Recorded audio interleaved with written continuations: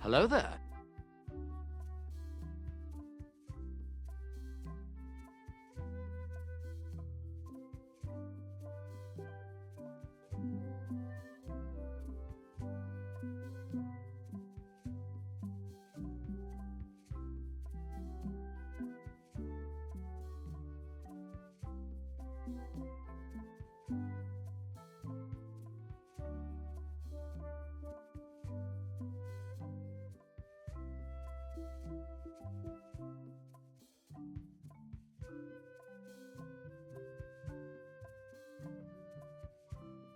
Moin und hallo zusammen, Leute. Willkommen zum nächsten Stream. Diesmal mit Return to Monkey Island, dem neuesten Teil der Serie. Nach so langer Zeit endlich eine Fortsetzung. Vom Originalschöpfer Ron Gilbert ist mit an Bord diesmal wieder gewesen. Ich bin mega gespannt. Ich habe schon natürlich mal ein bisschen rumgespielt, aber nur ein ganz kleines bisschen, um eben halt mal zu testen, ob alles soweit passt. Ich glaube, vom Sound und so weiter sollte jetzt alles hinkommen. Die Musik haben wir uns jetzt im Hauptmenü schon lange genug gegeben. Wegwerk, moin, ich habe gesehen, du bist schon am Start. Sehr, sehr schön. Was ganz cool ist, wir haben hier das Scrapbook. Das fasst mal so kurz die Ereignisse der Vorgänger zusammen. Und das will ich euch nur mal kurz zeigen. Wir haben die Vorgänger ja in den letzten Wochen ja eigentlich mehr oder weniger 1 bis 3 durchgespielt. Also von daher, wir brauchen es ja eigentlich gar nicht zur Auffrischung. Aber es ist sehr cool gemacht. Das gucken wir uns mal kurz an. Und das verrät auch ein bisschen, wo das Spiel jetzt zumindest am Anfang hingeht. Das finde ich schon ein sehr cooler Twist. Also ich persönlich weiß ja auch noch gar nichts über dieses Spiel. Steht nicht umsonst im Streamtitel, ist mein firster Playthrough. Deshalb, und das wird der Nightbot hier auch noch mehr als zu Genüge sagen, bitte keine Tipps, bitte keine Spoiler. Ihr könnt gerne für euch miträtseln, aber wenn es geht, behaltet das mal so ein bisschen für euch. Also wenn ich irgendwo nicht weiterkomme, wenn ich wenn ich Tipps brauche oder Hinweise möchte, dann werde ich aktiv danach fragen. Also bitte nicht direkt irgendwelche Tipps raushauen. Erst recht nicht, wenn ihr irgendwo online die Lösung nachguckt oder sowas. Wir können gerne zusammen ab einem gewissen Punkt miträtseln. Dann werde ich aber, wie schon gesagt, danach fragen. Aber ansonsten lasst mich das Spiel ein bisschen genießen, bitte. Weil so ein Point-and-Click-Adventure lebt hier eben von seinen Rätseln. Und wenn jetzt jemand hier um die Ecke kommt, der mir jedes Rätsel dann vorkaut, das verdirbt dann ein bisschen den Spielspaß. Aber gut, das vorweg. Jetzt gucken wir mal in dieses Scrapbook rein. Das fand ich mich echt cool von der Idee her. Hey, wanna see my mighty pirate scrapbook? It's filled with my adventures. Der Sprecher kommt uns natürlich auch schon wieder bekannt vor, was ich schon mal sehr, sehr schön finde. Ever since I was a kid, I wanted to be a mighty pirate. Das ist schon cool. Die haben sich so ein bisschen am Design, wie ich finde. Man erkennt schon so ein bisschen, das ist so der Charakter aus dem dritten Teil. Aber auch wieder mit einem eigenen Design-Twist. Schon ganz witzig hier so Guybrush. Hatte seinen Namen. Mighty Pirate Guybrush Threepwood. Das ist schon sehr cool gemacht. Hier wieder Mighty Pirate. Ich meine, wir haben es im Spiel Mighty Pirate oft genug gehört. Guybrush Threepwood in ganz vielen verschiedenen Schreibweisen. That's me, Guybrush Threepwood. Das ist schon cool gemacht. In the old days, you became a pirate by completing 3 trials to prove your worth. Guck, hier wird doch alles nochmal Treasure hunting is important for any pirate. nur so kurz gezeigt. Also ich sag mal, man wird jetzt nicht wirklich groß schlau daraus, wenn man die Vorgänger nicht kennt. Aber machen wir uns nichts vor, wer kauft sich dieses Spiel und kennt die Vorgänger nicht? Schwer vorstellbar. Mastering swordfighting was more a matter of wits than agility. Oh ja, das wissen wir. The test of thievery involved breaking into the governor's mansion. The security was heavy. This is when I met Elaine, the love of my life. She was governor at the time. The pirate leaders were in charge of the 3 trials, acting as judge, jury, executioner, and devoted grog tasters.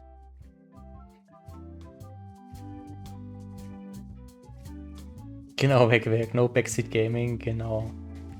Things took an unexpected turn while I was working on the 3 trials. Elaine was kidnapped and taken to Monkey Island by the nefarious ghost pirate LeChuck. I scraped together a crew. Carla, Otis, and Meathook joined me on my voyage to Monkey Island to save Elaine. LeChuck thought he was in love with Elaine. My first ship was the Sea Monkey. I bought it at Stan's used ships with a letter of credit that I, sort of falsified. Das ist cool. Ja, da komme ich vielleicht in der Pause nochmal zu, aber ich habe es ja in den Streamtitel geschrieben, also eigentlich sollte es soweit klar sein. Ich finde es übrigens sehr cool, auch jetzt hier nochmal so. Achso, da redet ihr das nochmal. Sie haben jetzt nicht einfach Screenshots von den Vorgängerteilen genommen, sondern haben hier halt wirklich so Zeichnungen. Man sieht schon, es sieht alles so ein bisschen aus wie mit dem Kleber und so. Ist alles schon so ein bisschen kinderbuchartig, ne? Das erkennt man schon ganz deutlich. Und wie gesagt, die Szene kennen wir noch zu gut aus dem ersten Teil, aber es ist nicht einfach ein Screenshot, sondern sie haben das auch in der Grafik von dem jetzigen Teil so reingebaut. Finde ich eine sehr, sehr coole Idee. Monkey Island was a steaming volcanic mystery, covered with jungle and not found on any map. You had to brew a special potion just to find Monkey Island.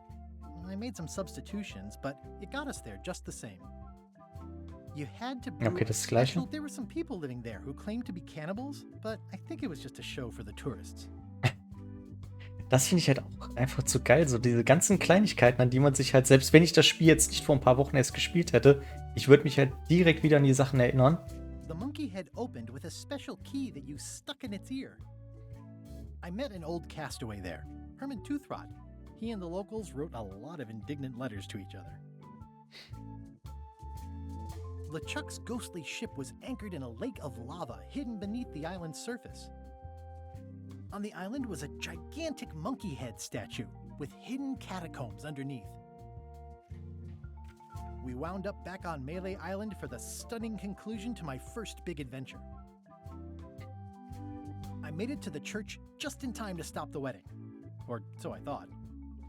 Hey, moin Steffen, vielen Dank für deinen Look und deine Grüße. Hau rein, wir sehen uns bestimmt später nochmal irgendwie. It turned out Elaine already had everything under control. How does she do that? By then, I had learned that ghosts like LeChuck are vulnerable to root beer. Just trust me, it works, okay? It was the beginning of something magical. These are from the time I went to find the treasure of Big Whoop. Das ist halt interessant. Also der zweite Teil sehen wir schon, der ist hier quasi auf einer Seite jetzt schon zusammengefasst. I met my good friend Wally, who makes maps, and I stole his monocle. Good times. A mysterious voodoo lady at the International House of Mojo taught me to make a voodoo doll, which came in handy more than once. Stimmt. The map to the treasure had been torn into 4 pieces, which, let's face it, is about as piratey as it gets. Elaine always seems to know when I need her. Again, it came down to just me and LeChuck at the end. He was using magic, but then, so was I. Mhm. One time, Elaine got turned into a statue. Well, LeChuck was behind it, of course. That guy never gives up. Ja, das ist halt krass. Wie gesagt, also der zweite Teil war jetzt eben schon auf einer Seite zusammengefasst. Sehen wir jetzt hier auch beim dritten. The fact that he turned her into a statue tells me LeChuck doesn't really love Elaine. He thinks of her as furniture. Yeah. It was around this time that I met Murray, the allegedly all-powerful demonic skull, after a rousing sea battle. I erupted a volcano on purpose. There's not a lot I wouldn't do for Elaine. Das finde ich übrigens sehr cool, weil ich hatte anfangs, habe ich auch ein paar Mal in den letzten Streams erzählt, hatte ich so gehört, dass die Teile nach dem zweiten eben hier nicht in dem Kanon mit drin sein werden. Aber allein, dass sie im Scrapbook auftauchen, zeigt ja dann, dass da anscheinend nichts dran ist. I got buried alive. Mhm. Things backfired on LeChuck because Elaine and I got married when it was all over. Game, set, matchmaker. This was a great day. Though in retrospect, we shouldn't have had the scum bar handle the catering.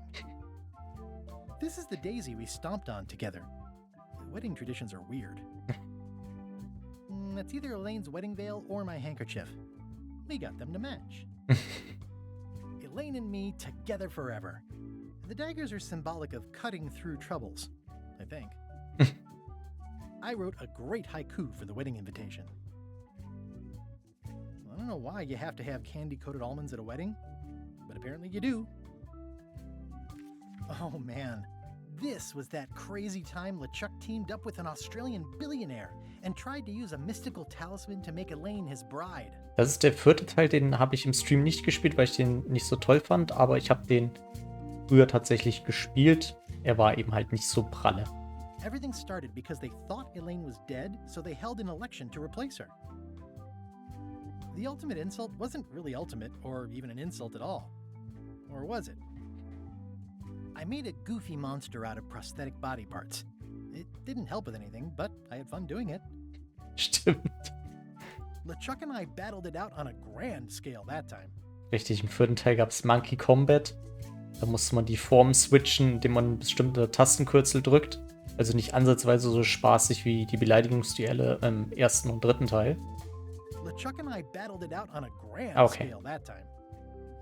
Then there was the time I accidentally let loose LeChuck's pox over the entire Caribbean. Or so it seemed. Und das kenne ich selbst nicht. Das sind dann, glaube ich, die Telltale Teile, die in so Episodenform rauskamen. I had to wear a hook for a while. It came in handy. Morgan Le Fay betrayed me, even after we bonded inside a giant manatee. I should have trusted her less.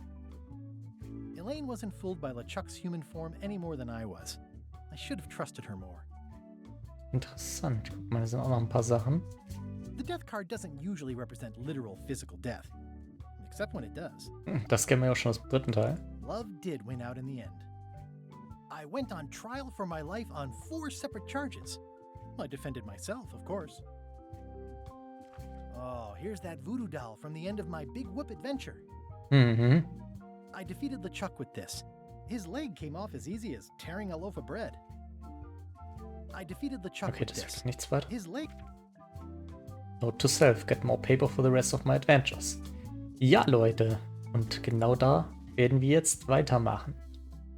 Bin ich mal gespannt. Also, den ganz kleinen Anfang hier kenne ich schon, aber danach bin mal sehr gespannt, wie es weitergeht, weil den fand ich schon ziemlich geil.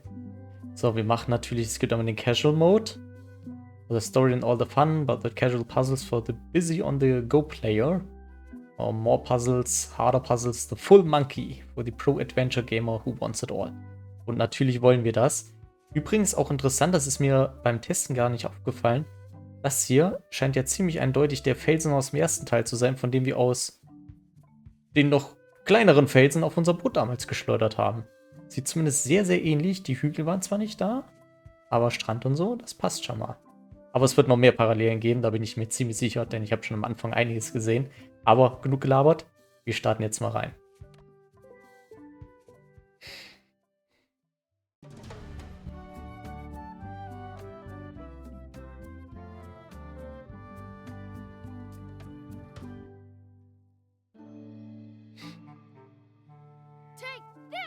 Chuck! Guybrush, come over here. Gently now. Remove my mask. Will you promise to stop picking on me? All right, I promise. Anything. Just put my leg back on. Hey, you kids. You're not supposed to be in here.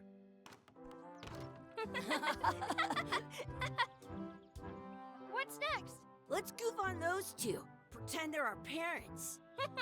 Yeah! Sorry we ran off.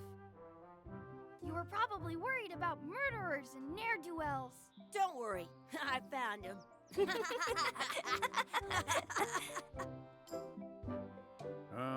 Come on, let's go. Let's pretend I have powers that make lightning come out of my eyes. It's so lifelike. I wonder if it's real.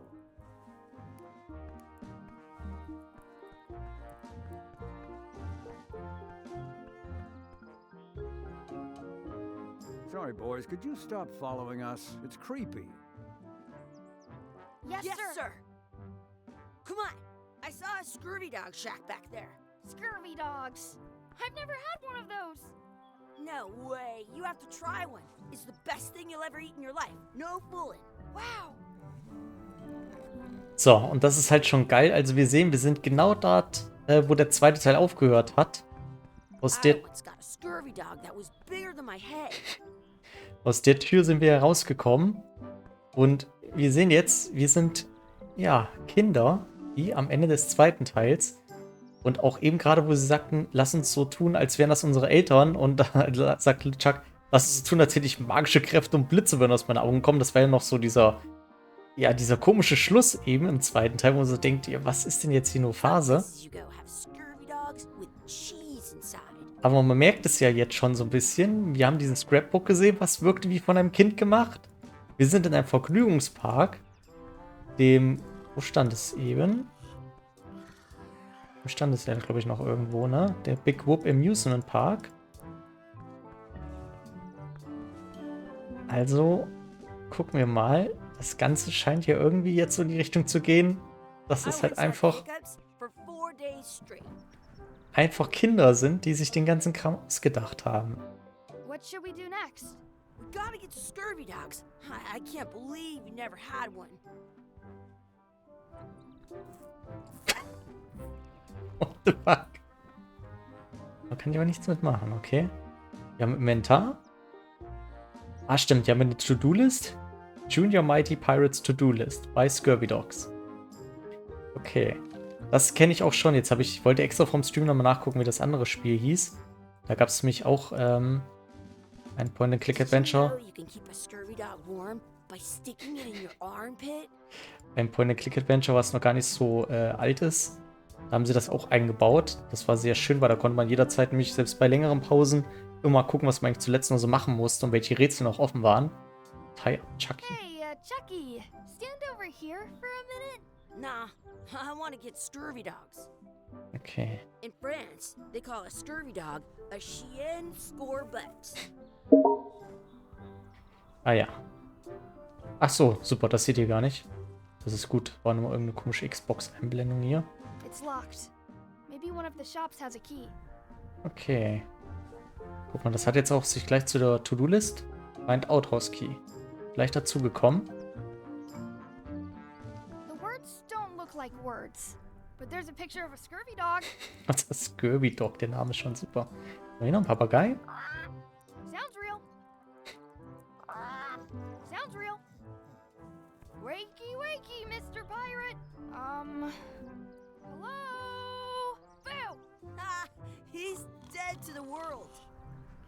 Und es gibt auch, hier können wir noch eine Truhe, hätte ich fast I wonder gesagt, ein if this Fass. is drinking water. Fass angucken. I can stand on my head without using my hands. What should we do next? We gotta get to scurvy dogs. I can't believe you never had one. Fuck Hey, around. Ducky, get ready to run. I guess they don't like visitors. Let's go next Okay. door and get scurvy dogs. Okay, ich glaube, ich sollte langsam Scurvy Dogs besorgen. Er möchte ganz dringend welche. Wenn ich das richtig in Erinnerung habe, genau, I wanna mit... see 2 scurvy dogs at the same time. Wir können mit Tab gedrückt halten, dann sehen wir die Hotspots. Ist ja auch was moderne Adventures eingebaut haben. Finde ich auch gar nicht verkehrt, da muss man nicht mehr dieses pixelgenaue absuchende Bildschirme machen. Was stand hier? Exhibit removed. Aw. Okay. Gut, dann gehen wir mal in diese Scurvy Dog Bude.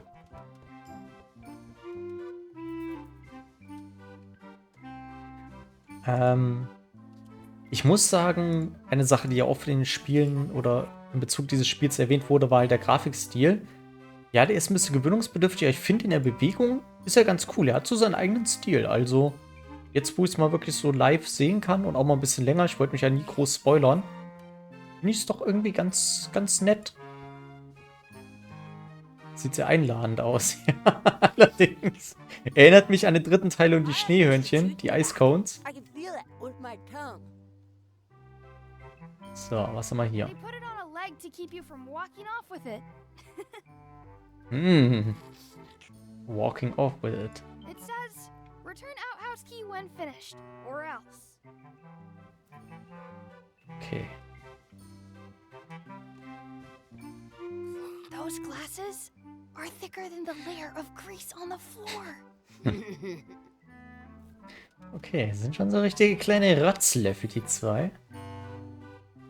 Oder a couple of scary dogs. Hier sprechen wir mit ihm. You kids better have money. Yeah, we've got all kinds of money. Mark of Grog, natürlich probieren wir das mal. Can we get a mug of grog, please? Grog's for grown-ups. Beat it. Now what?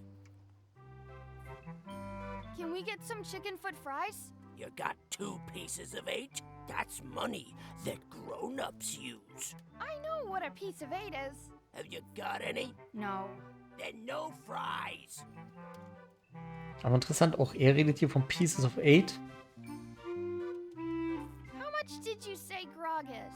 I told you, grog's only for grown-ups. Stop wasting my time. Okay, oder sind wir doch wieder nur verflucht und werden irgendwann auch wieder zum Kind? Zum Erwachsenen? Now what? Can we get a couple of scurvy dogs? Sure. If you give me a piece of 8. Please? Can't you spare something for a couple of hungry kids? Listen up, you little moocher. Let me tell you something. I don't like kids. I'm an honest businessman trying to make an honest living. I don't need 50 kids a day coming in and wasting my time trying to get me to give them free food. I guess never mind. Hey, I know. Let's look for change in the outhouse across the way. Coins fall out of people's pockets when they sit down in there. Now what? Können wir ihn nach dem Schlüssel fragen? Nee, da müssen wir ihn wahrscheinlich irgendwie mopsen. They put it on a leg to keep you Achso, from das hat man walking schon. off with it. I'll bring this right back, sir. You'd be wise to do that. I got the leg from the last kid who didn't bring back the key. Okay. Ach, tatsächlich ist eher It's schwieriger. locked. Good thing I've got the key in my pocket. Did you know you're good? You unlocked it. Lecker. Smell the sludge. Ja, natürlich. Ugh, what is this stuff? Smells the same as a toilet. Please wash hands before leaving Boah. outhouse. Ah, das sieht nach einem It Goldstück isn't a aus. piece of 8, but it's a round piece of metal about the same size and shape as a piece of 8. That's called a slug. It's like a fake coin. fake coin is almost as good as a real coin. Lecker. I've got a collection of old scurvy dog sticks that fills a whole shoebox. Gross. Chucky, why don't you look in the toilet? No way. You do it. Okay. Ugh. Gross. Okay. So, haben wir hier sonst noch was? So aus. Highlighter. Oh, da ist noch was. Pile of Filth. I don't see any coins, and I'm not putting my hands in that. Das ist schon schwer eklig hier alles.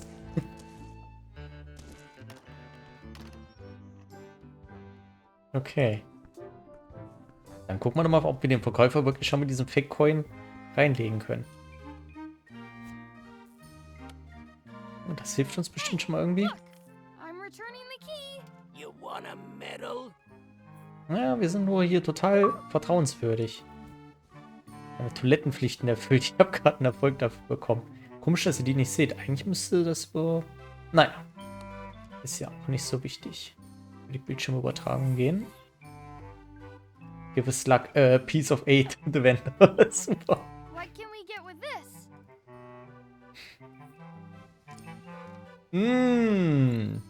Tastes like a piece of 8. Enough for a couple of scurvy dogs if you want. Perfect. Take 'em, boy. What Lecker. are you getting? What? Just kidding. Here's yours. Mit Fliege dran. Geil. This is the perfect food. What do you want to do now? I don't know. What do you want to do? Okay. Gucken wir mal unsere To-Do-Liste. Mess around and explore. Find our real parents. Ist klar.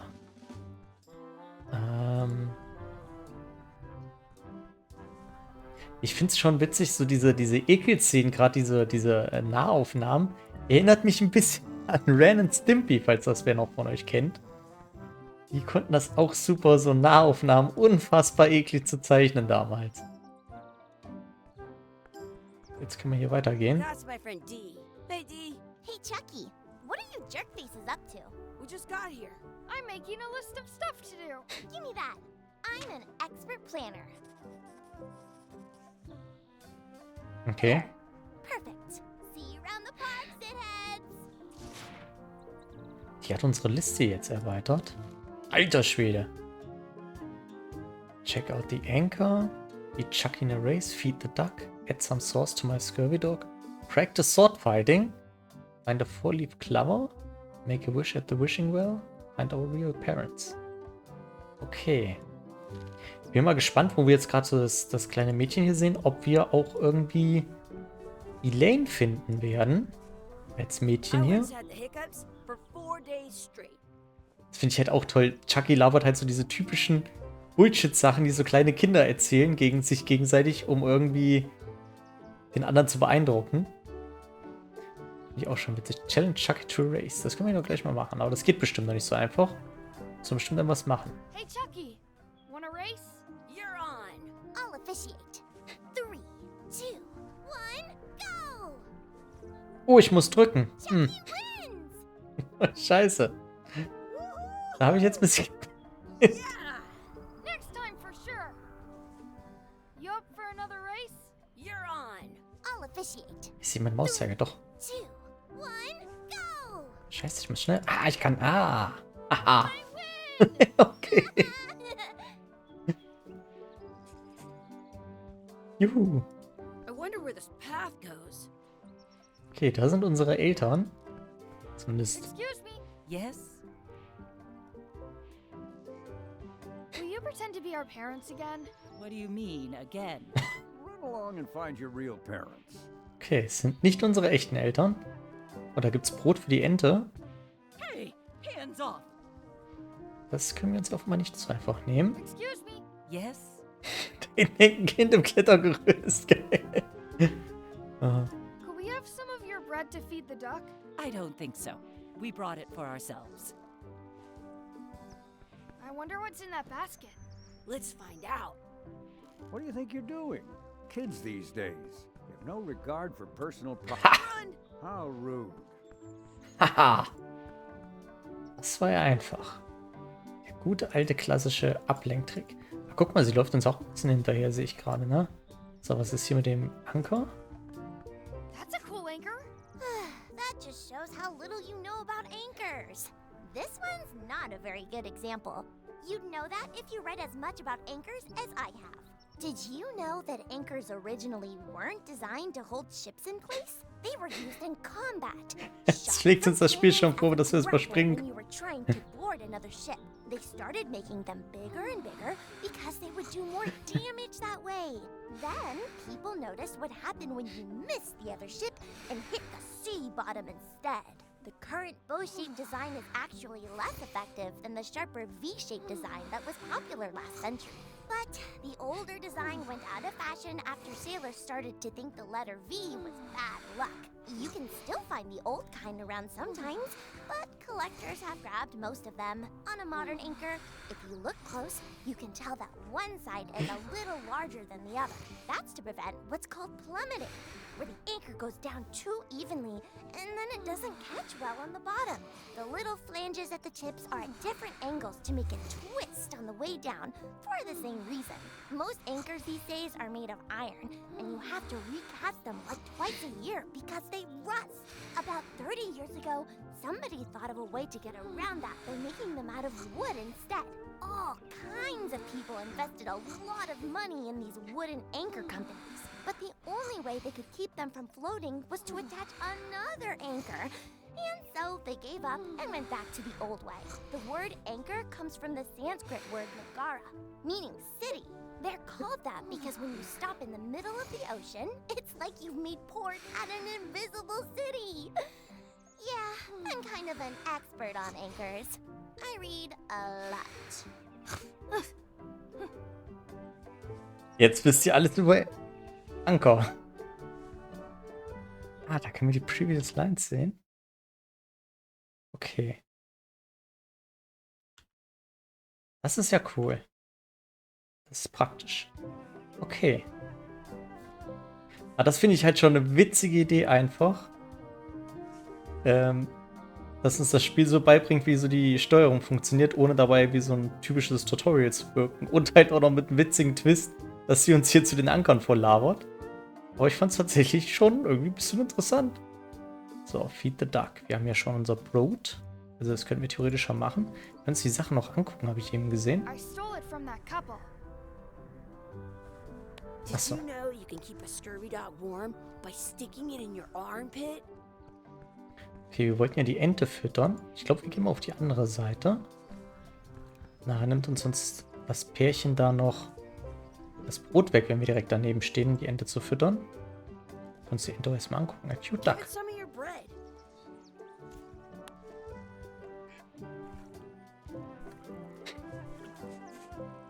Ja, wieder was erledigt. Add some sauce to my scurvy dog. Und da war eben Soße am Boden. What's this red glob on the ground? That's ketchup. It's supposed to be really good with scurvy dogs. Na dann, Leute, was soll schon schief gehen? You're not gonna touch the ground with your scurvy dog. No, of course not. Gross. Haben wir das jetzt gemacht? Nee. Okay, dann geht das so nicht. Wir können es einfach aufheben, oder was? Ja. Okay. Okay, warum auch nicht? So, müssen wir jetzt nochmal ein Biss von nehmen. Das machen wir jetzt mal.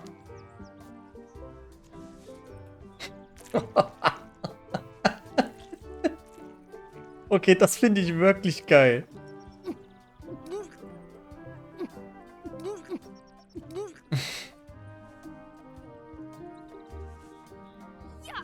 I don't think that was ketchup. Whoops. Also das gefällt mir doch sehr gut. Das macht den Grafikstil gleich noch um einiges geiler. Diese ekelnden Aufnahmen finde ich klasse. Da steht bestimmt, dass wir die Ente nicht füttern dürfen. Don't feed the duck. Too late. Ah, wir können mit ihr practice sword fighting. Do you want a sword fight with me? You don't look very challenging. Ja, okay. Ist sie dann quasi die Schwertmeisterin gewesen. Sie Let's kämpft be mit ihr. frank. You could never hope to beat me. No way! You'll never catch up to my level! Oh Gott. I win. I win! You guys are both pretty weak. Well, anyway, that was fun. Practice sword fighting some more. Aber ich finde es gut, dass die mit den Scurvy Dogs kämpfen. Your sword is as sharp as a banana. I'll still tear you down to size. I for sure won that one. In your dreams! You fight like kids. Reden wir mal jetzt mit ihr. You want a sword fight with me? I've seen you fight. Come back in a few years, maybe. Okay. Ja, das erinnert wirklich sehr an die Schwertmeisterin.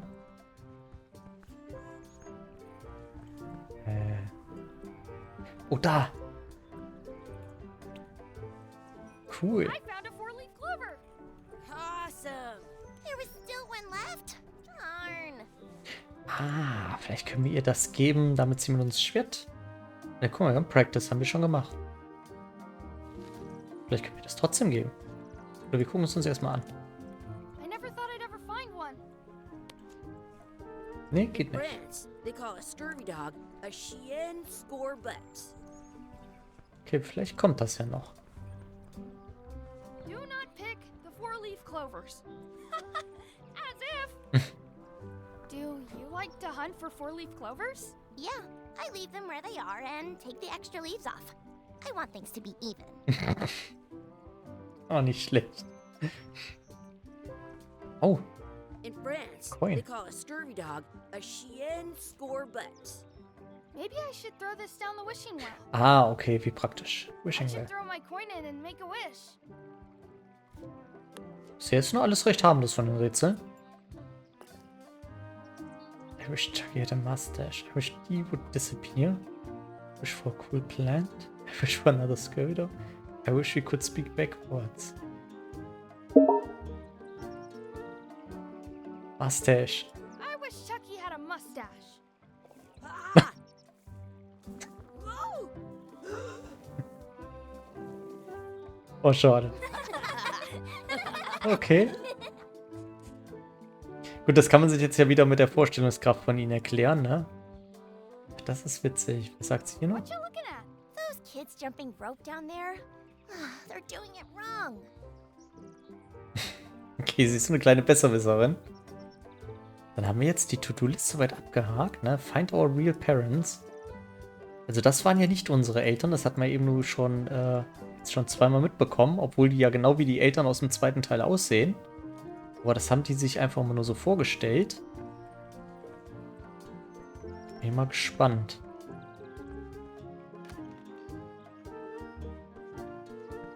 Jetzt auch irgendwelche Charaktere aus. Hey, Dad. Hello, Mr. Threepwood. Hey, kids. Having fun? What? Yeah. We got scurvy dogs. Those have toenails and stuff in them. Ugh, I read about it. And we were playing your adventures. We just did Big Whoop. Big whoop. Oh, boy. That takes me back. I like it when Chucky asks me to put his leg back on. He says it really funny. You guys always make up the craziest stuff for the ending of that story. It's fun. But you can't just change it around. That's not how storytelling works. A lot of your stories don't feel like they're finished at the end. What do you mean? Well, like, there's this one that you call The Secret of Monkey Island, where you went to Monkey Island and fought LeChuck. Oh, that story has a great ending. There's punching and fireworks. I thought you liked that one. But you never did find the secret. Not the real one.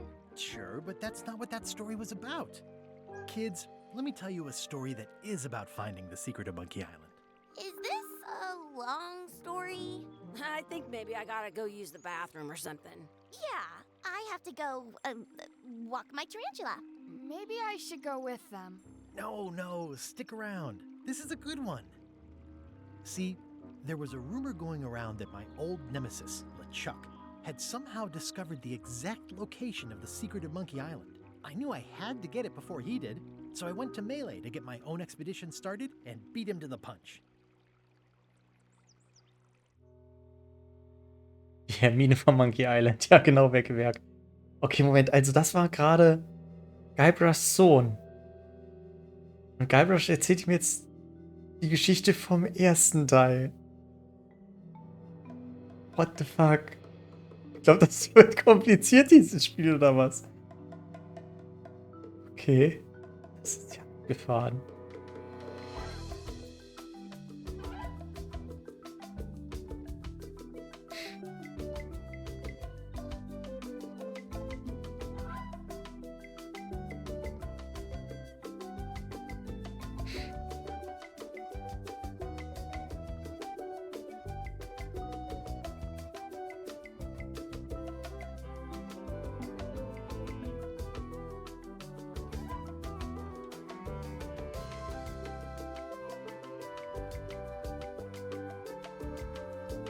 Das lässt man natürlich durchlaufen, allein schon wegen der Musik.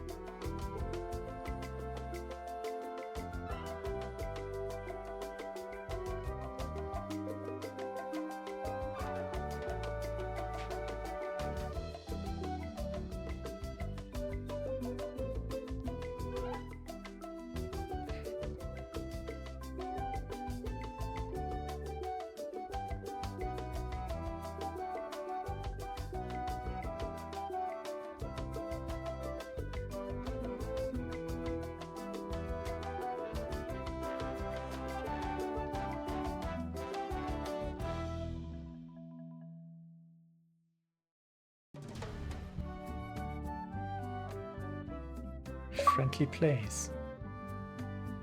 Also wenn ihr dieses Bing hört, das sind die Erfolge vom Xbox-Ding. Microsoft Feels Store. good to be back on Melee Island, the hub of pirating in the Caribbean, where every good expedition begins. I'll see some old pals and get things rolling. Or sailing in this case. Hi, I'm Guybrush Threepwood. Remember me? Haven't seen you in a while, Threepwood. What have you been up to? Oh, you know, freebooting mostly, swashing buckles and so on. But now I'm getting an expedition together to find the secret of Monkey Island. Oh, you're sailing with LeChuck. What? LeChuck's here in Melee? Is there widespread panic? Are people evacuating? He doesn't seem interested in carnage at the moment. Ship's just here taking on supplies and crew, as far as I can tell. Well, anyway, no, I'm not sailing with LeChuck. You know my history with him. Okay, also es ist nicht jetzt natürlich exakt der erste Teil, sondern er sagt ja zu seinem Sohn eben, dass er jetzt hier nach dem echten Secret von Monkey Island sucht. Ich bin gespannt. Das wurde ja in den Vorgängerteilen immer wieder sich drüber lustig gemacht, dass das nie gelöst wurde.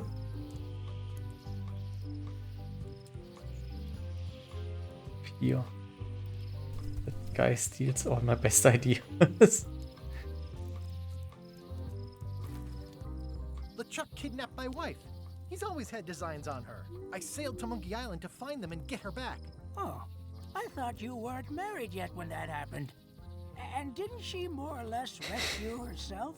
That's not the point. He's an evil zombie ghost pirate, terror of the seas, and sometimes the land.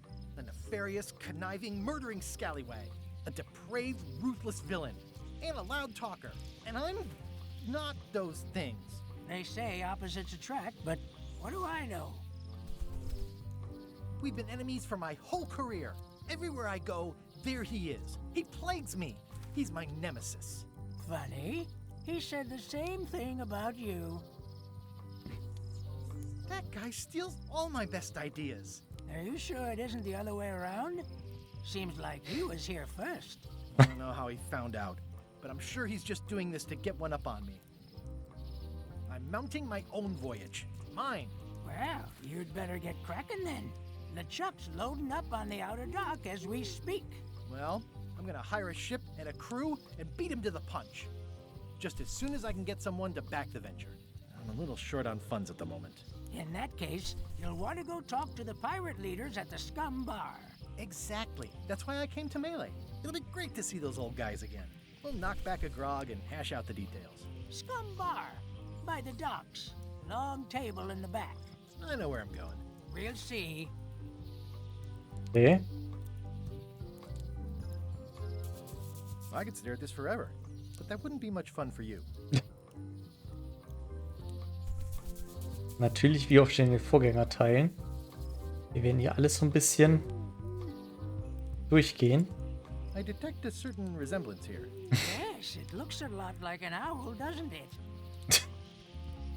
Gucken, ob er noch irgendwas weiter zu sagen hat. Shouldn't you be on your way to the scum bar to talk to the pirate leaders? I was just about to head down there. Okay. Ja, wir gehen natürlich jetzt erstmal zu den Docks. Ja, kommt einem schon alles sehr bekannt vor. Aber er bewegt sich auch wesentlich schneller jetzt. Re-elect Governor Carla. She's keen on bluntness. Carla, okay, interessant. Da haben wir LeChucks Schiff schon. Unschwer zu erkennen am Geisternebel. I better get cracking if I want to get to the secret before that scheming blackguard.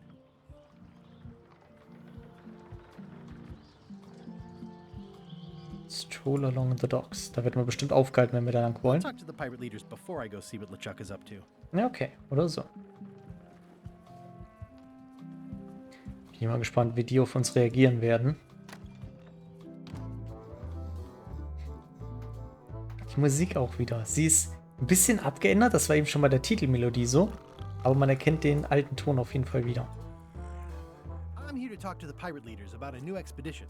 In the back. I'm here to talk to the pirate leaders about a new expedition. In the back. Okay, die haben anscheinend alle nichts weiter zu sagen, oder wie? I'm here to talk to the pirate leaders about a new expedition. In the back. Mich überrascht. Mit dem reden wir auch I'm here noch. to talk to the pirate Ach, das leaders war der about a schon. new expedition. In the back. Da haben wir noch ein Buch. It's a book for storing collectible trivia cards. Looks like someone just left it here unattended. Snap. Okay. Back of the scum bar ist Fishing Trophy, a giant well, the kitchen, the cellar. Ja, die Küche natürlich. Ah, okay. Ja. So. Alter Schwede, okay. Ist das 17 Seiten? Das scheint offenbar so ein Rätselding über Monkey Island zu sein, oder wie? Finden wir wahrscheinlich noch mehr Hinweise. Ich sehe gerade hier so eine Leichenzeichnung. Ich weiß gar nicht jetzt gerade, wie man sie richtig nennt. Auf dem Boden. Aber Hauptsache mit Hut. Wahrscheinlich immer, wenn wir an die richtigen Stellen kommen. Looks like a circus act. Maybe. Ja, Circus Act, okay. Kommt uns auch bekannt vor. Die Pirate Leaders. Was läuft denn hier für Mucke? Have you seen the pirate leaders around? This is their table. In fact, you'd probably better move. You don't want to get caught sitting here. It's our table, Rummy. We're the pirate leaders. Get lost. Okay. Interessant. I hadn't heard there was a change of leadership. Oh no. Did nobody remember to notify you? Maybe your party invite got lost in the mail.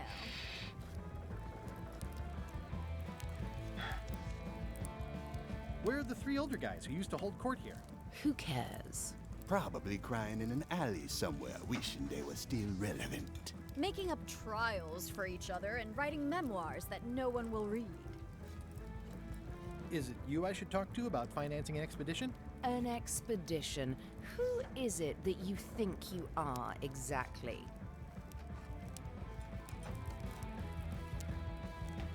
The rock solid investment you've been waiting for. Just a humble pirate unworthy to be in your august presence. Nein, wir sind Guybrush Threepwood. Natürlich hauen wir ein bisschen auf die Kacke. I'm Guybrush Threepwood. Probably you've heard of me.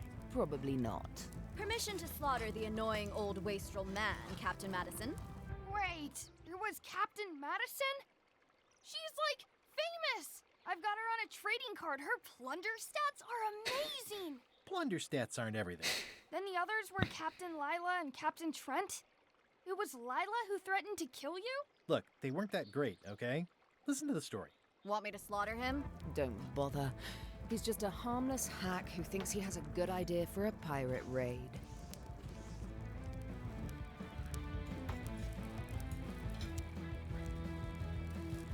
Exactly, it's a raid. Nee, wir sagen mal, was wir vorhaben. I'm going to find the secret of Monkey Island. You're wasting our time.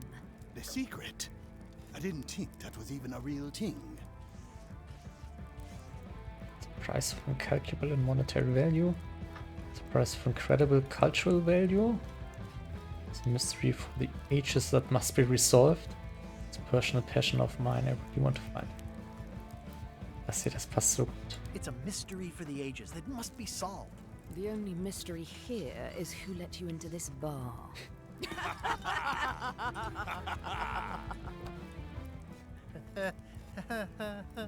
Okay, I'm sensing some reluctance, but hear me out.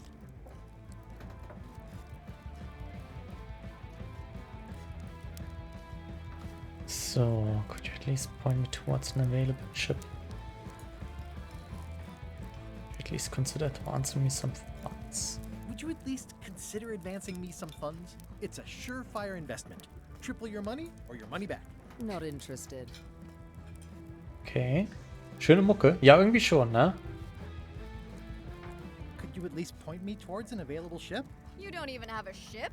You're really up a creek. Up a creek without a ship. Okay. I could make it worth your while to help me hire a crew. A percentage of their earnings or something? No one in here wants to chase your pipe dream. If you don't take this opportunity, LeChuck will grab it. LeChuck? Yes, the dreaded zombie ghost pirate LeChuck himself is also going after the secret. He's here in Melee getting ready right now. If that doesn't prove it's a worthwhile venture, I don't know what else to tell you. Great. Problem solved. Excellent. You'll do it. No, of course not. Why waste money on an expedition when you can just join the one that's already going? Have fun with your scary ghost friend. Bye-bye. Well, the slight problem with that idea is that LeChuck and I are basically mortal enemies.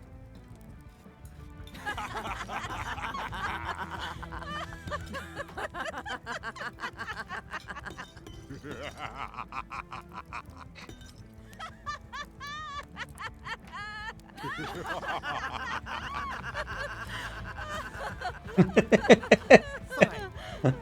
I don't need you or your money. Ich würde in der I can do Küche this on gucken. my own. If I can't buy a ship, I'll steal one. I'm a pirate. I'll find a way to get to Monkey Island no matter what it takes. I like the old pirate leaders better. Okay, unsere To-Do-List wurde geupdatet. Get or find a ship. Use words of cash to outfill expedition. Okay. Find the secret of Monkey Island, relive the glory days. Relive. Meine ich natürlich. Können wir jetzt mal bei Ihnen in die Küche kommen? Guybrush Threepwood, as I live and breathe, how have you been? Fine, good, peachy. What's in Fine. How's Elaine? She was always my favorite governor. Also, she covered your tab when you stopped coming in. No pieces missing. Fighting scurvy now. Screwed up our anniversary. Part more often than I think. She's good. No pieces missing. Kids yet? Whoa, easy there, Tiger. I'm still in my juvenile phase myself. That's what Elaine says anyway. Well, tell her I say hello.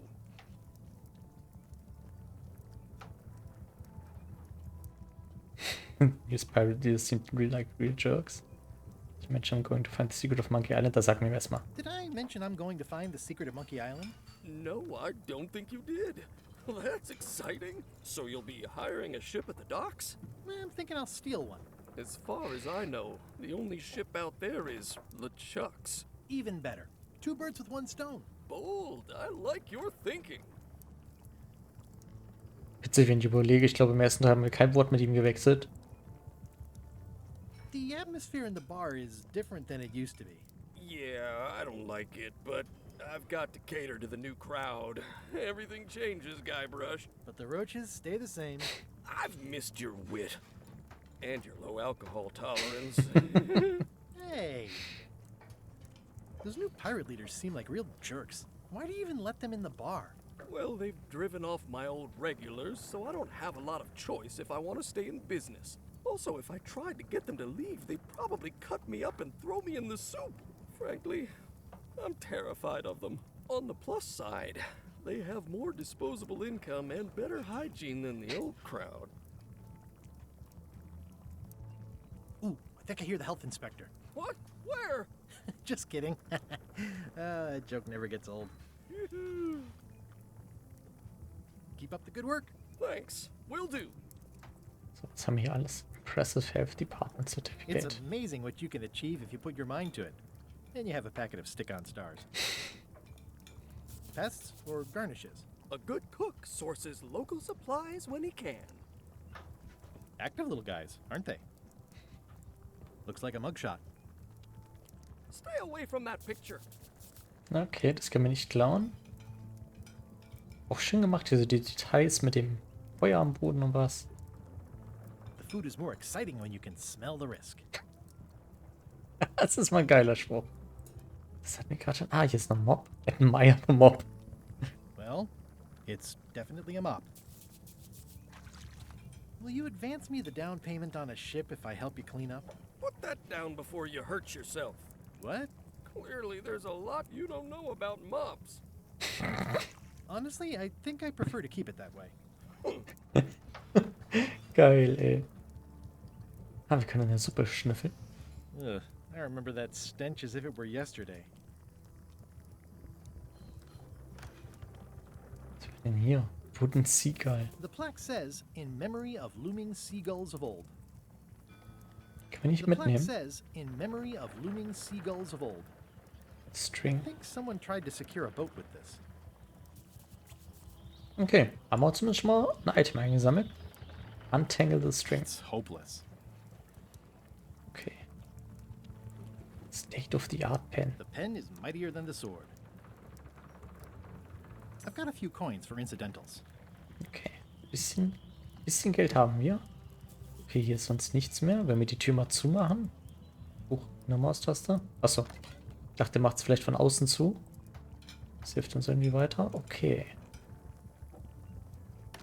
Na, immerhin schon mal ein Seil. Das hat sich schon mal gelohnt, hier wieder zu kommen. Junge, wie schnell er unterwegs ist. Das ist ja Wahnsinn. Wir können sogar noch schneller laufen mit Doppelklicken hier. Rast wie ein Irrer. Okay, dann gehen wir mal hier in die Straße. Elaine? Elaine! Guybrush! Wait, are you going to tell a mushy part now? A little, but I can skip over the hugs and kisses. Elaine! Guybrush! I was hoping you'd turn up in the story. Scurvy Prevention Project?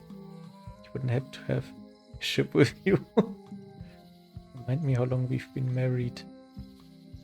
Ja, das finde ich irgendwie witzig. I was hoping you'd turn up in this story. I was hoping you'd turn up in mine. Okay. How's your scurvy prevention project?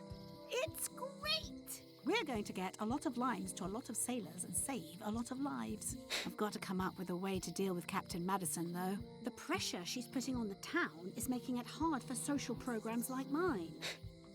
Social programs. Sounds like we both met Captain Madison. I don't like her. She's the one who pushed to shut down the shipyard. She doesn't understand the value of the secret of Monkey Island. She laughed at me. Me too. Obviously, the woman has no taste and a lousy sense of humor. Also ich finde es echt toll. Ich habe es ja eben schon gesagt, so diese Ekelnahaufnahmen, aber jetzt auch im Dialog ihre Nahaufnahme. Also auch wenn der Stil ein bisschen gewöhnungsbedürftig ist, aber echt viel Liebe zum Detail, wie ihre Ohrringe gewackelt haben und so, das fand ich schon echt schick. Also so, ich finde den Grafikstil mehr und mehr ansprechend, muss ich sagen. Better just talking to you. Oh, wir können voll süß zu ihr sein. I feel better just talking to you. Me too. Voll anders als in den anderen Teilen, sonst haben die sich immer total angezickt. Das ist ja witzig. Aber gut, andererseits, es ist auch die Geschichte, die Guybrush gerade seinem Sohn erzählt, ne? Also, vielleicht schönt er das Ganze auch gerade ein bisschen. Hat ja so ein bisschen was von How I Met Your Mother. Okay, dann fragt man sich mal nach dem Schiff. Das ist wieder so eine typische Guybrush-Sache hier. You wouldn't happen to have a ship with you? No, silly. I came on a charter, just like you. Yeah, I figured that, but it never hurts to ask. I'm finding it harder than I thought to get hold of a ship and a crew for my expedition. Why don't you ask around at the docks? I'm sure you can find something. Thanks, I'll try that. I have to get going. You've probably got to get going. Ja doch, wir machen das. You've probably got to get going. You say goodbye first. Es ist ja komplett anders als in den anderen Teilen. No, you say bye first. No, you say bye first. Na, wird er schon schlecht? No, you say bye first. No, you say bye first. Aber auch wieder super vertont. Ich glaube, sie hat eine andere Sprecherin als in den anderen Teilen. Bin mir nicht hundertprozentig sicher, aber auch trotzdem so oder so super vertont. No, you say bye first. Okay. Bye. Bye.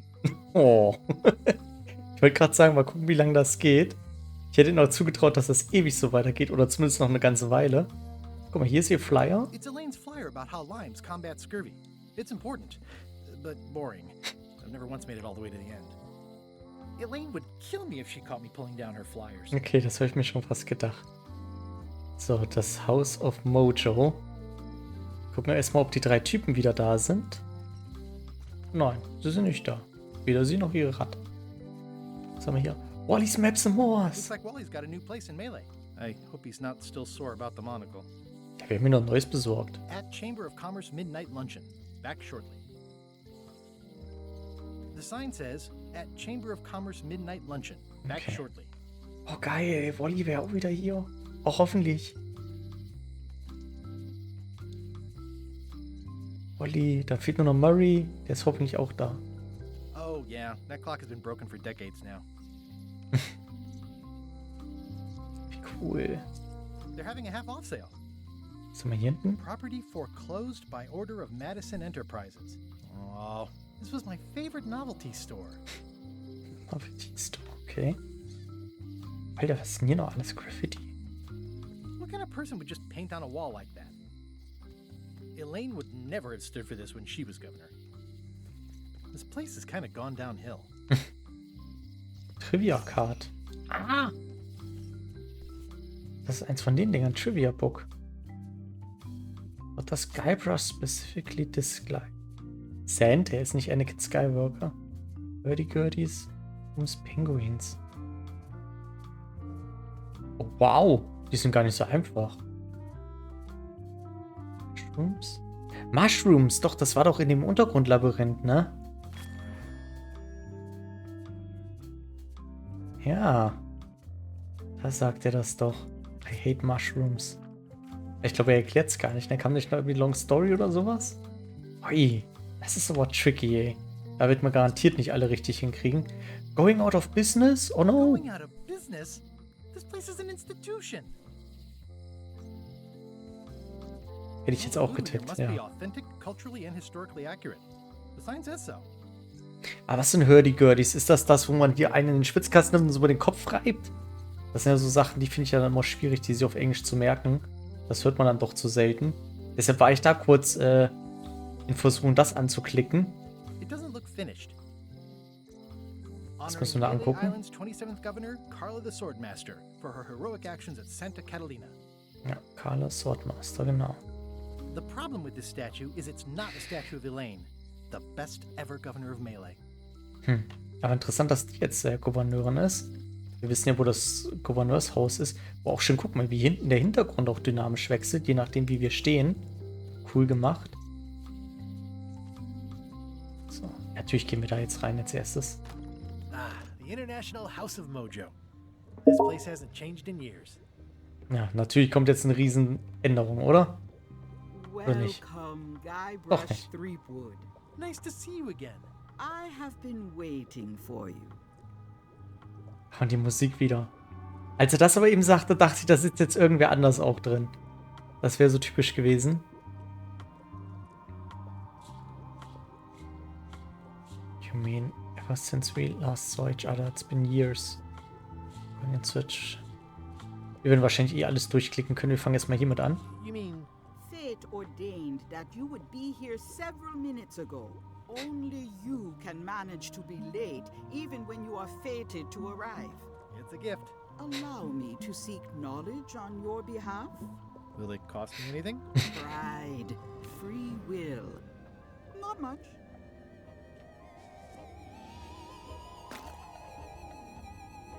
The way to the secret is like a serpent which swallows itself. Many obstacles lie ahead. Serpent, obstacles, got it.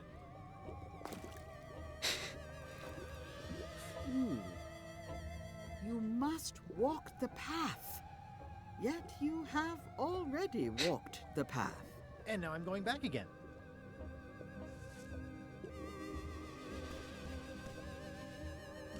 When you are unsure of the way forward, open this book for guidance on what is to come. It can tell me my future? In a way, think of it Ah, as a ich wollte es book gerade sagen. of hints. What is it really?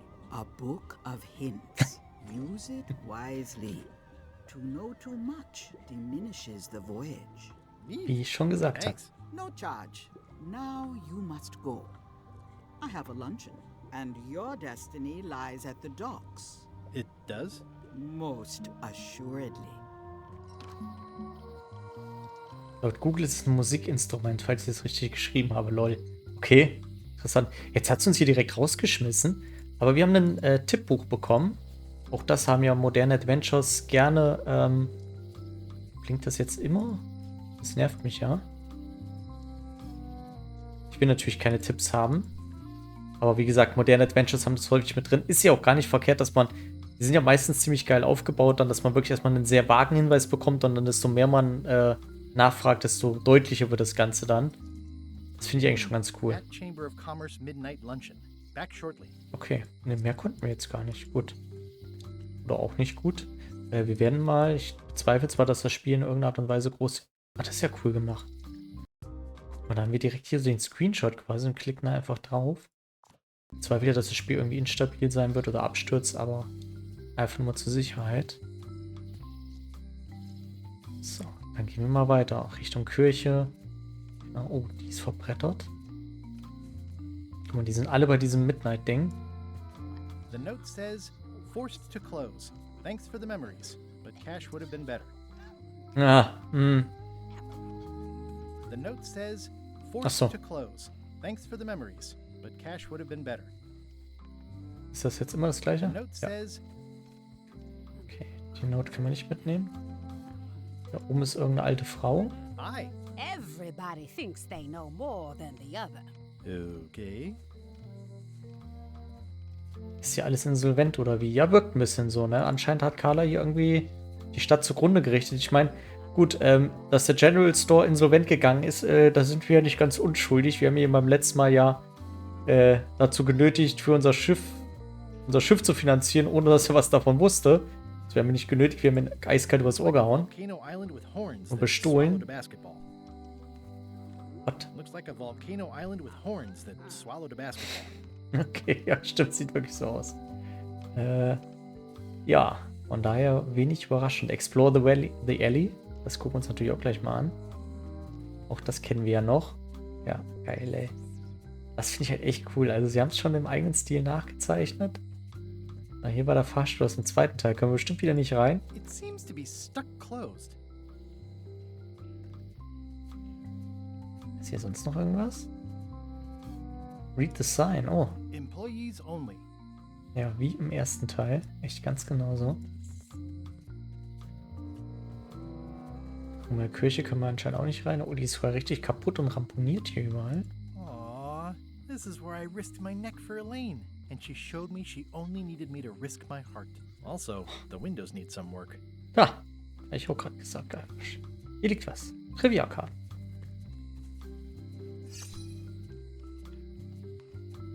Gucken wir gleich mal.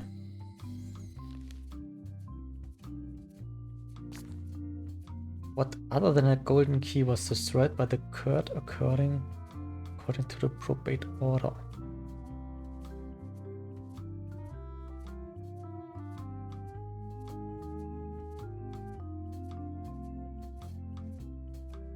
Das sagt mir gar nichts. Das ist vielleicht was aus dem 4. oder den anderen Teilen. A keyboard, a fancy box, a key-shaped chain. A mug with the golden keys logo on it. Das hier klingt irgendwie beides so passend. Ich nehme mal den Mug. Keine Ahnung. Ah, falsch. Oh, ist jetzt verschwunden? Oha. Das ist ja fies. Haben wir da nur eine Chance für? Tatsächlich. Das ist ja krass. Das letzte, ja. Siehst du? Ich habe drauf getippt. Das ist ja krass. Das gar nicht mehr wieder? Ich meine, ich bezweifle zwar, dass es irgendwelche spielerischen Auswirkungen hat. Das würde überhaupt nicht zu den Monkey Island Spielen passen. Wenn es irgendwelche Sachen gibt, die man langfristig verkacken könnte. Das ist ja krass. Einfach laden, ja, habe ich eben auch drüber nachgedacht. Das macht man jetzt auch. Nee, das will ich schon komplett haben, ne? So, wir können ein bisschen schneller laufen. Gucken uns hier zur Sicherheit alles nochmal an. Sag mal. Können wir mit ihr? So, ja, können wir mit ihr quatschen? Everybody thinks they know more than the other. Okay. Die Form nicht was. You have a key. You've got to open the door. Ja, die erzählt irgendwie immer was anderes.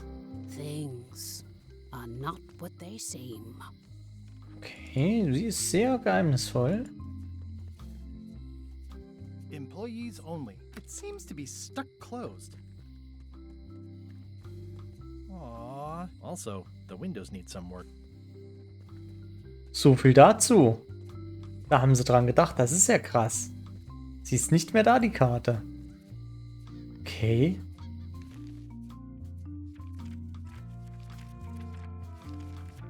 Ich hätte Bock, hätten wir die Lösung gewusst. Dann hätten sie mir das ja wenigstens anzeigen können. Gut, vielleicht kommt das ja irgendwie nochmal wieder. Welcome to my shop. Hello. Ach, hätten wir es jetzt hier. Von ihr das schon erfahren, oder was? Hätte ich mir aber auch gedacht. Ja, da haben sie es einem nicht so einfach gemacht. I see a peninsula trailing off into small islands, but no X marks the spot. It's southern Florida. I have family there. Oh, okay. Ja gut, wir sind in den Caribbeans. My mother's. Please don't touch it. What's this lock? That's for hats. Was für Hüte? What's that lock? It's meant for bachelors to secure their apartments. What's this lock? A special one that can open with any of 4 different keys. What's that lock? A famous lawyer used that to keep people from stealing his front doormat. What's that lock? That's for sealing a container full of evaporated gas. And please, don't touch the glass. What's this lock? It's for a small jazz band to lock up their gear. What's that lock? A famous lawyer used that to keep Okay, people from jetzt stealing wiederholt his sie es. front Okay, doormat. so lange wollte ich wenigstens gucken, was für sich für ein Quatsch hier alles haben einfallen lassen. Handsome looking parrot. And also vicious. But it was my mother's favorite. Are these for customers? Hands off. Those are my last crackers. Okay. What's this key? That's for a lockable quiver. Ein verschließbarer Köcher, okay. What's that key? That one is only for going in, never for coming out. What's that key? That one's for making a quick exit from somewhere you're trapped. What's this key? That opens a long straight wardrobe for keeping long straight dresses. And please, don't touch the glass. What's that key? That activates a mechanical kettle. And please, don't touch the glass. What's this key? That unlocks your house. And please, don't touch the glass. Sagt sie das immer oder nur, wenn wir wirklich... Ah, da ist noch eine Trivia-Card. Oder wenn wir nur wirklich zu dicht dran stehen. That opens a long straight wardrobe for Okay, jetzt hat keeping man das long schon. straight dresses. And please, don't touch the glass. Die sind auch zum Teil echt gut versteckt, ne? Gucken, was wir diesmal haben. Oh, what type of cake isn't Otis' favorite? Ich glaube, es war... War es ein Carrot Cake? Das war der aus dem ersten Teil, wo die Pfeile drin war. Boah. Ich glaube. Ja. Yippie! Ich hoffe, wir kriegen die anderen doch noch irgendwie, dass wir dann immer eine Chance kriegen oder so. Na gut, schauen wir mal. Clever nested boxes. These are nice. It's a locksmithing test. Close it all up, and if you get the key out, you pass? That's the beginner level, yes. The real challenge is to lock the larger box inside the smaller one. What? Okay, was haben wir noch? Das ist Alter, eine ganze Menge. So, die Map hatten wir schon. Make a pun about the painting. Was ist das? What is that? It's definitely not a key. Or a lock. It's a fishing lure, of course. Of course. I see everyone in that portrait has lovely locks. If you have to make a pun, at least make a good one. That's an impressive machine. Yep. This wouldn't be much of a lock shop without a key grinder. Okay. Dann reden wir mal mit dem Locksmith hier. I'm Guybrush Threepwood. Pleased to meet you. I'm Locksmith. You're kidding, right? Nope. And before you ask, yes, they did. Yes, it was. And they really, really wanted me to follow in the family business.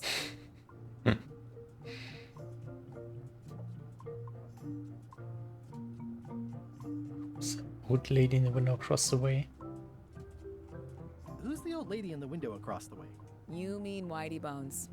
She used to be the undertaker here years ago. Seems to know a lot of things that maybe don't quite fit together. How well do you know Whitey Bones? Not well at all. But she's been living near my shop for quite a few years. She was across from my old location, too. But she moved when you moved? I'm sure it's just a coincidence. Can you really make keys for stuff? That seems like a magic trick. Modern locks have serial numbers that tell me all I need to know. No tricks necessary. Just information. Serial numbers, okay. It seems wrong that you can make a key from just the serial number. It's a failsafe, in case people lose their key. You know how people are. Aren't locks way less secure if all you need is a number to get a new key? That's why you should never share the serial number with anyone. Das sind halt aus typischen Monkey Island Sachen. Ich finde das so geil, dass man das so alles auf die Spitze treiben kann und da ständig noch nachfragt. What happens if you lose your key and the serial number at the same time? The numbers are usually engraved on the locks, just in case. And if you lose the lock, chances are you don't need a new key. Okay, also ich gehe mal jetzt mal davon aus und damit lehne ich mich, denke ich mal, nicht zu weit aus dem Fenster. Wir werden irgendwo auf ein Schloss oder sonstiges treffen mit einer Seriennummer und dann müssen wir hier bei ihren Schlüssel anfertigen lassen. Well, what's to stop me reading the serial number on someone else's lock and having a key made? The numbers are printed small enough that you need a special tool to read them. Only a pro would have a tool like that. Can I borrow your lock serial number reading tool? My magnifier? Not a chance. I could be drummed out of the union for that. If you want to play locksmith, you'll have to look elsewhere. Okay, wir brauchen ein Magnifier, also Vergrößerung. Muss bestimmt die Oma nochmal befragen. Was könnte eine Idee sein, Wettbewerb? Oder vielleicht von Wally, dass wir das Monokel klauen müssen oder sowas. Okay.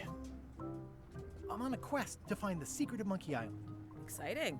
The story in my family is that the secret is sort of like a key. One that opens all locks at once.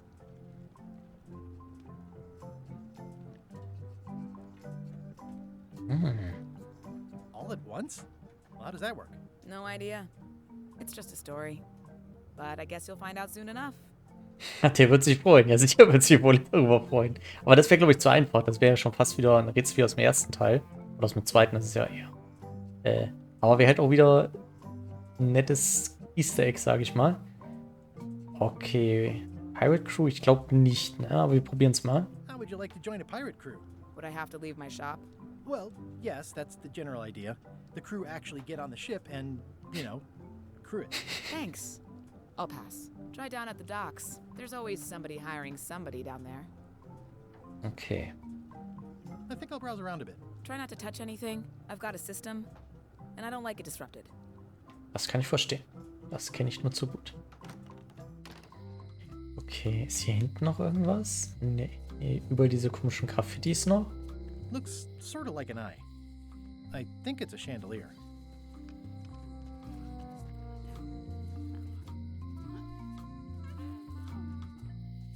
all keys are gold. It's the way of keys. Okay. No one ever works together. All want their own prize. When they get close to finding it, suddenly they are gone. You can find a golden key, but you cannot own it. Na, sie redet schon viel über Keys, ne? A lock is a beautiful thing. A key, even more so. Ich meine, wir haben zwar noch nichts, wofür wir einen Schlüssel brauchen würden, aber... If you listen close, you can hear the gears grinding. They're mostly gone now. Hardly anyone left to pick up the pieces. The queen always gives way to a new queen. Na gut, gucken wir jetzt mal weiter. Vielleicht wird es erstmal später noch wichtig. Vielleicht müssen wir auch ein Item benutzen dann mit ihr. A visitor. Wait. Guybrush Stan und Otis. Otis! Howdy, kid. And Stan! Otis, old pal. You haven't changed much since I last saw you. I blame the government. In fact, didn't we first meet right here? Not at all. I was in the other cell that time. You look different somehow. New art style? How nice of you to notice. New Art Style. Oh, zu geil, ey. Big News, ja, total Big News für ihn. Big news. I'm going after the secret of Monkey Island. That sounds fantastic. You know what I remember most about Monkey Island? The time you busted me out of jail right before we went there. I don't cruise ships anymore. But maybe you can still help me out. Like you did all those years ago. Possibly, though it was kind of tricky last time, and I didn't get much out of it in the end. I would be most appreciative. A locksmith has opened very conveniently across the way. I am told locksmiths can make keys for things. Things like cell doors. Imagine that. Ich finde es übrigens toll, falls ihr das noch nicht gesehen habt, dass die Zellentüren, die auch relativ modernes Design haben, mit Rädern drunter, dass man sie so aufrollen kann. What did they get you for this time? I'm a victim of circumstance. Circumstance being that too much attention gets paid to little things that don't hurt anyone, while hard killers roam the streets with pistols and swords. I noticed you didn't say what crime they locked you up for. It was nothing. I was just picking some flowers. In the forest? No, that's illegal. I learned my lesson. I picked them from the governor's garden instead. Picking flowers from the governor's garden sounds like an unwise choice. We used to be friends. Sort of. Anyway, they aren't even her flowers. Taxes pay for them. It's public property. I don't know why anyone bothers me about it. I don't hurt anybody. Well, except the flowers. They're annuals. They're doomed anyway. Guybrush, you gotta get me out of here. It's custard night. I don't think I can take that again. I'll make it my number 3 priority. Thanks. Number 3 Priorities. Sehr schön. So. Watch your boots in here, son. It's like a swamp. Without the clean parts. It says jail rules. 1. No escaping. Klasse. Oh, warte, was haben wir hier alles? Trivia Card. Oh, die war aber auch gut versteckt. Die hätte ich ohne die Alt-Taste, glaube ich, gar nicht gesehen. So, gucken wir mal. Also, die erste war ja easy, aber die sind ganz schön knackig, muss ich sagen, zum Teil. The parrot on the Bermuda seal is holding... What the fuck? Parrot on the Bermuda seal... Können sie anscheinend auch später beantworten. Das lassen wir mal. Vielleicht finden wir ja irgendwo Hinweise drauf, aber bislang waren das ja, soweit ich das beurteilen kann, alles Fragen aus den Vorgängerspielen, was ja irgendwo Sinn machen würde, weil es Trivia-Questions sind. 3 fragst du weg, war ich auch am Überlegen. Cannonballs kommen ja auch irgendwie Bermuda Seal. Also das ist natürlich hier... Boah. Wir raten mal. War falsch. Und weg ist sie. Das ist aber echt gemein, dass wir da gar nicht die Antwort dann kriegen. Na gut. Das ist echt hart. Also das konnte ich jetzt auch nicht irgendeinem Spiel zuordnen. I don't remember this place being so leaky. They finally installed running water. Okay, aber die Trivia-Fragen sind echt nicht leicht. Zumal ich bin jetzt echt nicht sicher. Hatten wir in irgendeinem Teil da sowas gesehen? Keine Ahnung. Vor allem Bermuda-Seal. Was für ein Bermuda-Seal? Kann ich mich überhaupt nicht dran erinnern. Na gut, machen wir erstmal weiter hier. Hey, Stan. Hello there, son. Also kann er uns auf jeden Fall schon mal kein Schiff hier verkaufen anscheinend. Ja. Genau, darauf können wir ihn ansprechen. Oh, sorry to see you in jail. Thank you, son. I appreciate the thought. I'm sorry to see me here as well. Aber finde ich ein bisschen schade, wir haben die Gefängnismusik, aber nicht Stans super nervige Verkäufermusik jetzt. Ich wollte gerade schreiben, dass du lieber warten solltest. Ja, macht nichts. Wie gesagt, mich würde es extremst wundern, wenn das in irgendeiner Art und Weise Auswirkungen auf das Spiel hier hat. Aber ich finde es schon ein bisschen schade, dass die Karte dann komplett weg ist. Wir hätten ja wenigstens irgendwie so machen können, ausgegraut und dann die Antwort oder weiß der Geier was. Aber okay, wir gucken mal. Vielleicht kommt ja das ja irgendwann nochmal, dass man die Karten irgendwo nochmal findet oder sowas. Wir werden sehen. I was really hoping to buy a ship from you. Well, now, normally, I would do absolutely anything to get you into a comfortable ride right away. But my hands are tied. They're shackled. I can't do it. Not at any price. I'm completely out of inventory. Every ship on the lot was seized by unscrupulous lawyers who don't care about your sailing needs the way I do. Oh, that's terrible. Believe me, I feel worse about it than you do.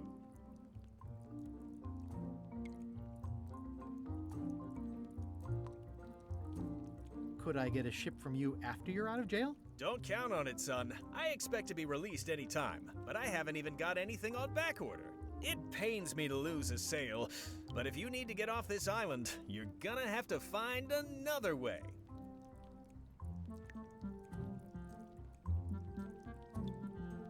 Achim, da kommen noch ein paar gute. Ach, Joa. Ich wollte gerade sagen, Joachim.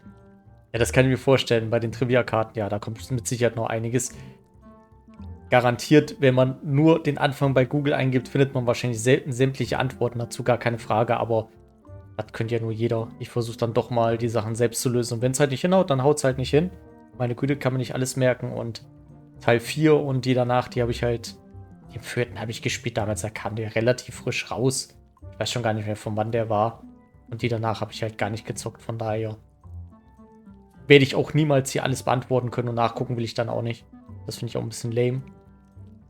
Also, gucken wir mal weiter. Es ist ja auch nicht, dass jetzt hier irgendwelche Witze oder Sprüche dadurch passieren. Auch nur die von eben angeschaut, okay. Could you refer me to a competitor? Oh, das macht er bestimmt nicht, oder? Could you refer me to a competitor? Stab me in the heart. You'd go to a competitor? Where's your loyalty, son? Well, seeing as you're in jail and have no ships and can't help me, I thought... It doesn't matter anyway. There's no competition. I drove them all out of business long ago. Nobody can play the angles like old Stan. I didn't really anticipate a situation like this one coming up. Lasst euch übrigens von meinem Gehen bitte nicht täuschen. Wir machen heute noch ein bisschen. Morgen ist ja zum Glück Feiertag und ich habe echt Bock auf das Spiel. Es ist halt auch sehr entspannt, ne? Deshalb, und heute war noch ein stinknormaler Arbeitstag für mich. Ein bisschen müde bin ich, aber wie gesagt, wir machen hier noch ein bisschen. Any tips on how to steal a ship from someone else? One word, son. Mutiny. Get yourself on board a worthy vessel, gain the confidence of the crew, wait for the right moment, and strike. If you don't get killed, look me up afterwards. I'll give you a good price for anything that can stay above the waterline. Naturally, it'll have to be store credit until I get back on my feet. Das nehmen wir 10 pro Seite, wird bestimmt noch spaßig. Oh ja, stimmt. Wie viel waren es? 17? Alter Schwede, dann kommt da noch einiges. Okay, well, thanks, I guess. Anything I can do to help you, let me know. As long as it doesn't involve selling you a ship.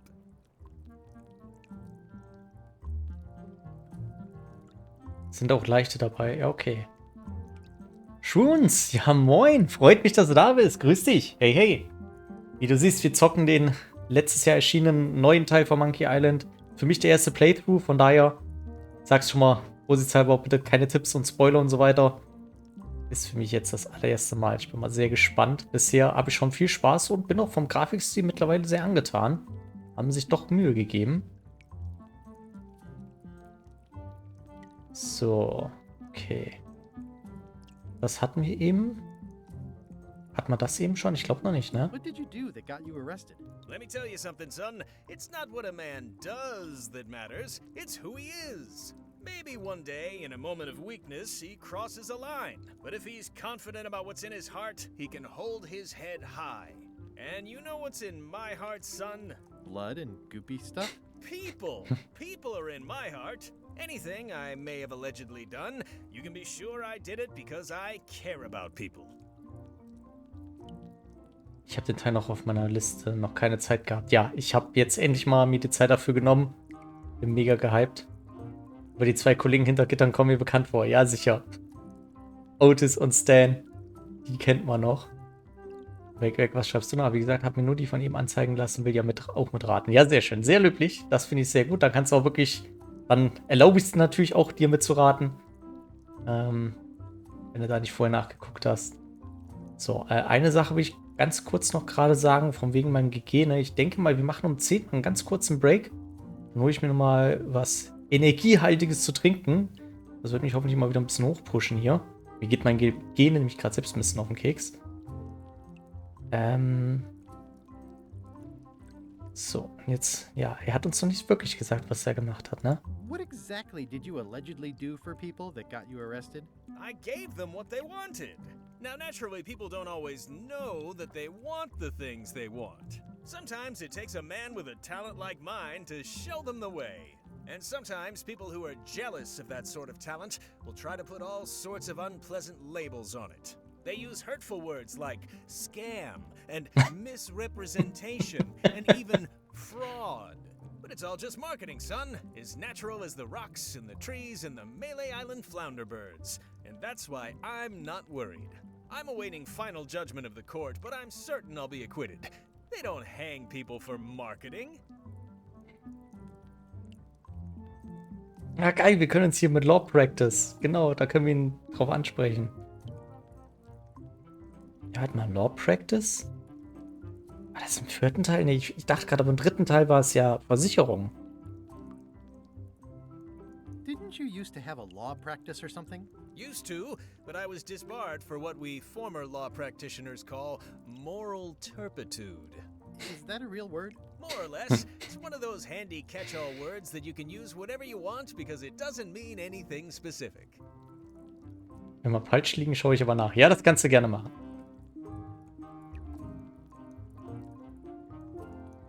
Would it help if I broke you out of jail? Would it help if I broke you out of jail? Now that's a kind offer, it truly is. Warms me to think that you'd do that for your old pal Stan. But I've got to think about the optics. I don't want to damage my case, and escaping from jail doesn't look good at trial. So thanks, but no thanks. Melee, Ron Gilbert und sein Geschmack bei Namensgebung. Ja, man merkt, dass er hier wieder mit am Werk war, auf jeden Fall. Das kann ich schon mal sagen. Is there anything else I can do for you? Is there anything else I can do for you? Now that you mention it, there is one thing I've been missing during my time here in this lofty establishment. In all the rush and fuss and document shredding surrounding my arrest, I completely forgot to grab my toothbrush. If you happen to be passing by the shipyard, you might grab it for me. It'll be on my desk in the office. Sure thing. Haben wir wieder was für unsere To-Do-List? I'm going after the secret of Monkey Island. The secret? Boy, that takes me back.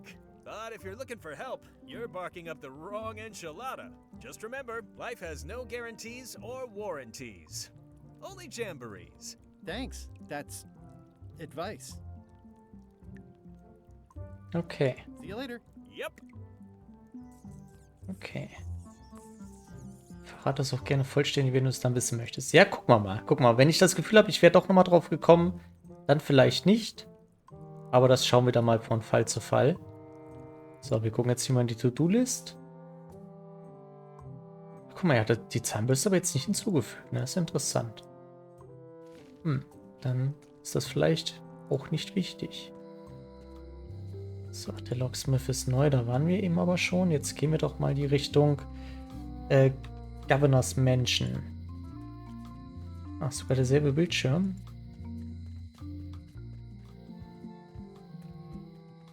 Das ist schon cool. Also, ich bin ja schon fast ein bisschen traurig, dass ich die alten Teile jetzt erst so kürzlich wieder gespielt habe. Weil ich glaube, so dieser Nostalgie-Effekt wäre sonst sogar noch krasser gewesen, wenn es noch lange her gewesen wäre, dass man den Teil gespielt hätte. Aber, nee, es ist schon ganz cool so. Oha, guck mal hier. Hier fast runtergefallen. Bin mal im Raucher-Lurk. Ja, alles klar. Lurk funktioniert nur, wenn du es am Anfang vom Satz schreibst, das Command. Gab es denn zum Spiel auch eine Kopierschutzteil, welche man drehen muss, um richtige Kombination einzugeben? Das wäre geil gewesen, oder? Ich weiß gar nicht, Schruns, ob es eine Special Edition oder sowas gab, muss ich ganz ehrlich sagen. Aber das wäre geil gewesen, wenn sie das einfach als Gimmick mit dazu gemacht haben. Ach, das war noch Zeit, ne? Kopierschutz in Form von so Scheiben. Genau, weg. So funktioniert's. Kopierschutz mit den Scheiben oder man musste in Handbüchern blättern. Das war bei Dune 2 der Fall, das weiß ich noch. Ah, das war noch witzig, ey.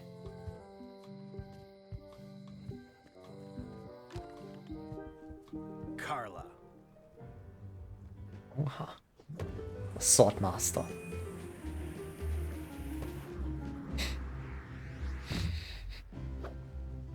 Guy brushed threepwood.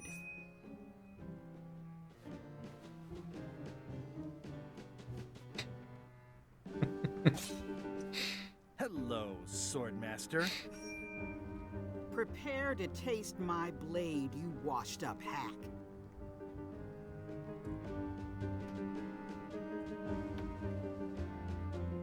Anything but your cooking.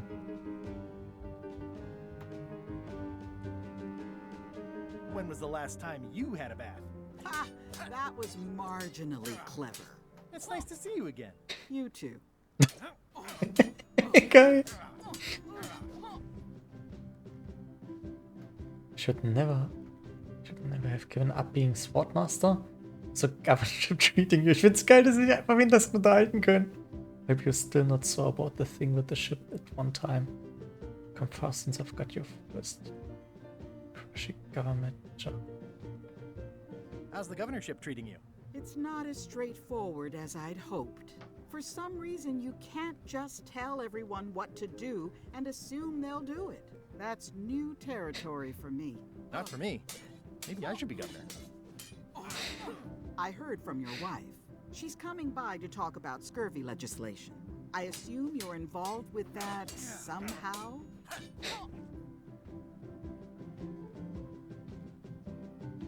Ich got my own project cooking. Elaine can handle it. She doesn't need me. I'm not automatically involved with everything Elaine does just because we're married. Elaine said the program is being hampered by Captain Madison. Das könnte ich sagen. Dir helfen. Was machen wir? Elaine said that program is being hampered by Captain Madison. Not the legislative part, just the public funding. The town was in a bind a while back, and that so-and-so, Captain Madison, saw an opportunity. She lent us the cash we needed, but now we're up a creek paying the interest. Things like social programs, waste management, and town maintenance are all on the back burner. I like that woman less every minute. You and me both. Cool, jetzt mal schon gemeinsam Fight hier. The mansion hasn't changed much. I'm looking for the secret of Monkey Island. Good for you. I don't have it.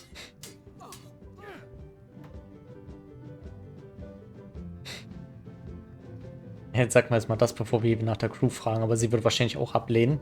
Bisher hat jeder quasi abgelehnt aus der alten Crew. Well, the mansion hasn't changed much. Elaine's style is still everywhere. Even the books are hers. They're my books now, as you well know. Das heißt, jeder hat abgesagt. Oh, das hat abgesagt. I'll be needing a crew. You interested? Aus der alten Crew zumindest. Swallow a live badger than crew with you again. No offense intended. So unlikely but still possible? No. You want a crew, go down to the docks and hire one. Okay, das hat bisher jeder gesagt. A government program that funds expedition to find secrets of Monkey Island. Is there a government program that funds expeditions to find secrets of Monkey Island? Oh gosh, you're too late for that one. We canceled it last year and diverted the funds to build a habitat for the rare Caribbean whining leech. Darn. There's a ship at the docks that's headed for Monkey Island. I think you're talking about LeChuck's ship. Do you want to go to Monkey Island or don't you? I don't really have anything to say. I just like doing this. Practice is nice, but I'm busy these days. Governor stuff. Ich bin ja sehr gespannt auf unser erstes Zusammentreffen mit LeChuck in diesem Teil hier. Ich könnte mir echt vorstellen, dass sie sich dann auch irgendwie eine Überraschung ausgedacht haben. Nachdem mir hier Gilbert schon irgendwie zu seinen Kindern gesagt hat, dass sie sich die wildesten Geschichten ausdenken. Ich meine, gut, er hat auch in dieser Rückblende jetzt hier quasi, oder in der Geschichte hat er ihn ja auch schon als Geister-Zombie-Piraten bezeichnet, weil ich anfangs echt erst dachte, als er das eben zu seinem Sohn sagte, dass das eigentlich auch ein ganz normaler Typ ist und seine Kinder oder sein Sohn sich das nur ausgedacht hat, dass das ein Geister-Zombie-Pirat ist. Aber ja, wir gucken mal, ich bin echt mal gespannt. Reflect on old memories. I've always thought this looked like my old ship, the Sea Monkey. Was ist jetzt los? Haben wir jetzt so ein Trivia bekommen? Nee. Nee. Hat so ein Seitengeräusch gemacht, ne? Coke Bottle. Oh, cool. I've always thought this looked like my old ship, the Sea Monkey. Oder ist sie hier am Lesen? Sehr komisch. Wie so ein Seitengeräusch, wenn er das sagt. I've always thought this looked like my old ship, the Sea Monkey. Oder auch nicht. Ugh, looks like Carla wasn't too keen on getting her portrait done. Edgy. So, haben wir hier sonst noch was? Uiuiui. Jede Menge Bücher. Gucken wir auf jeden Fall mal an. Allein schon mit den Sprüchen. Once, but I couldn't finish it. Endless tale of the voyage that would not end. I could not finish it, yeah. What are tricks you can do at home? Warning, do not try these tricks at home.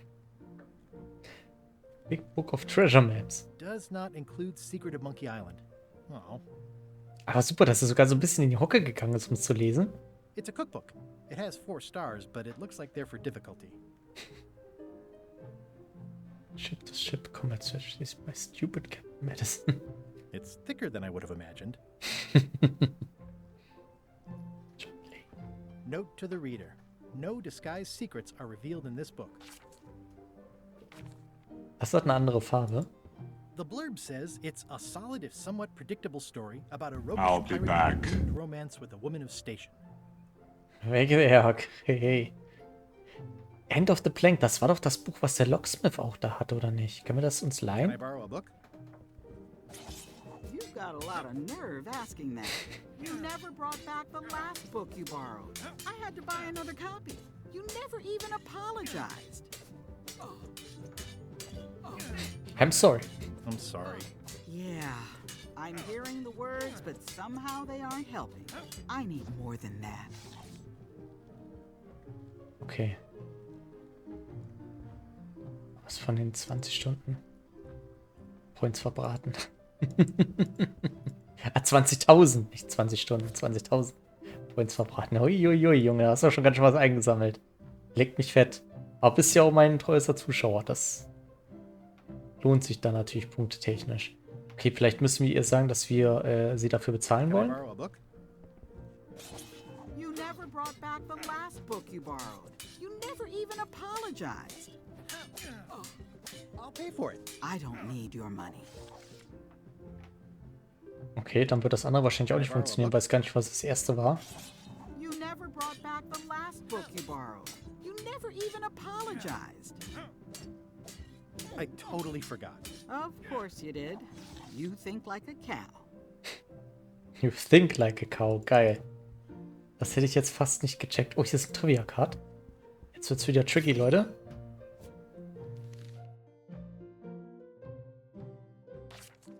How many dead pirates are in the abandoned camp on Terror Island?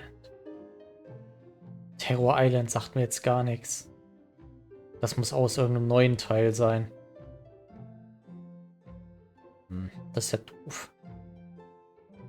Terror Island, nee, das war Skull Island. Ja, dann die lassen wir jetzt einfach mal in Ruhe. Da kann ich halt wirklich jetzt nur komplett raten. Pet the stuffed animal. I like your stuffed, guess it's a dog? Please, take that and throw it away. It was a gift from the Earl of Thickwater, who is a contemptible pig. Ja, dann nehmen wir das doch mit. Sagt mir auch nichts. Nee, Schwunz, ne? Das müsste dann... Eventuell ist es aus dem 4. Teil, das habe ich vorhin schon mal angemerkt. Den habe ich zwar damals gespielt, als er relativ neu rauskam. Aber das ist ja auch schon 1000 Jahre her. Und die Teile, die danach kamen, die waren, glaube ich, von Telltale, ne? In so einem Episodenformat. Die habe ich halt nie gespielt. Also muss es aus einem von diesen Teilen sein. Und das sagt mir halt echt gar nichts. Government in Action, gucken wir da mal. Okay, haben wir sonst noch was? We will wander around the house. Das lässt sich uns bestimmt nicht. Stay out of my bedroom, Threepwood. I'd better stay out of there. Stay out of my bedroom, Threepwood. Ah, das finde ich auch so super Sachen, ey. Elaine told me that's Lauder Neckbeard, second governor of Melee Island. His overly strict morals and overly lax regulatory policies helped make the island what it is today.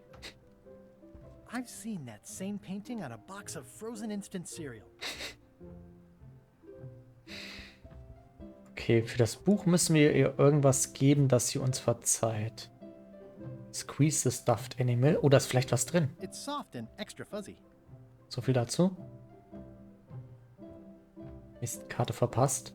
Kann sie nochmal aufmachen. Werk, alles gut.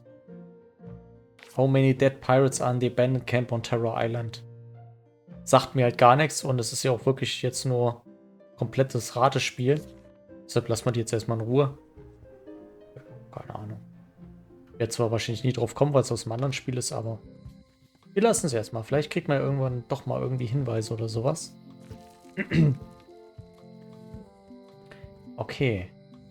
Take the back way into the island's interior. So, jetzt bin ich mal gespannt, ob es wieder so ein schönes... Oh ja. Ah, cool. Auch in seinem ganz eigenen Stil. Forest. Lookout Point. Kein Zirkus mehr. Shipyard. Auch nach hier hinten können wir nicht mehr. Gehen wir in den Forest. Warning. The dark forest ahead is deadly and twisty. Maps are highly recommended. Trivia-Karten. Ich weiß ehrlich gesagt noch nicht, wie ich das finde mit diesen Trivia-Cards, dass sie überall rumliegen. Reißt er mir so ein bisschen schon aus dem Spiel.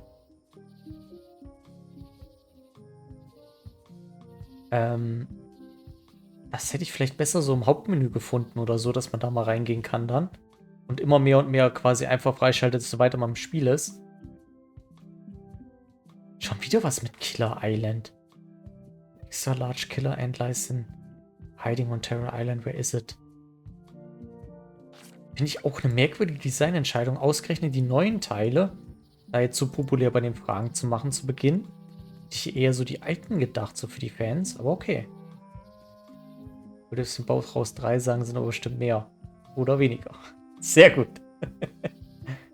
Tiny Climbing Ship. Oh, I used to love these when I was 6. Cool. Museum of Pirate Lore. I used to love these when I was 6. Until I got trapped in one for 2 days. I think they're illegal now. Wieder ein Sign. Ah, das ist Carla's Place, okay. At Chamber of Commerce Midnight Luncheon.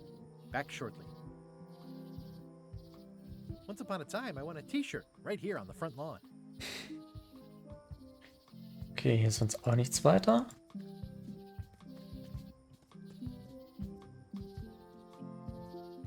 To the deep dark forest where I'm sure I get lost.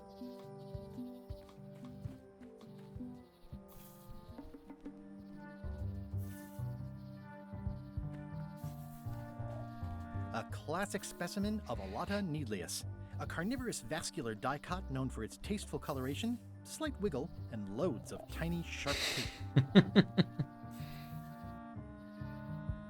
Wie gesagt, beim Drüberschauen gab es auch leichte Fragen, die sogar ich wusste. Ja, wir werden sehen. Hier ist ja wieder eine. Gucken wir mal. Wird mit Sicherheit auch ein paar leichtere geben, Logo. Who walked out of Dave's Grossman job interview at Lucasfilms first? Wow. Wow, das sind mal richtige Hintergrundwissensfragen. Dave Grossmans job interview at Lucasfilms first. Wow. Foxconn. Boah. Heilige Scheiße.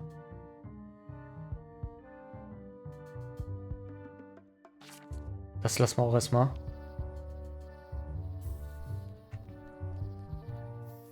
Hier können wir weitergehen. Hier ist noch was. Purple Flowers. Ooh, purple flowers. These must be teasel. Or alliums. Or clematis. Go this way. Kann man die Autokorrektur irgendwie abstellen? Sollte eigentlich gehen, ja. Yuck Mushrooms. Ah, guck mal. Ew. Hier kriegt man quasi schon einen Tipp zu einer der Fragen, die wir aber bereits beantwortet haben. Dann werden wir uns wirklich die wir nicht kennen, mal ein bisschen aufheben. The original first Virtual Monkey Island was first released on... Ui!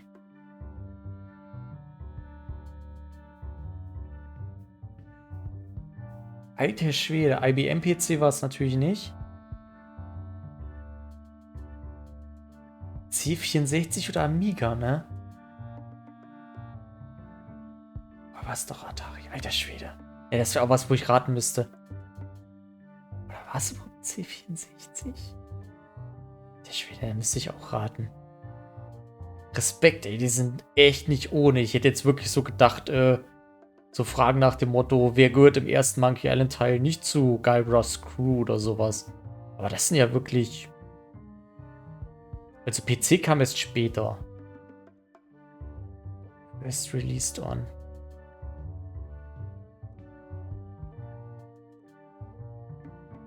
Das lassen wir erstmal.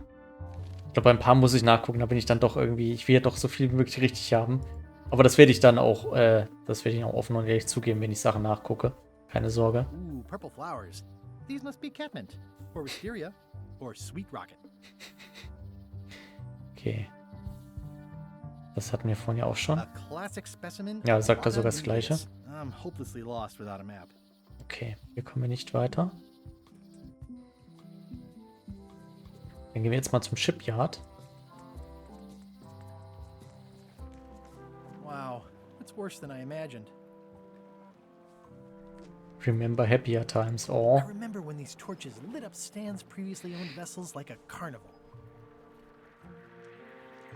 Ja, schon so einen leichten Depri-Touch jetzt schon. Irgendwie alles ist anders, alles ist schlechter als früher. The window's all boarded up, and it's very dark in there. Is that an old toothbrush? Ach, die alte Zahnbürste. C64 würde ich tippen, wann war Release?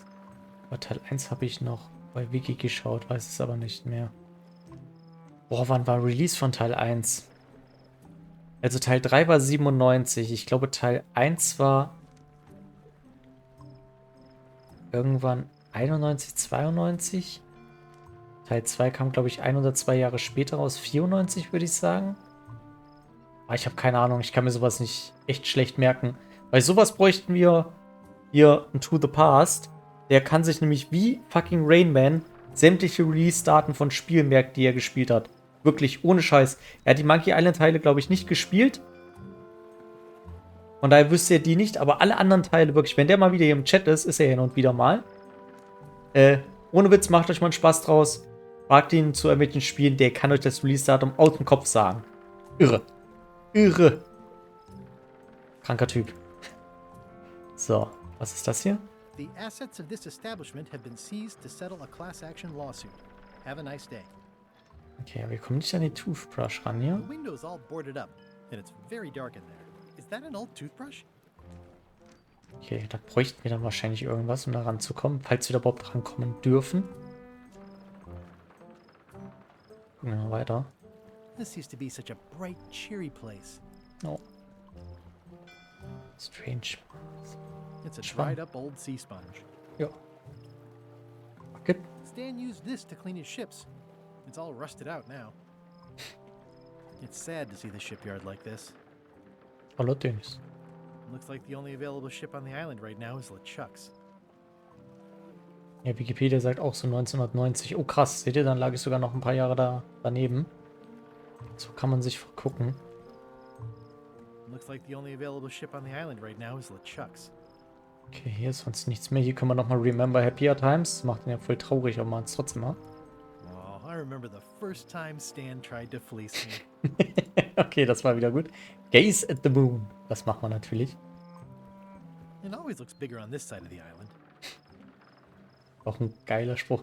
Aber auch hier wieder, ne, sehr schön gemacht. Also, echt, man hat der Grafik anfangs sehr schnell Unrecht getan. Auch ich war ja echt nicht so angetan von den ersten Screenshots. Aber hier auch so kleine Details, wie das jetzt hier komplett dunkel wird. Echt schick. Doch, doch. Gefällt mir gut mittlerweile. Wird das schon mal angeguckt? It says Tan's previously owned vessels. So sad. Stan's used to be the best place to buy used ships. Naja, Best Place, er uns auch komplett auf If a ship was shot full of holes, Stan would stick oars in them and call it a galley. Gott sei Dank, er hat ganz schön versucht, übers Ohr zu hauen. Er hat uns sogar übers Ohr gehauen. Wollte uns das Schiff hier erst wieder abnehmen und dann, als es kaputt gegangen ist, dann doch nicht. Hab's auf PC gespielt, aber EGA-Modus gab's dann noch. Also muss das echt noch auf Amiga oder C64 gelaufen sein. Ja, genau, ich hab's auch auf dem PC gespielt, weiß aber, dass das halt nicht die Originalversion, also Originalversion, erste Release-Version war, genau. EGA-Grafik, ja. EGA. VGA, SVGA. Ach, das waren noch Zeiten, ey.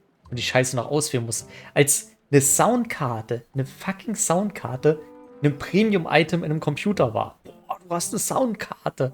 Hammer. Man musste die damals noch auswählen, welche Soundkarte man hat und sich die Scheiße merken bei jedem Spiel, damit es überhaupt funktioniert hat. Und selbst dann war es noch nicht so 100% sicher. Mann, Mann, Mann, was für Zeiten. Viele Spiele noch einen PC-Speaker benutzt haben. Selbst das war damals schon cool. Oh Mann, ey. Soundblaster, ja genau. Irre, ey. PC-Speaker war doch ein Audioereignis. Ja, allerdings, ey. Ich weiß noch, mein Bruder hatte ein Spiel, das muss ich kurz mal loswerden. Ich weiß gar nicht, ob es wirklich nur F117A hieß. So eine Simulation, wo du diesen damaligen Stealth-Fighter von den Amis fliegen konntest. Und um den Flugsound zu simulieren, hat der PC-Speaker halt einfach permanent gefiepst. Das sollte halt so dieses Triebwerk simulieren. Und das war so furchtbar. Das Spiel hat permanent, während du geflogen bist, hat dieser PC-Speaker gefiept. Oh, wie auf die Idee gekommen ist, ey. Alter Schwede, das war so nervtötend. I remember when this place used to be wall to wall with sword training gyms. Now there's nothing but trees. Progress. Geil. Das finde ich ja cool, dass sie jetzt hier wirklich Spruch gebracht. Dann laufen wir natürlich auch mal hier oben hin, wo Meathook gewohnt hat. Meathook's museum is gone. So is the cable to his island. Ah, guck an. It's just as well, given the worldwide rubber chicken with a pulley in the middle shortage. Worldwide Shortage. Ich hatte F19, ein Gepiepe. Aber cool, ja. Aber wenn dann Raketen auf dich geschossen wurden, da gab es eine Geräuschkulisse, ja. Eine Papierschablone für die Tastatur. Stimmt. Stimmt. Oh, ich hatte... Das war dann zwar schon ein bisschen später und grafisch und so schon ein bisschen aufwendiger. Ich hatte, oh, ich glaube, es war Gunship 2000 oder sowas. Das Ding hatte ein so fettes Handbuch und auch eine Papierschablone, wo jede Taste doppelt und dreifach belegt war. Ich glaube, einen echten Hubschrauber fliegen ist einfacher, als das Spiel gewesen ist. Mit seinen 1000 Tasten. Ja, das war noch Zeit, ne. Forest? Achso, das ist der wieder. Okay. Gut, dann würde ich sagen, wir gehen jetzt mal tatsächlich zu den Docks, wo uns ja alle gesagt haben, dass wir dort Leute engagieren können. Ja, viel mehr können wir jetzt hier gerade nicht machen. Gucken, ob sich jetzt hier ein bisschen was geändert hat. Sieht nicht so aus. Gucken wir mal kurz. Items haben wir noch nicht besonders viel gefunden, außer den... Wir können den Schwamm nochmal squeezen, aber der war ja eigentlich komplett trocken, ne? It's good for relieving stress. LHX war auch ein nettes Game. Stimmt, das hatten wir ja auch. Stimmt, stimmt, LHX, ja. Oder hieß es LHX? Nee, LHX meine ich, also mit Heinrich in der Mitte.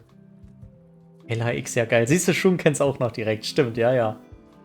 Vielleicht war es auch das, ich bin mir gar nicht mehr sicher. Oder war es Gunship? Ich glaube, wir hatten beides. Gunship 2000. LAX war ja auch mit lauter verschiedenen Helikoptern, wie man fliegen konnte, ne?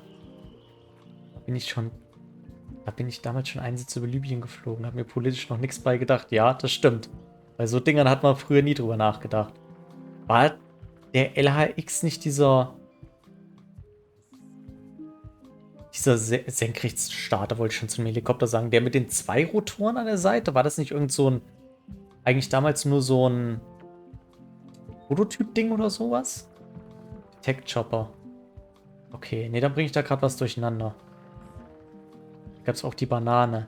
Ja, vielleicht meine ich auch den. Ich habe gerade an so einen gedacht, der wie diese VTOLs ist, diese moderneren, die dann drehen können. Aber ich glaube, das gab es da noch gar nicht. Da konnte man auf jeden Fall verschiedene auswählen. Ja, das weiß ich auch noch. Ach, das war noch Zeiten, ey. Ersten Spiele mit vermeintlicher 3D-Grafik. Herrlich, ey. Okay. Dann machen wir hier mal wieder Stroll Along the Docks. Vielleicht macht er ja jetzt was. Oh ja. Guck an. Bin mal gespannt, ob wir jetzt hier schon LeChuck begegnen. Hört ihr es? Es ist ja auch schon LeChucks Sound gerade. Geil. Le Ship. How clever. Oh, was ist das hier? Job Openings. Expedition to fabled Monkey Island. Crew positions available. Serve under LeChuck, the most fearsome pirate on the 8 seas. Equal opportunity employer. Inquire here.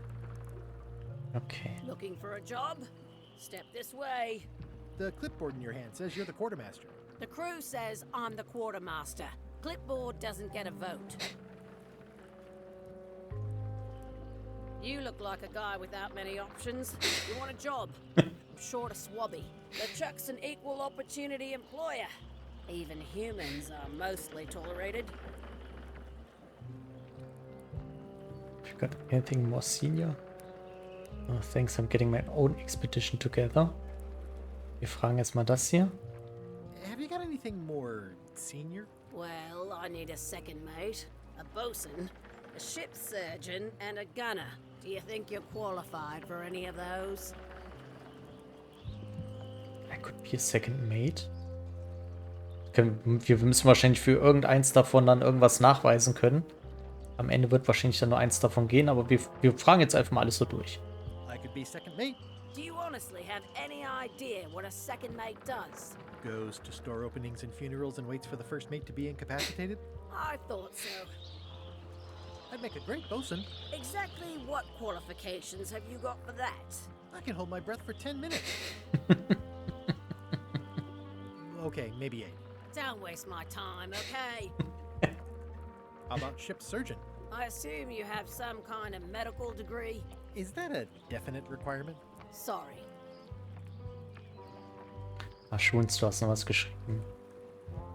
Weg auch. Doch, den gab es auch. Teuer erst nach oben zum Starten und gerade gestellt zum Fliegen. Ja, okay. Dann gab es den doch. LX war aber mehr Arcade. F-19 Stealth Fighter Handbuch war dagegen super dick. Das noch aufgehoben. Den Wing Commander 3 und Rebel Assault meine einzigen Spieleboxen von damals. Oh ja, Wing Commander, das war auch sowas. Wobei, da habe ich erst den, wow, was war das, 4. oder 5. Teil, den Prophecy gespielt. Das war ja dann gegen diese, nicht mehr gegen die Kilrathi, sondern gegen diese neuen Aliens da. Der war aber auch mega cool, ey. Gerade mit diesen ganzen Realfilm-Dingern. Wahnsinn, ey. Das war geil. Was macht man heute gar nicht mehr. Dieses, aus heutiger Sicht wird sich auch totlachen, wo die schauspielerische Leistung da drin, aber früher war das der Hammer. I could be the gunner. Oh, I'd be great at that. Boom, boom. You look a little scrawny. What do you bench? Bench? No problem. I sat on one for 12 hours once. I can take it. I have a lot to do today. Meine LucasArts Box mit Zack McCracken, Indiana Jones und noch eins vergessen habe ich leider nicht mehr. Die Zack McCracken Zeitung war da dran. Was es heute wert wäre? Oh ja. Aber das weiß man. Über sowas hat man sich ja früher keine Gedanken gemacht, ne? Mal ganz im Ernst. Aber bei sowas bin ich auch heutzutage noch. Wenn ich mir irgendwelche Special Edition Boxen kaufe, dann mache ich die auch auf und stelle den Kram dahin, ne? Es wäre aus einer finanziellen Sicht besser, die original verpackt sich in die Ecke zu stellen und die irgendwann für Vermögen, wenn man Bock hätte, sie wieder zu verkaufen. Aber da bin ich nicht der Typ für. Also ich muss die Sachen noch auspacken und nutzen und so weiter. Wir auch hier von Tomb Raider. So, was finde ich da kurz von Quatsch, dann kann ich es auch mal zeigen. Da hatte ich mir von dem zweiten Teil der neuen, hatte ich mir tatsächlich auch eine gegönnt mit der Figur dabei. Das, weiß ich nicht, das in der Box zu lassen, ist mir dann doch irgendwie mal zu schade. Ja, und Tomb Raider-Fan der ersten Stunde, von daher habe ich mir das dann auch mal gegönnt. Zack McCracken habe ich übrigens nie gespielt, aber das hat auch teilweise, glaube ich, echt knackige Rätsel gehabt, ne? Aber eigentlich auch so ein Ding, was ich noch nachholen müsste mal. Und ja, heute kommen noch bei den Auflagen. Ja, es kommt drauf an, Werk. Also bei der Tomb Raider, das Ding, was ich gerade gezeigt habe, die war ruckzuck ausverkauft und wurde auch, aber das finde ich halt auch einfach kacke, wurde dann quasi direkt nachdem sie ausverkauft wurde, schon von Leuten bei eBay reingesetzt für einen doppelten Preis und ich könnte mir vorstellen, die ist da auch zu dem Preis wieder weggegangen. Oder die Special Edition von Jack the Lions 3, die soll nur 750 Exemplare weltweit machen. Oder davon soll es nur 750 Exemplare weltweit geben. So, warum ist es richtig? Also das ist halt schon eine Zahl, wo du sagst, das könnte sich schon lohnen, ne? Maybe Swabby's not so bad after all. The only requirement is that you bring your own mop. If you've got a mop, the job is... Hey, wait a minute. What's your name, sailor? Smith, John Smith. Andrew LeChuck, Nephew. Andrew LeChuck, no relation. Was sagen wir? Machen wir uns nichts vor, wir können hier nichts Falsches sagen.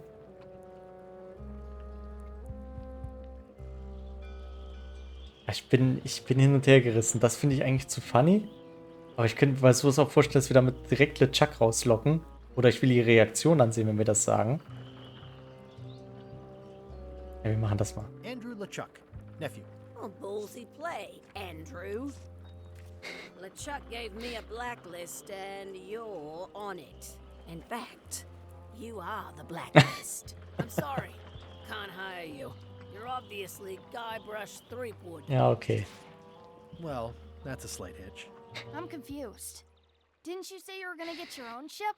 Yes, but then suddenly I thought, why bother? I wanted a ship and a crew. There was a ship and a crew. Ripe for the taking. All I had to do was get on board, wait for the right moment, and strike. Strike? Mutiny the crew, seize the ship. Be a pirate. Except they wouldn't hire you because they knew who you were. Yeah, that was a problem. Also, I needed a mop. Wir wissen ja schon mal, wo Mob ist. Ich finde es super, dass sein Sohn da eben saß und sich dabei schön in der Nase gebohrt hat. Du schreibst noch was. Zack McCracken hatte noch so ein altes Rätseldesign, wo die Entwickler es wohl noch lustig fanden, in eine komplette Sackgasse zu rennen, dass der immer nur noch mit einem Spielneustart kommt. Nur weiß das der Spieler nicht. Das war noch wild.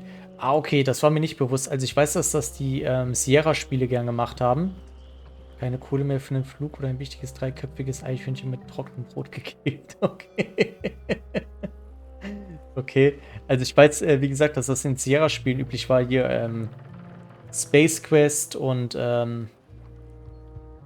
King's Quest und so weiter. Ich glaube, da war das auch möglich, dass du sterben konntest und dich komplett in Sackgassen bauen konntest, die teilweise auch deine Fehlerstunden zurücklagen. Ich habe mir die alle mal geholt. Ich habe die früher nie gespielt. Ich werde die irgendwann auch nochmal nachholen. Aber da hatte ich halt so ein bisschen Sorge, weil das wird mich halt echt nerven. Und damit ist ja so ein bisschen dann, ja, LucasArts, Lucasfilm ja berühmt geworden. Sie machen in den Monkey Island Spielen ja auch öfter selber Witze drüber, dass du halt nicht sterben kannst und keine Sackgassen machen kannst.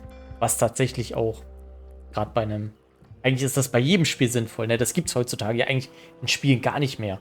Du kannst zwar sterben, aber dich komplett in eine Sackgasse bauen, geht eigentlich fast überhaupt nicht mehr heutzutage, was auch echt eine gute Sache ist, weil, ja, einen Fehler zu machen ist eine Sache, aber ein Spiel neu starten zu müssen für sowas, das ist halt was anderes. Gerade wenn du so Sachen gar nicht vorher wissen kannst, ne? I hope this isn't one of those party cruises. Party cruises. No parking of demonic, ghostly or undead vessels or scooters. Tuesdays 3 to 4. Okay. Wieder herrlich viel Blödsinn dabei. Say what you want about my evil, horrible nemesis LeChuck, but he does know how to stock a ship. Looks like this is going to be a long journey.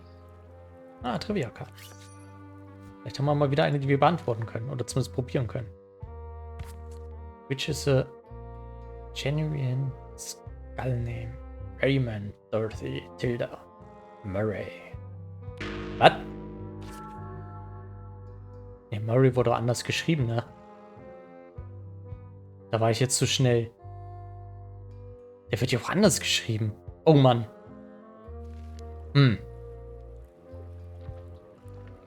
Oh nein. Aber wenn man die Kopierschutzfrage bei Zack McCracken nicht richtig beantwortet hat, kommt man nach einer Zeit in den Knast und der Wärter labert dich über den Kopierschutz und Geld für Programmierer voll. Das hat man als Kind überhaupt nicht gecheckt. Okay, das ist aber geil. Es gab mal bei irgendeinem Siedlerteil haben die einen Kopierschutz eingebaut und wenn du das Spiel gecrackt hast, dann hat das Spiel total die verrückten Bugs gehabt, dass aus deiner Schweinefarm Hühner rauskamen oder sowas, sage ich einfach mal. Da waren ganz viele komische Sachen, wo du denkst, hä, das passt hier überhaupt nicht. Und das weiß ich noch. Das, also, habe ich damals gelesen. Ich habe die Siedlerspiele nie gespielt, weder oder fast gleich. I believe he needed to relieve the pressure upon him in a different way. Siedler 2 habe ich damals gespielt, ansonsten war ich eher der Anno-Typ. Aber das habe ich eben gelesen. Das fand ich doch ganz funny, die Idee. Okay. Die haben gerade von Wall-E geredet. Wir gucken mal in unserer To-Do-List. Journal Chuck's Crew, solve problem, Quartermaster recognizes me and won't hire me. Ja, der Mob. Also wir müssen uns irgendwie kleiden. Wir brauchen einen Mob. Wir müssen Chucks Schiff uns unter den Nagel reißen und immer noch Secret von Monkey Island finden, natürlich. So, und wie vorhin schon angekündigt, wir machen jetzt mal eine ganz kurze Pause. Einfach nur, war das kurz? Jo, genau, einfach nur, weil ich mir kurz was zu trinken holen will. Mal kurz ein bisschen auflockern und so weiter. Also wir machen die üblichen 3 bis 5 Minuten. Jetzt kann ich hier gar nichts weiter drücken, okay. Und ja, wie gehabt, kommt währenddessen mal kurz Werbung. Einfach nur, damit neue Leute keine Werbung sehen. Da wird euch aber gleich mein Bot hören vor Laber mit. Habe ich extra mal einen neuen Text für verfasst. Und ja, in circa 3, 4, 5 Minuten geht's weiter. Bis gleich, Leute.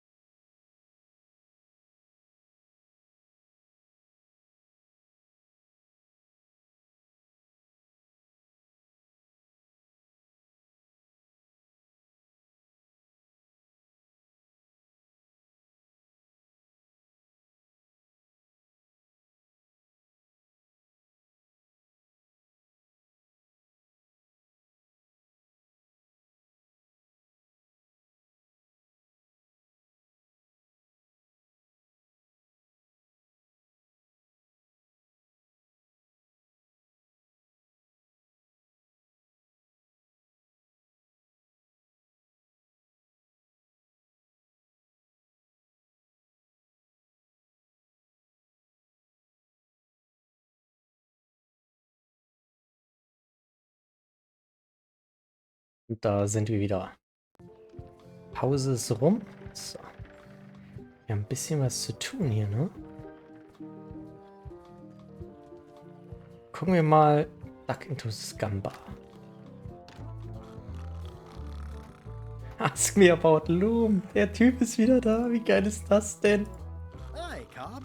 Hard to believe after all these years you're still here. I was declared a historical landmark.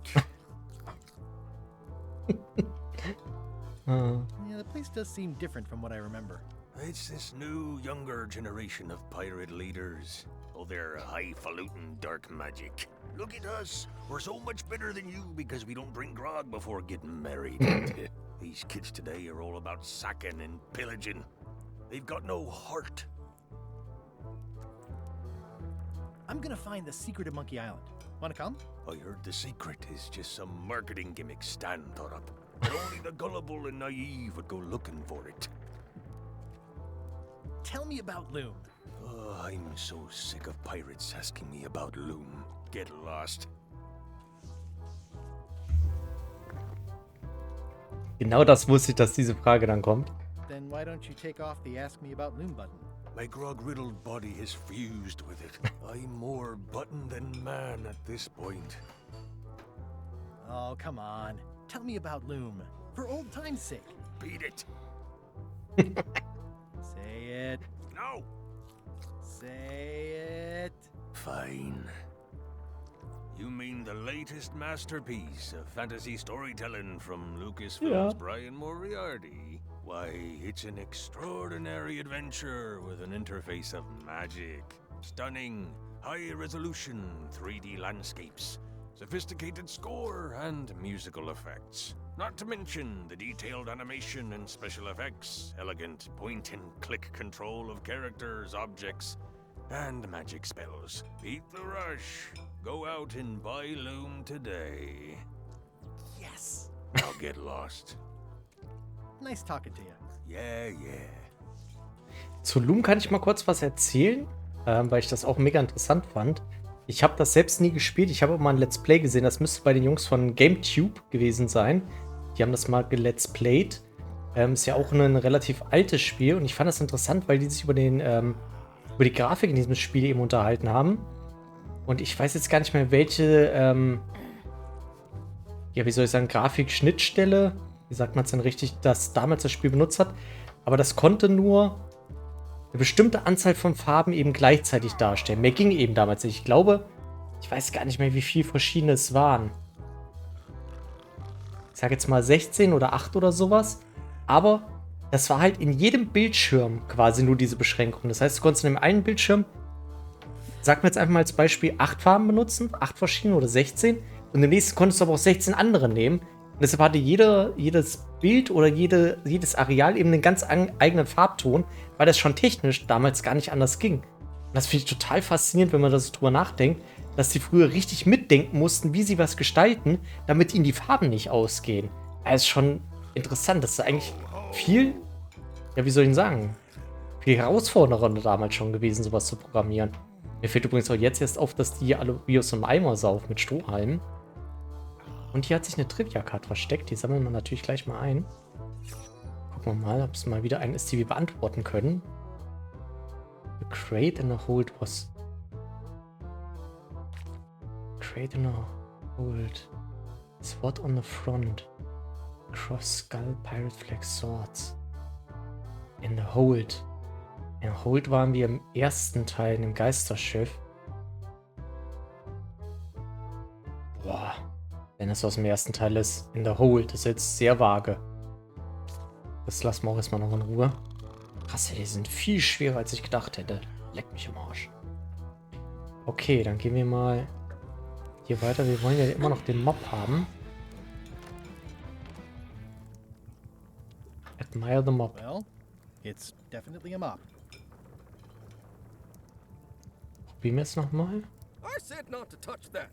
You don't use someone else's mop. Why not? The mop is the formal tool of a cook. Not as clumsy or random as a dish rag.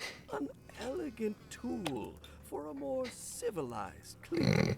You cannot hope to succeed with the mop of another. I can't? You must construct your own.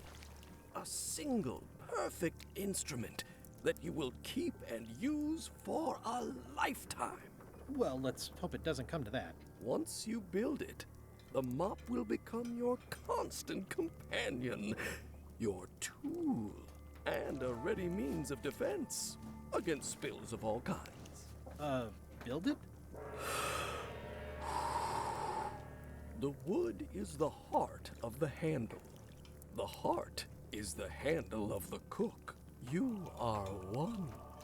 Not helpful so far. You must find a particular tree. A tree uniquely suited to the handles of mops. Carve your handle from a limb of that tree. Any questions? Eine geile Idee. Wir müssen so einen eigenen Mob bauen. Are you sure I can't just buy a mop? Yours, for example. No, you've got to make one. Trust me on this. How do I find the mop handle tree? I can't tell you exactly where it is, because this is your own personal journey.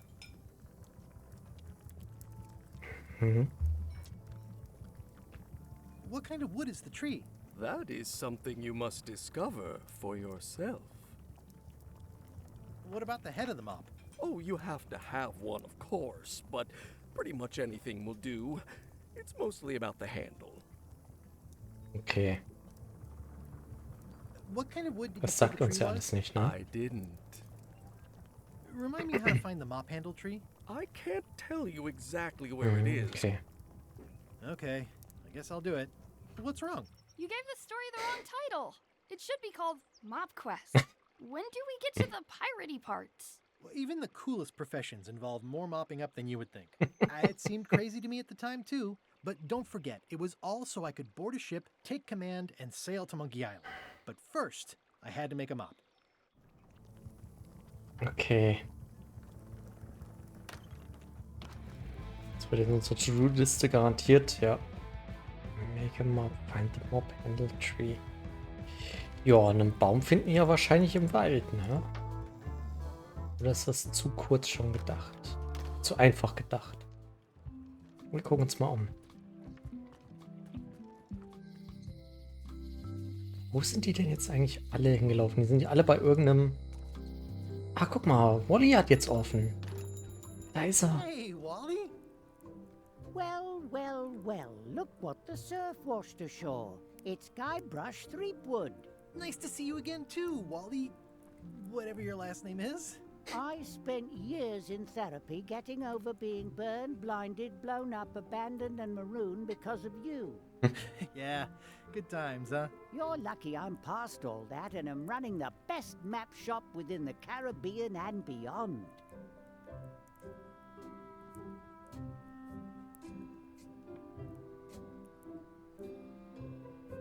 Geil, so viele gute Sachen. Ich bin so gespannt. You wouldn't happen to have a map to the secret of Monkey Island.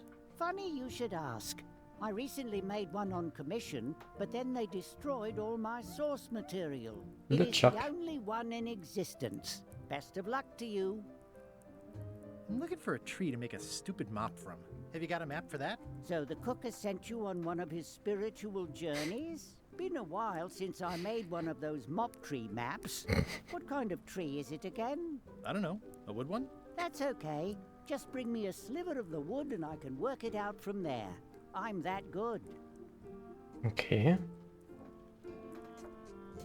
You have a lot of maps in here. We've got so many, you need a map to find them all. A little cartographer humor. Yeah, I'd forgotten how funny it was. Looks like the shop across the way is in trouble. The high-stakes, ego-driven world of pirating is changing, and dark magic is taking over. Voodoo magic is fun and all, but it's not what the new generation wants. Me? I'm on the bleeding edge and making a bundle. I'm about to franchise. The town seems to be pretty run down. Since Captain Madison made Melee her base of operations, people have been complaining. They say she brings a bad element to town, but that bad element spends a lot of money on maps. So, what am I supposed to do? Do what's right? I am. I'm doing what's right for Wally. So, ihr braucht ein Stück Holz dafür, hat er gesagt, Again, ne? what you need to make me a map to the mop tree? Just bring me a sliver of the wood needed to make a mop. Okay. Bye. Da haben wir nicht zufällig schon irgendwas, ne? Was können wir hier mit dem String machen? Noch nichts. Sponge. Stuffed Animal. Ne, das wird uns ja alles noch nicht weiterhelfen. Aber wir können hier noch mal ein bisschen gucken. A monocle. They're like glasses, only way less convenient. Sneaker Monocle, das wird garantiert nicht gehen. Look behind you, a three-headed monkey. Oh, please take one. I use them to promote my business. See, it says maps and more on the edge. Thanks. Okay. Geil. Guter Twist. It makes things look bigger. Ja, dann haben wir hier was. Das brauchen wir bestimmt irgendwie für das Schloss oder sowas. I appreciate that Wally hasn't traded it in for a new model just because it's been around the block once or twice. I feel very strongly about that for some reason.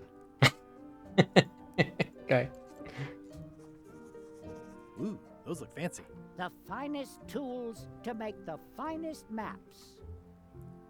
I didn't know you made globes too. I don't. This is for reference. It's got all the latest continents.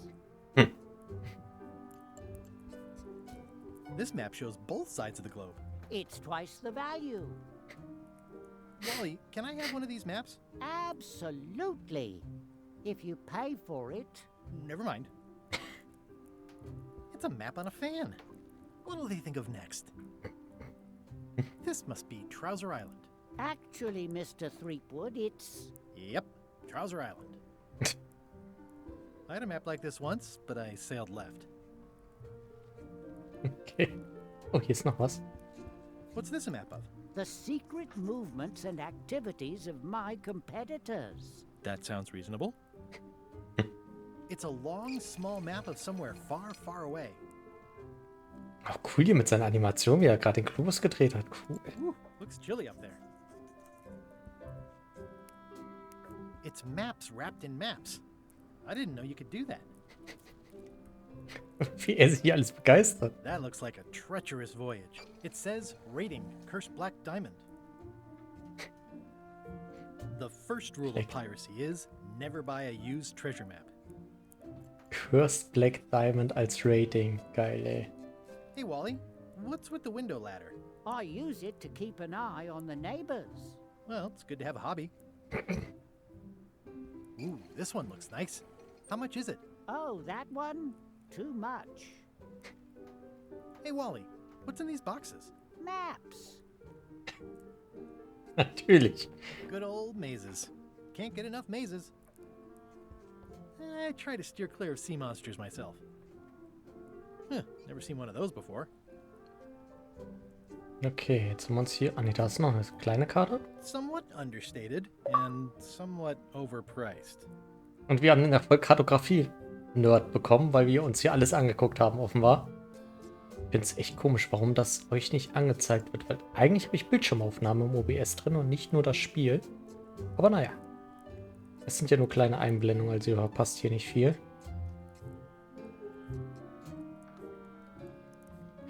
Okay, wir brauchen also irgendein Stück Holz, weil uns ist ja eigentlich scheißegal, woraus der Mob gemacht ist.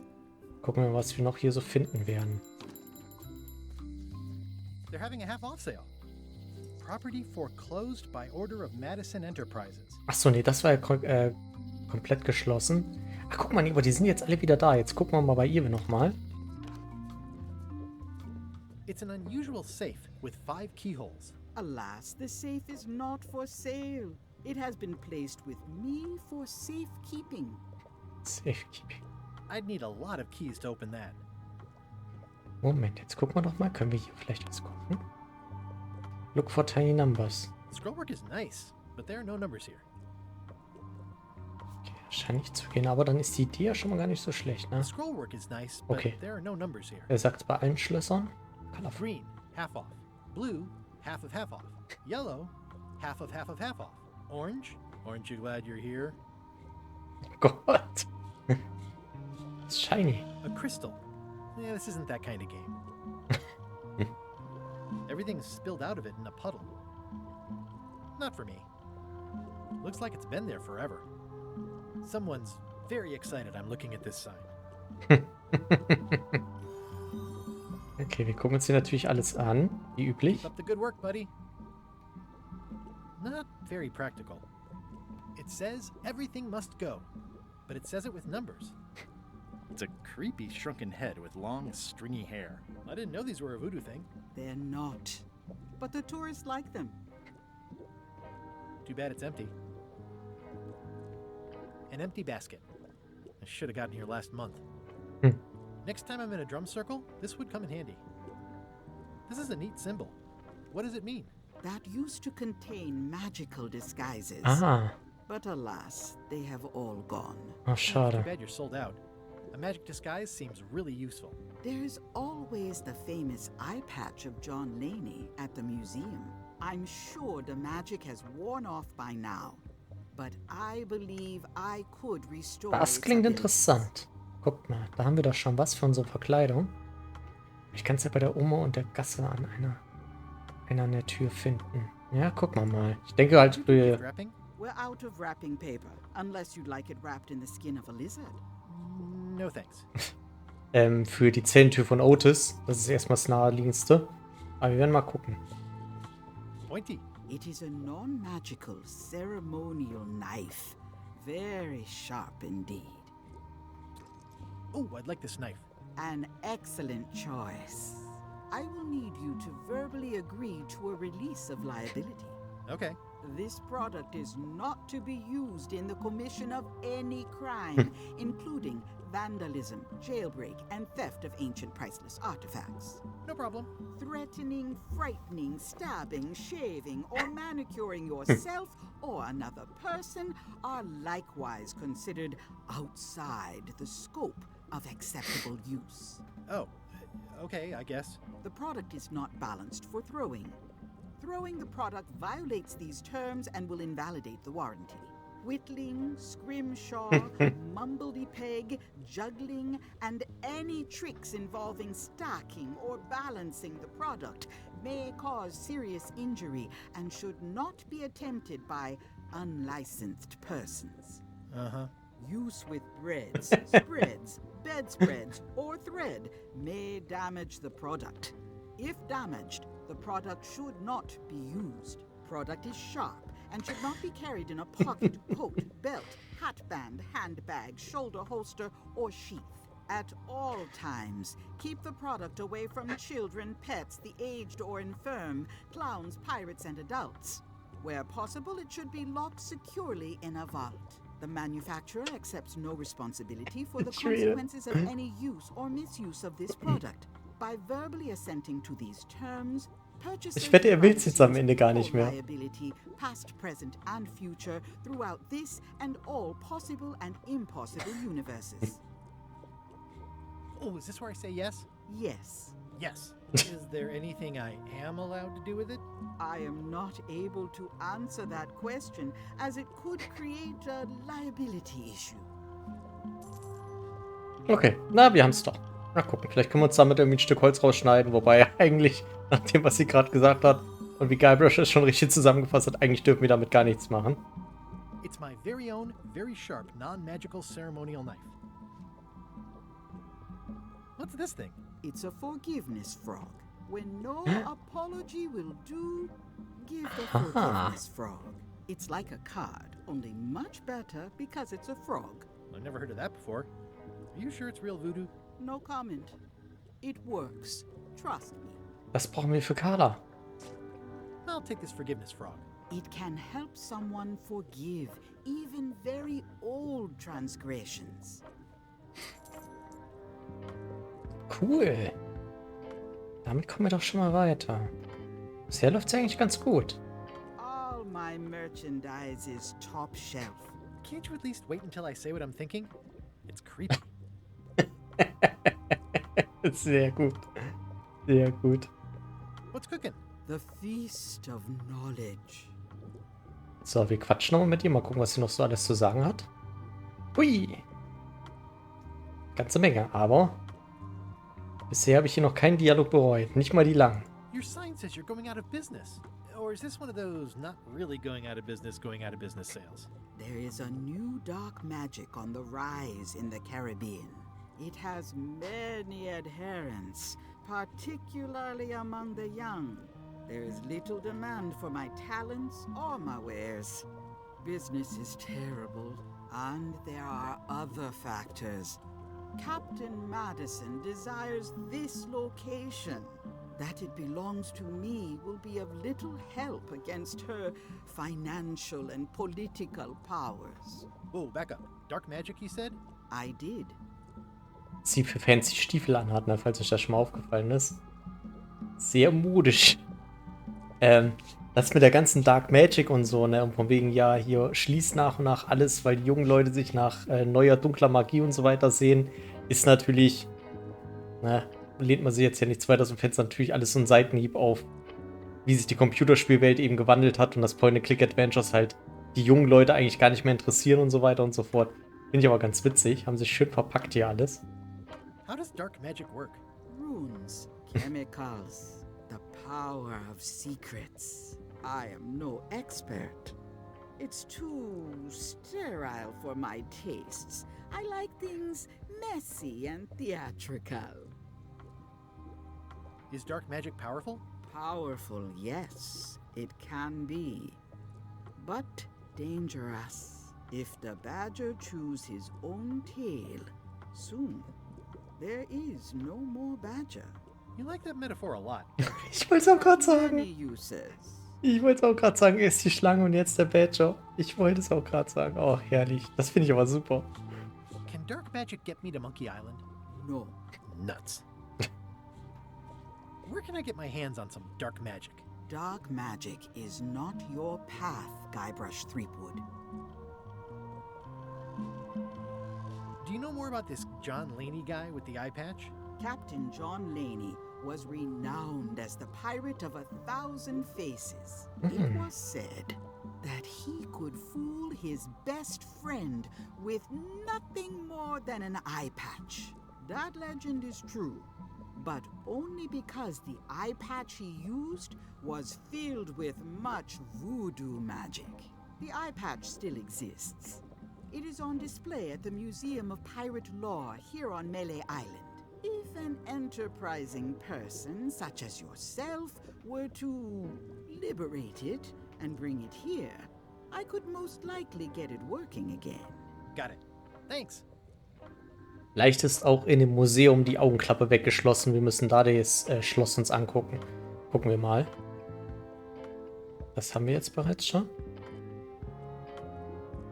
Can you use your talents to tell me how Elaine is right now? She is always close, no matter the distance. Do your answers ever make sense?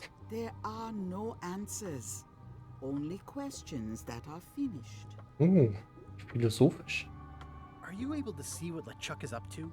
Your goals and the goals of LeChuck are aligned, as always. But his intentions are darker. He would use the secret to do terrible things. Dark-er? What's that supposed to mean? LeChuck must not acquire the secret. No argument there.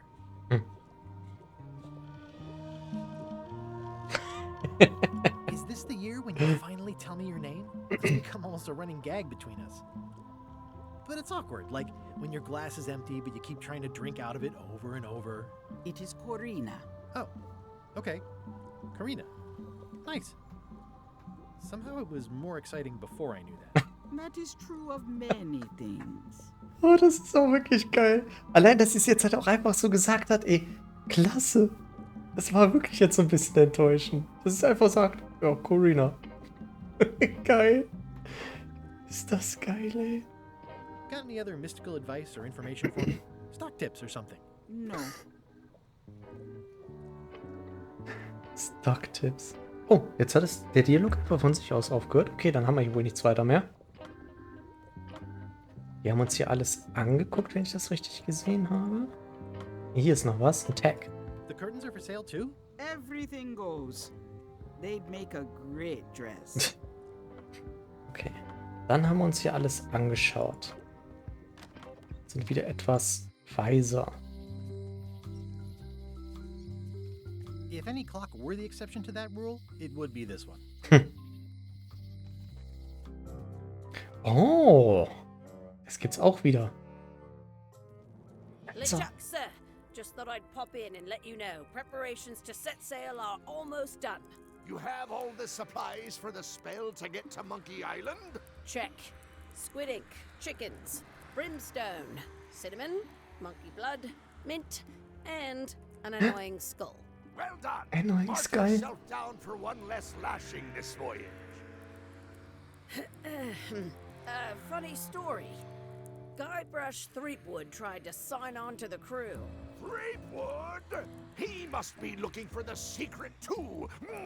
That guy steals all my best ideas. Have him killed.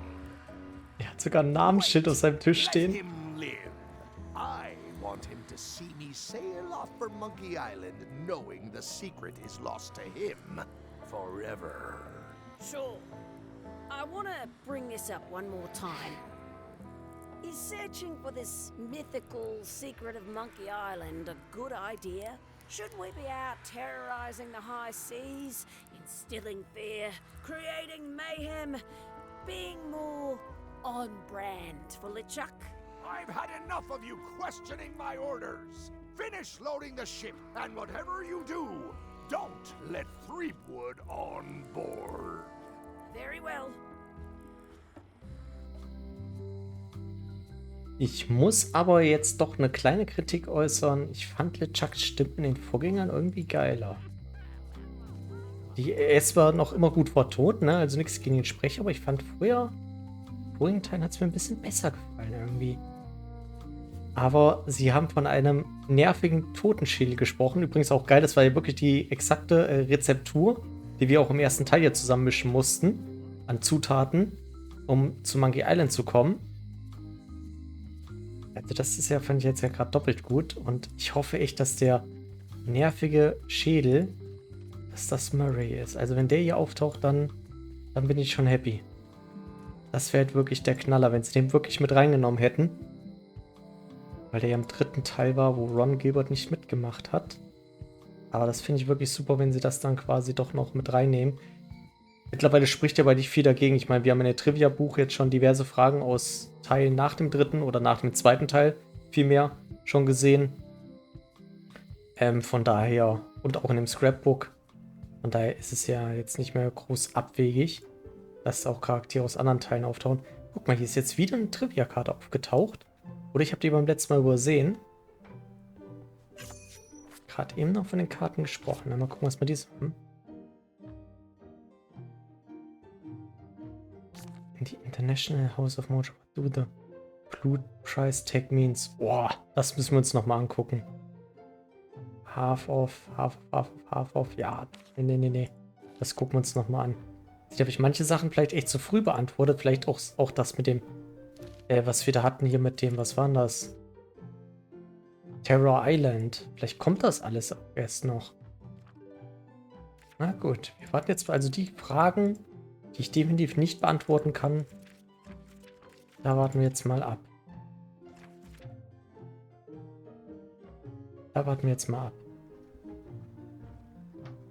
So, jetzt geben wir ihr mal den Forgiveness Frog. Holy shit. This is for you.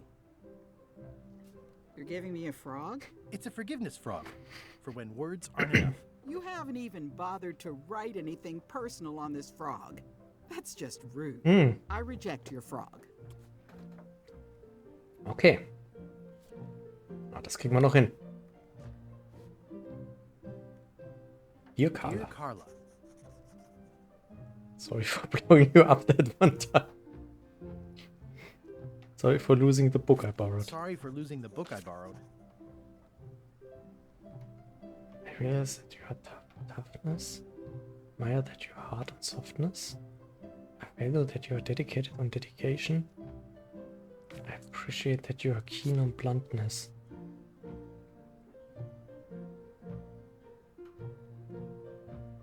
Ich würde mal sagen, das hier. I admire that you are hard on softness. Ui. Port Elizabeth. Alter Schwede, was war denn das nochmal? As shown by your actions at Port Elizabeth, please accept my humblest apology.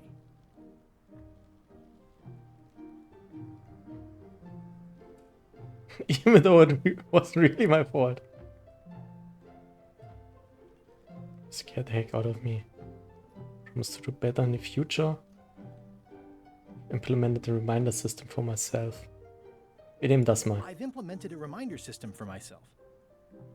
Können mir gut vorstellen, dass sie nach und nach an Sachen zu meckern hat und das müssen wir dann abändern.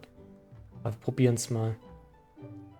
Try to remember why I'm carrying a frog. It's a forgiveness frog.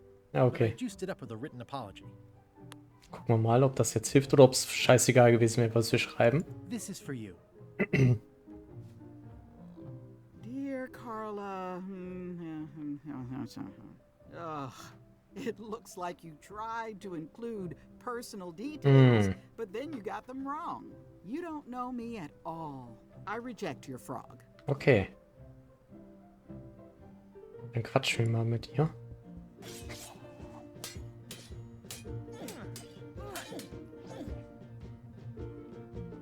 Can we try the frog again? Can we try the frog again? Ach so, ja okay, das hat man ja nur. Dear, you don't know. I reject. Endless Tale. Okay, wir können jetzt hier aber nicht. Wo kriegen wir jetzt die Infos zu ihr her? That's a lot of work being governor. Ja, das können Sie jetzt nicht erwarten, dass Leute sich da an alles erinnern aus dem ersten Teil, oder? Warte mal, gucken mal. I've always thought this looked like my old ship, the Sea Monkey. Ugh, looks like Carla wasn't too keen on getting her portrait done. Edgy. Okay. Wo kriegen wir Infos zu ihr her? Also ich weiß, sie hat mal im ersten Teil erwähnt, wo sie gekämpft hat und so weiter. Das können wir ja nicht einfach so jetzt. Ups, Trivia Book. Ja nicht einfach so finden. Oder was ist finden? Das müssen wir ja irgendwo finden können, so rum. Ich will ja nicht erwarten, dass wir das alles noch aus dem Kopf wissen.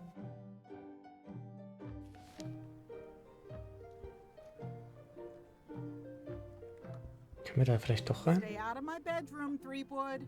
Elaine told me that's Lauder Neckbeard, second governor of Melee. His overly strict morals and Nee, das hilft uns nicht weiter. I've seen that same. Nee. Da steht auch nichts. Talk to Carla. Okay. Es muss ja noch irgendwo dieses komische Museum geben. Das haben wir ja irgendwie auch noch nicht gefunden. Wo das jetzt sein soll. Wo wir auch die Augenklappe finden. Vielleicht finden wir da ja ein paar mehr Infos. Oder vielleicht weiß die alte Frau das. She vanished along with the ship. I told her not to go. Okay. The secret smells like popcorn. Mhm. Some islands you should not. Okay, das hilft uns nicht weiter. The note says, forced to close. Thanks for the memories, but cash would have been better. The note says. Okay, das hatten wir schon. Können wir da vielleicht nach dem Schloss gucken? Nein. Dann gucken wir mal, Otis da irgendwie rauskriegen vielleicht. Hey, Guybrush! Hey, kid! I think there's some writing on it, but it's too tiny to read.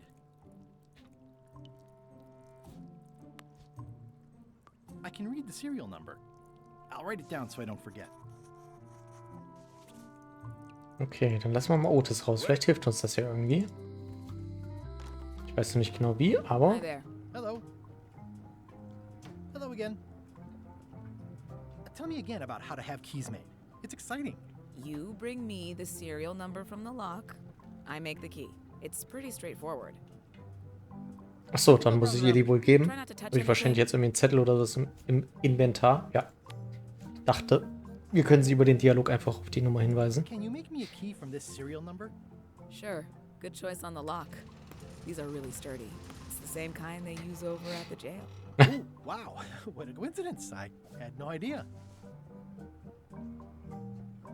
Stan wollte ja nicht rausgelassen werden, deshalb habe ich da gar nicht erst geguckt. Hey, kid. So, der haut wahrscheinlich genauso wieder ab wie im ersten Teil. Bad breakfast. Small, greasy, and hard to swallow. Otis, the authorities have reconsidered your case and decided that you should go free. I'm very grateful to the authorities and will not mention their name should any awkward questions be asked. Good luck, Stan. I hope you get acquitted. Oh, it's in the bag, friend, but thanks. Ja, wie im ersten Teil. I'll stay on this side of the bars, just in case. So, können ja trotzdem mal gucken, was ich meine. Most of this serial number has been rubbed Ja, off. seht ihr, geht nicht mal. Ich mir schon gedacht irgendwie, dass das mit Stan nicht funktionieren wird. Pickup Trivia Card, jetzt ist hier wieder eine. Das ist die wir schon hatten. What bird is on the crest of Bermuda?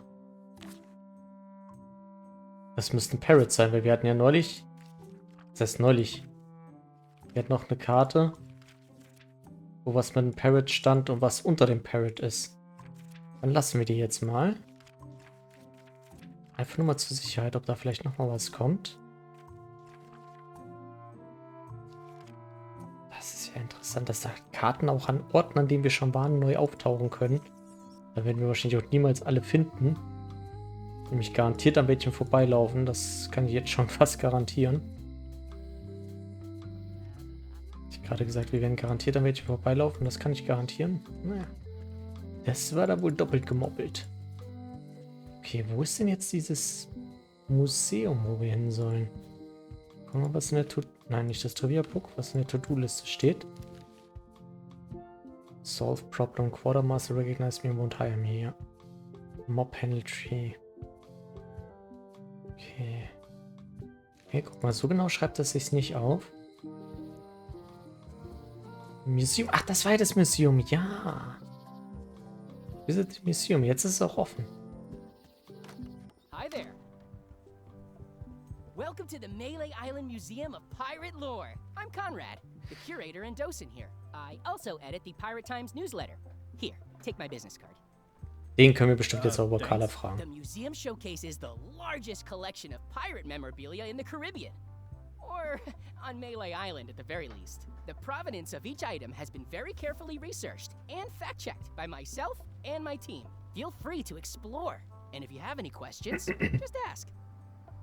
Dann sprechen wir erstmal mit ihm. I'm Guybrush Threepwood. No kidding? Wow! Are you named after Guybrush Threepwood? I guess you could say that. Nice. I'm going to find the legendary secret of Monkey Island. Oh, that's excellent! Super retro. If you need a place to display it, I know a convenient museum. Super retro. Your museum is quaint. Thanks. It's been a personal passion of mine. I'm nuts about old-timey pirate stuff. Old-timey? Being around it really makes you feel like you're a part of something. Doesn't it? I am part of something. Exactly. Are any of these things valuable? The security parrot isn't just here to look piratey. John Laney's eye patch is irreplaceable. It's the highlight of the collection. Amazingly, I got it at a yard sale. They didn't know what they had. Mit dem Papageien habe ich schon eine Idee. Wahrscheinlich können wir das Schloss uns angucken. Dafür vielleicht auch einen Schlüssel anfertigen, aber der Papagei wird uns hindern, irgendwas wegzunehmen. Aber wir haben ja auch bei dem Locksmith gesehen, dass die da Cracker hat. An die müssen wir dann irgendwie wiederum rankommen, denke ich mal, um den Papagei hier abzulenken.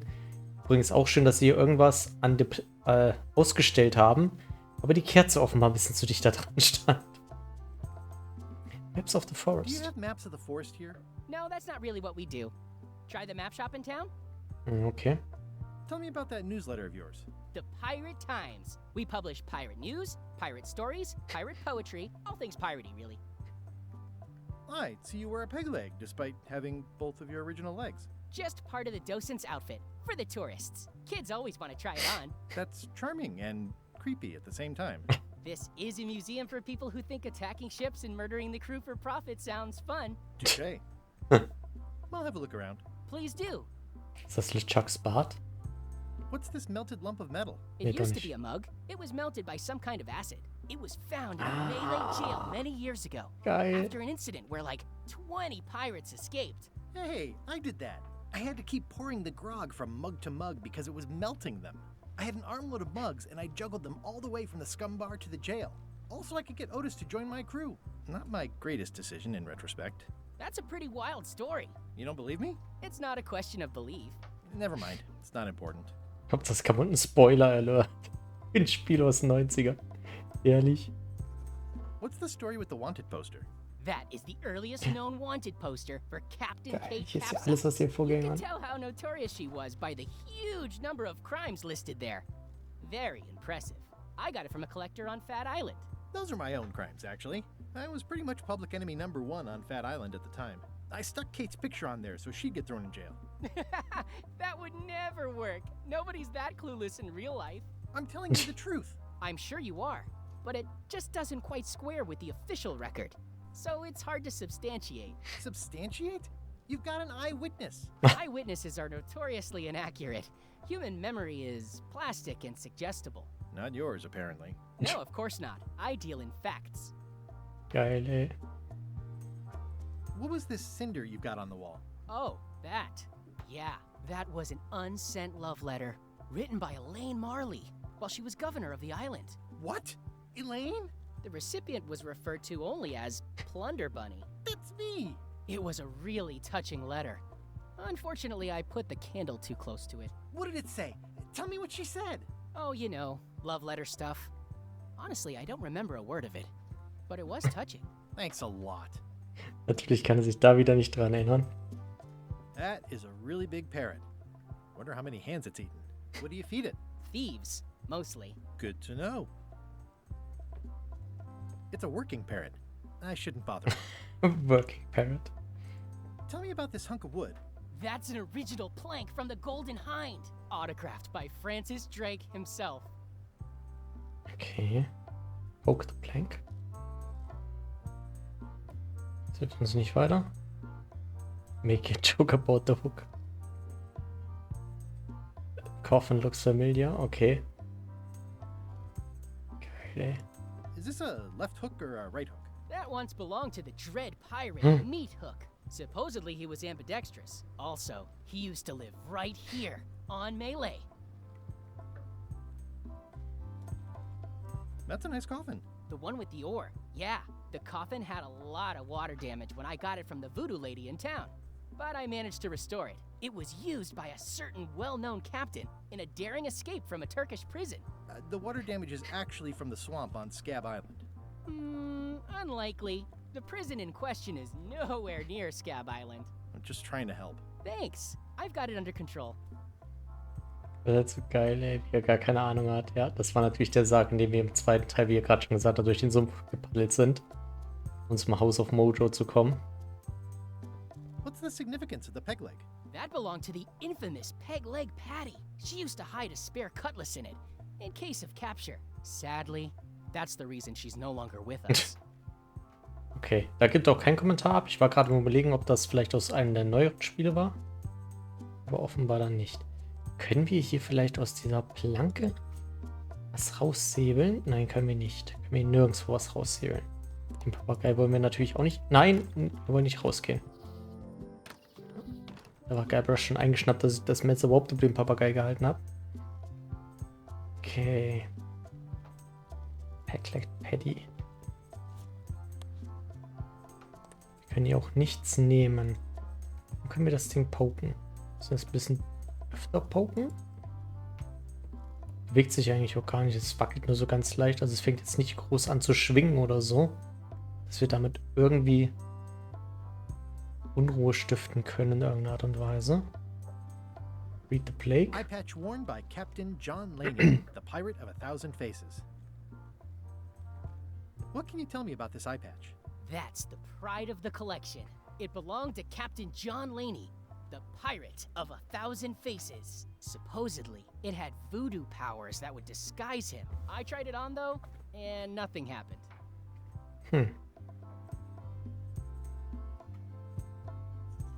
there's some very tiny writing on it. Aha. Guckt. Well, the numbers are a little clearer, but still too tiny to read. Okay. Das allein reicht also noch nicht. Interessant. Da brauchen wir also noch etwas, was das noch weiter vergrößert. Well, the numbers are a little clearer, but still too tiny to read.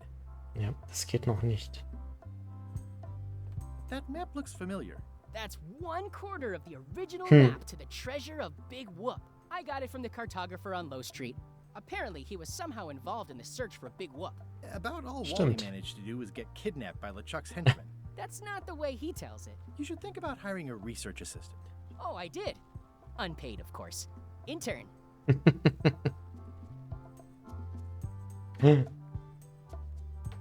How on earth do you have that note? Oh, yeah. That's very interesting. That was found tucked inside of a book at the Fat Island Library. It's the actual note left by the ghost pirate LeChuck when he kidnapped Governor Marley. I know what it is. The lookout handed it to me just before I finished my 3 trials. I was crushed, but undaunted. I gathered a crew and I sailed to Monkey Island to save her. Not that she needed it, as it turned out. Wow, man, you're really into this. I've got a role-playing group on Thursday nights. This is absurd. It's like this whole wall is stuff from my personal adventures, but somehow I'm not even mentioned in your stories. That's what's so great about this museum. Everyone makes their own connections with the exhibits, and it's highly personal and different for everyone. That's not what I'm trying to say at all. That's okay. You don't need to say anything. Just listen to what the exhibits tell you. Fine. Das zieht sich ja durch sämtliche Spiele bisher durch. Es hat ja niemand jemals Guybrush irgendeine seiner Sachen geglaubt. Tut ihm da schon echt leid. Okay. Enter the storeroom. Parrot food. It's cracker mix. Some assembly required. Okay, dann müssen wir wahrscheinlich wieder Wasser zufüllen oder sowas. Especially fortified for the healthy parrot diet. Okay. Aber er sagt uns jetzt nicht, was wir machen müssen. Na gut. Noch eine Trivia-Card. Schauen wir gleich nach. Alter Schwede, ey. In Curse of Monkey Island, how many monkeys watched the Shakespeare play? Wow, das waren viele. Aber das könnte alles zwischen 8 oder zwischen 6 und 8 sein. Das kann ich ja tatsächlich nachgucken, also ohne jetzt die Lösung zu gucken, sondern einfach in meinen BOD nachschauen und mal nachzählen. Den Spaß mache ich mir auch. Okay, krass, Alter, das sind aber auch Fragen. Holy shit, ey. Das hätte ich nicht gedacht. Wer zählt denn sowas? Das ist ja Wahnsinn. Irre. Ich hatte echt gedacht, dass als die ersten Karten so aufgetaucht sind, ja, da werde ich bestimmt irgendwie, nachdem ich so viel von den Spielen ja erst kürzlich gespielt habe, ja dann doch einiges lösen können. Aber meine Fresse, ey. Why do you have this big gear? It's from the Melee Clock Tower. Stolen during a pirate raid nearly 75 years ago. It was recently found at an inn on St. Martin, where it was being used to mill corn. I traded some old furniture for it that we had in the back room. Has anyone thought about putting it back in the clock? Nah. If the clock started working, it would only confuse people. Okay. Aber wir können ihn nicht über Carla ausfragen, was interessant und etwas Schlechtes für uns. Wir fragen ihn jetzt nochmal. Crossword puzzle. Okay. What's a 6-letter word for pirate? Pirate. Okay. Okay.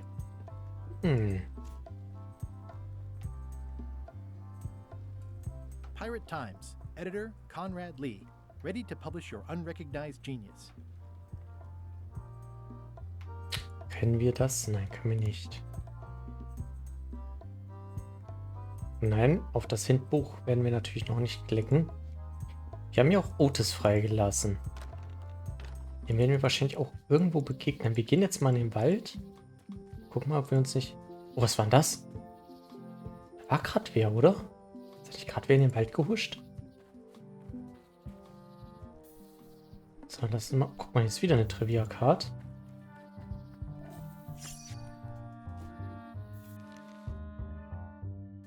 Wo ist die Owner of Club 41? What? I don't know. So, können wir hier irgendwie... Collect the sample. Gotcha, you pointy little tricky fight. Sag mal, Fear the Carnivores. This is a plant with a bad attitude, and enough pokey parts to back it up. Okay, nicht unbedingt das, was wir suchen, glaube ich. Von wegen etwas für den Mob. I'll treat myself to a purple flower. I hope I don't get tossed in jail for this. It looks pretty and smells wonderful. Gucken wir, was wir sonst noch hier so finden in dem Wald. Das ist eine Schlange, das ist ja cool. Ich bin mir jetzt mal gar nicht gesehen, falls sie da schon war. Können wir Mushrooms slicen? I can't stand mushrooms. Habe ich mir schon gedacht. Das haben wir schon, das haben wir schon. I'm hopelessly lost. Ja, das habe ich mir schon gedacht. Wenn wir hier lang mal gehen, kommen wir wahrscheinlich gleich bei raus, ne? Ja. Okay, dann müssen wir vielleicht Wally mal nach einer Karte fragen. I'm hopelessly lost without a map. High Street. Achso, das ist die falsche. Aww, this is where I risked. Also, the windows need some.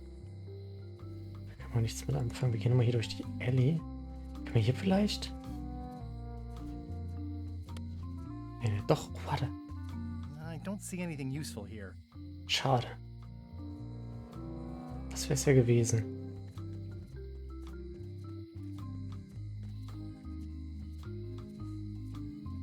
Das hat ja eben auch nicht geklappt, ne? Nee, da geht gar nichts. Okay. Sprechen wir mit Wally. Das ist noch ein Monokel. Better to have one for each eye. If you say so. Können wir die jetzt miteinander kombinieren? If one monocle is good, two is better. Interessant. Das ist aber jetzt ein Rätsel, das will ich mal ganz kurz anmerken. Das finde ich aber nicht toll. War ich noch nie ein Fan von meinen Point-and-Click-Adventures. Items irgendwo hinpacken. Neue Items, wo man eigentlich schon war. Weil da muss man wirklich alle Sachen mal wieder abgrasen. Ich meine, hier ist es schon fast wieder witzig, weil er das halt nachfüllt. Das ergibt ja irgendwie Sinn. Weil er sagt, das sind ja quasi so seine Visitenkarten gewissermaßen. Aber trotzdem finde ich das nicht so geil. Hoffen wir mal, dass das nicht so oft auftaucht. Hey, Wally. Weil da dann alles zu finden, ist schwierig. So, ach so, und er braucht, um Karte für den Mob-Tree zu machen, braucht er ein Stück Holz. Bye. So kriegen wir kein Stück Holz, einfach so. Können wir ihm sowas geben? Ne, das geht nicht, ne?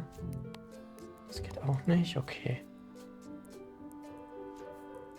Aber jetzt können wir wahrscheinlich die Dingens ablesen. Die Bezeichnung von, also die Seriennummer von dem einen Schloss, weil jetzt haben wir ja 2 Monokel übereinander gepackt. Können wir hier was ausschneiden? Nee. Ich dachte gerade, weil die ein bisschen nach Holz aussieht. Ah, wartet mal. War nicht diese Möwenstatue aus Holzchen? Oh, hier ist auch wieder was Neues. Clean looking pirate. Hi. Are you my waiter? I want the excellent dish I had at the governor's mansion last week.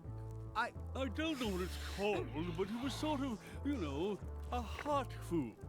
Yeah, but I'm not. It had ingredients in it or something. I'm not your waiter. I already told your incompetent cook this, but he still hasn't brought me my dinner. I don't work here. I'm not a waiter. Hop to it! Right away, sir. Okay, fancy candy. Fancy. Kann man damit dann was machen? Durchschneiden? Nein.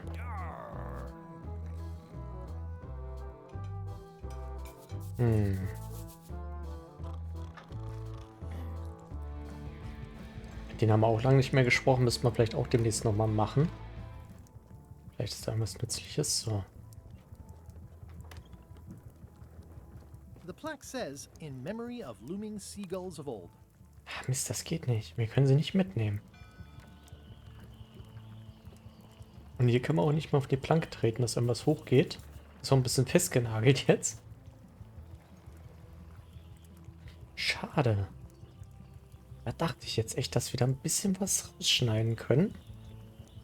Da müssen wir vielleicht einfach versuchen, was aus seinem Mob rauszuschneiden. Stay away from my mob. Verdammt. Ah, warte mal, wir gehen auf den... Oh, you look like the health inspector tasted your stew. Or you did. Worse. Marlin is here. Who? The customer Ah, I have nightmares der about. Typ. Restaurantkritiker, He's the hä? only importer of yak fat on the island, so I need to keep him happy. Ach so. But he makes that impossible. Today he wants me to make him a dish that he ate last week at some kind of event at the governor's mansion. But of course he doesn't remember what it's called or know what's in it or even remember what color it was. He says he thinks it has ingredients in it. I don't have the slightest idea what to make. Okay. Ooh, where did he say he had the dish he wants you to make? At the governor's mansion. It's probably some exotic, weird-tasting thing from a swanky cookbook. War das nicht auch ein Kochbuch? In der Governor's Mansion? Boah, das... Langsam häuft sich das alles. Krass, ey. If I brought you a recipe, could you make it? Of course. I'm a cook. See the hat? Oh, look behind you! A three-headed monkey! I do know a great stew recipe for monkey heads, but I can't think about that right now. Okay. I'll see what I can find out. Thanks. Okay. Das hilft uns also auch nicht weiter. Wir können nicht an den Mob ran. Vielleicht, wenn wir ihm bei dem Rezept helfen, dass er dann das Zeug, also das Gericht dann rausbringt und dann mal kurz aus der Küche verschwindet. Ich kann mir vorstellen, ein paar von den Zutaten ist vielleicht das Zeug hier schon. Es baut jetzt so alles aufeinander auf. Quatschen nochmal kurz mit denen. Are you sure I can't persuade you to back my expedition to Monkey Island? Let's pretend I was really considering this. What sort of pirate qualifications have you got, exactly?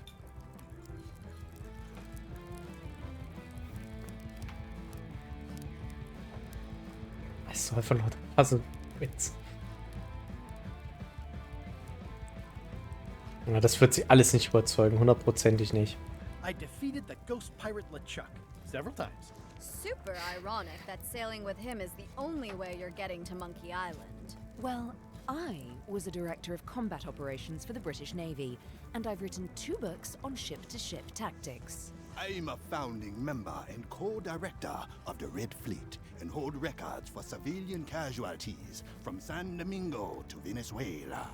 I'm an expert in 17 forms of hand-to-hand combat, 3 of which I invented. I served with Bellamy, Teach, and Roberts before they each met an untimely end that I might have had nothing to do with. Just so you know, this is the kind of resume we expect. Oh. Okay, wir sprechen nochmal mit ihnen. Are you sure I can't persuade you to back my expedition to Monkey Island? Yes. Okay. Hilft also auch nicht, sich durchzuraten. Der Typ wird uns ja nichts weiter mehr sagen können. Liegt da nicht auch noch eine? Nee. Sieht immer aus, als wäre das auch eine Trivia-Karte.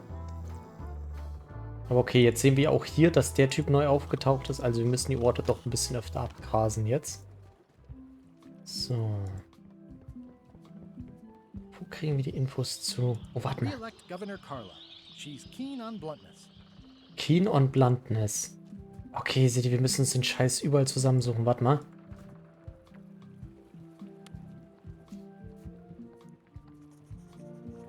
Dear Carla.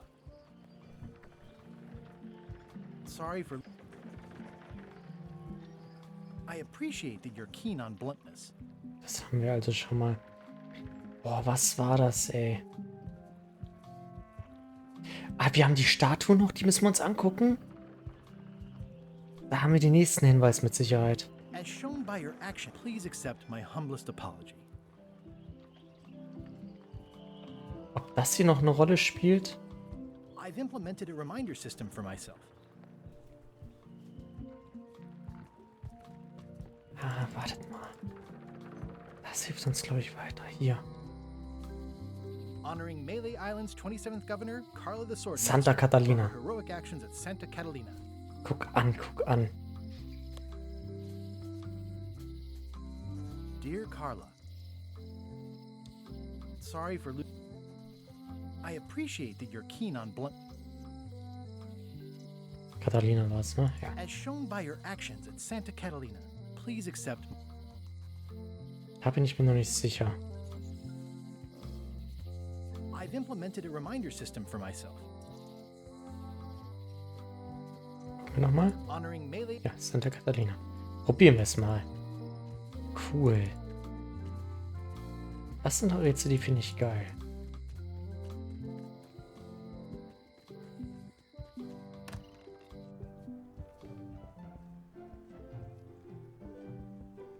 Hilft uns das hier noch irgendwie? Ugh, looks like Carla wasn't too keen on. Nee. Probieren wir es mal. This is for you. Dear Carla, I'm impressed, Guybrush.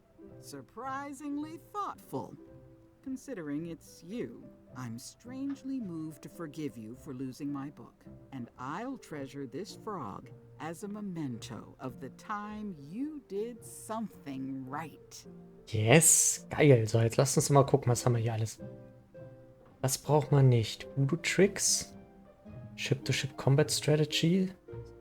Vielleicht können wir das irgendwie nutzen, um ihr das Wort im Mund rumzudrehen. Der Captain Madison, aber jetzt erstmal noch nicht. Ingredients? Ah. The Big Book of Treasure Maps.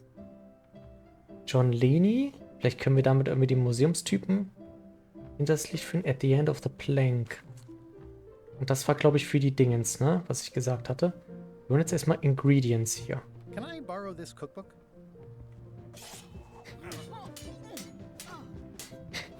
You cook like a cow. That's why I need the cookbook. Oh, all right. I was upset after you lost the last one, but you seemed genuinely sorry, so I guess I'll give you another chance. Thanks. I won't let you down. I'll definitely return this. Sehr schön. Mal gucken, wir dürfen uns wahrscheinlich aber nur eins ausleihen, oder? Can I borrow this book? One book at a time. I only trust you so far. Was ist da? Okay. Dann bringen wir das jetzt mal dem Koch. Ich wette, das führt zur nächsten Puzzlekette, dass wir dem jetzt dann die Zutaten bringen müssen.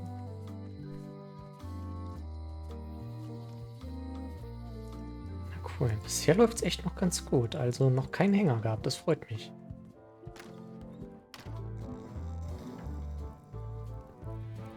Ach, die Musik ist auch so toll hier. So. Ingredients. It's a cookbook. It has 4 stars, but it looks like they're for difficulty. I found this at the governor's mansion. Aha! The mystery dish must be in there. Genau. I have no idea which one it'll be, so I'll just have to make them all. I'd better get to work. Thanks, Guybrush. This will be excellent. Jetzt ist er abgelenkt. Ja. Und weiter geht's. Okay. Wir müssen die wahrscheinlich dann später irgendwann. Oh, wir können uns noch das Feuer angucken. Nice and hot. Wonder how long I could stand here before bursting into flames. Before bursting into flames. Das klingt wieder wie so ein Easter Egg. Wir können eh nicht 100% sterben. Wir bleiben mal kurz hier stehen. Immer so einen Moment. So, ich gucke mal auf den Timer. Eine Minute. Währenddessen kann ich auch kurz vor mich hin philosophieren. Oder vor mich hin nachdenken. Wir bringen jetzt den Splitter zu Wally. Dann macht er uns hoffentlich eine Karte, mit der wir dann den Baum finden. Und dann können wir den Mob herstellen. Dann haben wir schon mal ein Ding, was wir brauchen, um aufs Schiff zu kommen. Die Augenklappe können wir uns als nächstes angucken. Da müssen wir sowieso in den Wald. Also das Schloss bei der Augenklappe. Genau. Das sieht doch eigentlich schon alles ganz gut aus, würde ich sagen. So, und hier passiert offenbar nichts. Er hat sich jetzt sogar genervt umgedreht. Vielleicht müsste man auch ziemlich lange da stehen. Ich will es mal nicht übertreiben. Okay. Gut. Auf zu Mr. Wally. Vielleicht können wir uns sogar noch einen Monokel mitnehmen. Ne, dann sind 2 alles.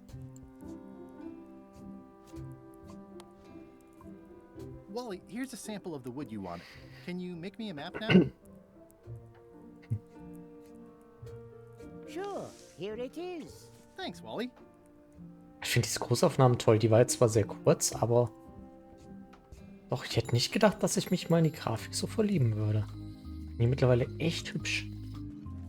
So skeptisch. Gerade so mit diesen Großaufnahmen, die sie ja zum Teil auch in dem ersten Teil hatten und auch ein bisschen im zweiten. Das finde ich wieder ein sehr, sehr schönes Detail.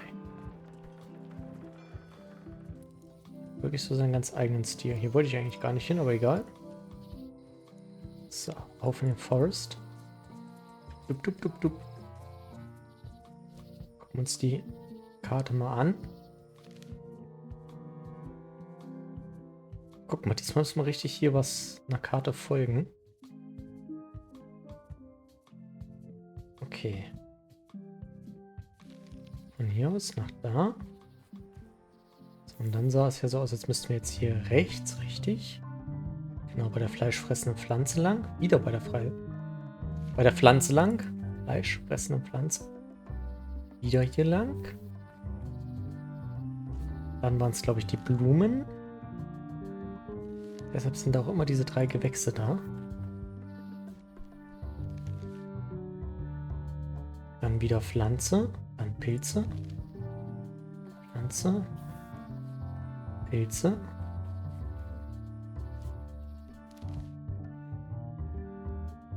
Und Blume.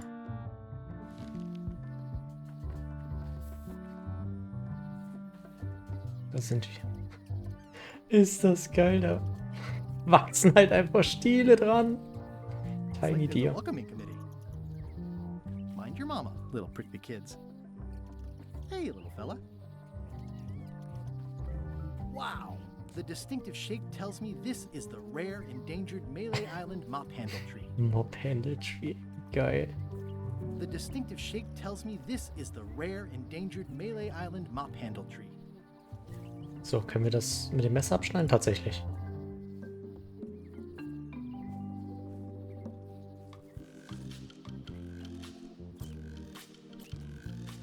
Several hours later, ja.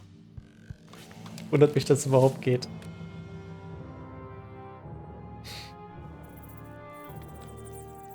Hat jetzt den ganzen Baum gefällt? Nein.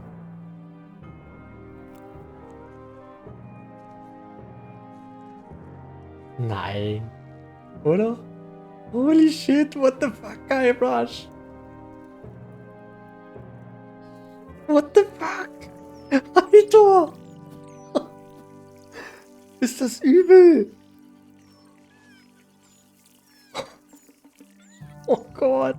Hey, little dear. Alter Schwede. Also so Gags haben sie ja noch nie gemacht. Das ist ja übel. Du Arschloch. Alter Schwede. It's probably time for them to fly south. Leck mich am Arsch. Das habe ich nicht kommen sehen. I must have startled them while I was whittling. Some animals are quite skittish. I must have startled them while I was whittling. Some animals are quite skittish. Alter Schwede, ey. Wir haben ja schon viel Chaos in unseren Wegen angerichtet. Another resource has given its all in support of my personal goals. Ach, It's what nature is for. Das ist wirklich übel. Es kam mir halt schon so komisch vor, dass das schon so Disney-mäßig war mit diesen ganzen friedlichen und glücklichen Tieren. Alter Falter. I'll take a shortcut back. Many hours later. Guter Shortcut. Oh Mann. I carved it myself. Das können wir wahrscheinlich... I made 'em up. Das habe ich mir nicht schon gedacht. It's a single perfect instrument that I will keep and use for a lifetime. Wie übel, ey. Da komme ich echt gerade nicht drauf klar. Was für eine üble Wendung, ey. Den ganzen Wald verschandelt. Ah, crystal clear. I'll just write that down. Okay, wir müssen dann noch irgendwie die Cracker anfertigen. Aber wir haben, glaube ich, noch keine Ecke. Doch, in dem Knast lief Wasser, ne? Wenn wir wieder Wasser brauchen. Da war doch schon wieder was, wartet mal. Was da irgendwie in den Wald abhaut, oder? Ach, das ist ein Reh. Zack, und weg ist es. Von Hirsch, was auch immer. High Street. Wenn es wieder ist wie im ersten Teil, brauchen wir nämlich Wasser für den Cracker-Mix. Das geht nicht. Ja, viel Spaß mit den Spiders. Hi there. Hi there. At the end of the plank. My mother's. Please don't touch it. So, nächste Ding. Can you make me a key from this serial number? Sure. This will be for a high-end display case. You a collector? Yeah. Stamps.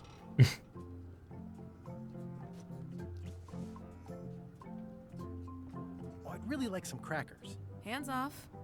Those are my last crackers. Ah, vielleicht muss ich ja einfach das Ding hier geben, ne? Cracker Mix? I found some cracker mix.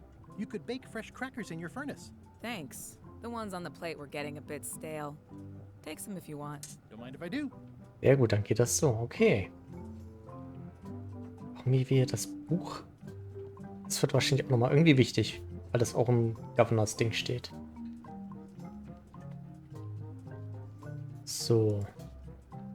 Probieren wir erstmal, ob wir an die Dingens kommen. Oder ist es vielleicht auch wirklich nur das Kochbuch, was wichtig ist? Das könnte ich mir natürlich auch vorstellen.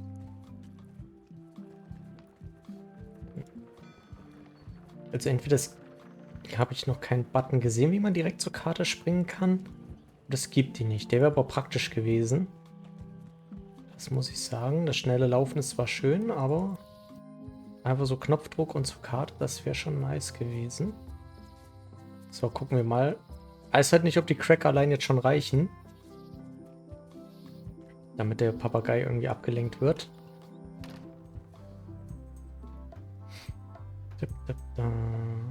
Erstmal mal das Ding hier auf.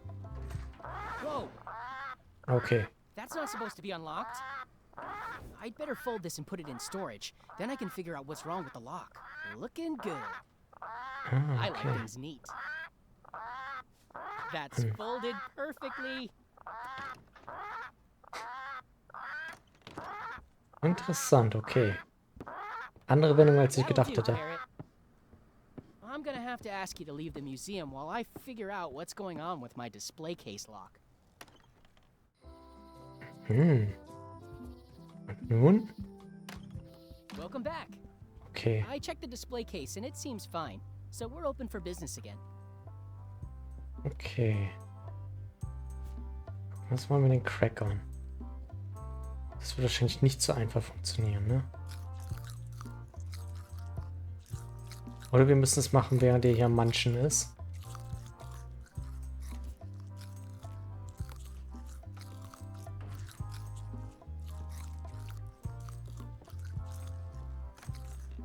Das war einfacher, als ich gedacht hätte. Meanwhile, the Menschen, okay. What do you expect me to do, Elaine? Issue a proclamation? Of course not, Carla. We'll need to generate public support. I'm working on that. People around here don't like any kind of restrictions, even if it's for their own good. But we can put a requirement on ships traveling to the north. There's already a customs check, so the infrastructure is all in place. Well, it's a start. Scurvy's a big problem. Let's do all we can. Agreed. I've come a long way. Is there anything else on the agenda? Coffee? Okay. So, wir haben jetzt die Augenklappe und den Mob. Haben wir doch eigentlich alles. Gucken wir auf die To-Do-List. Make a map, solve problem. Sieht gut aus.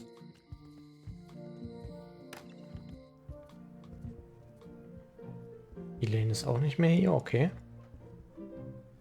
Wir können das Buch wieder nicht zurückbringen, ne?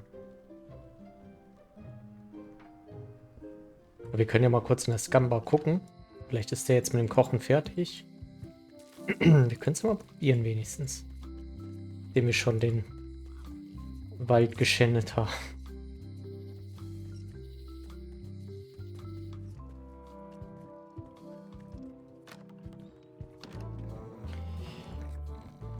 Okay, aber er hat noch nicht fertig für ihn gekocht. Dann wird es wahrscheinlich nicht gehen. It's Carla's copy of Ingredients. Are you done with the cookbook? I'd like it back. I'm still using it. Okay, so viel dazu.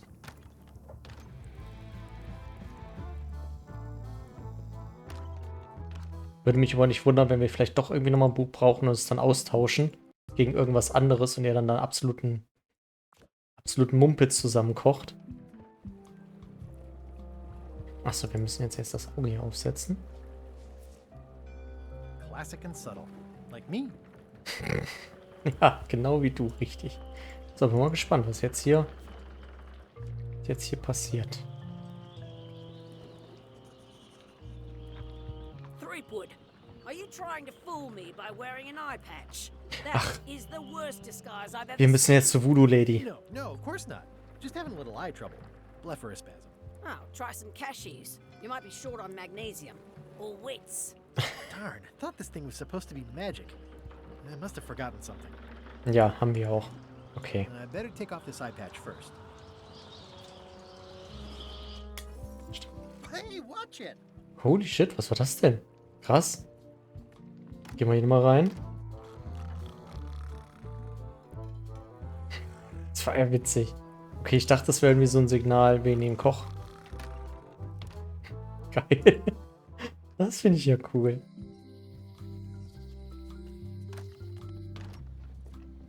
Okay, dann braucht sie jetzt wahrscheinlich noch ein paar Ingredients hier irgendwie. Can you fix this? Ah, the famous eye patch disguise of John Laney.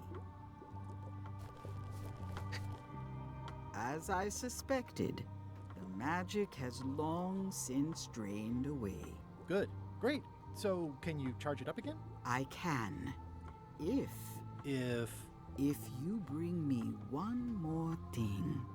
A particular charm of great power.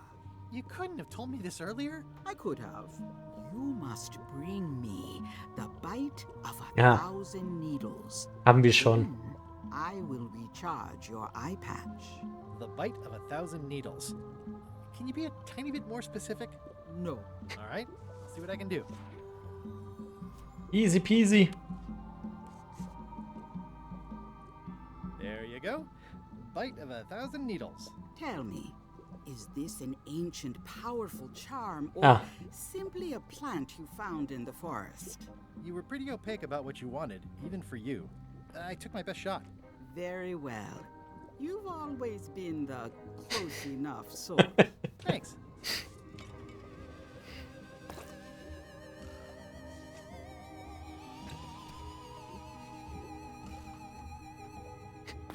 Come, spirits of deception and death, drink your rejuvenation and awaken.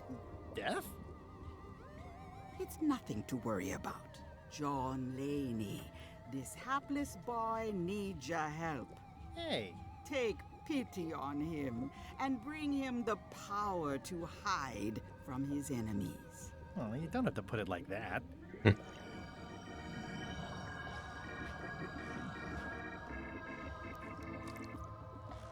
That's it? Unless you want the extended service warranty. No, thanks. I'm not a sucker. What do I owe you? Maybe try it on first, before we discuss payment. Oh, jetzt bin ich mal gespannt. Well, how do I look? Bestimmt völlig lächerlich.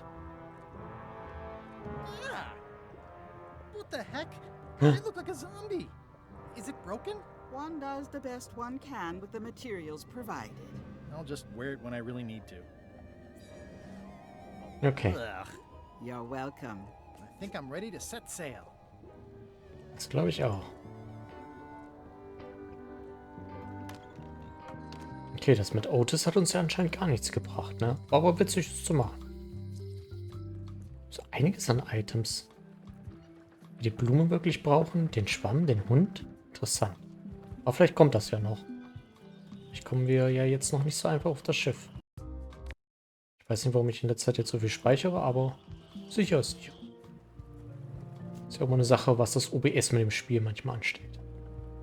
So.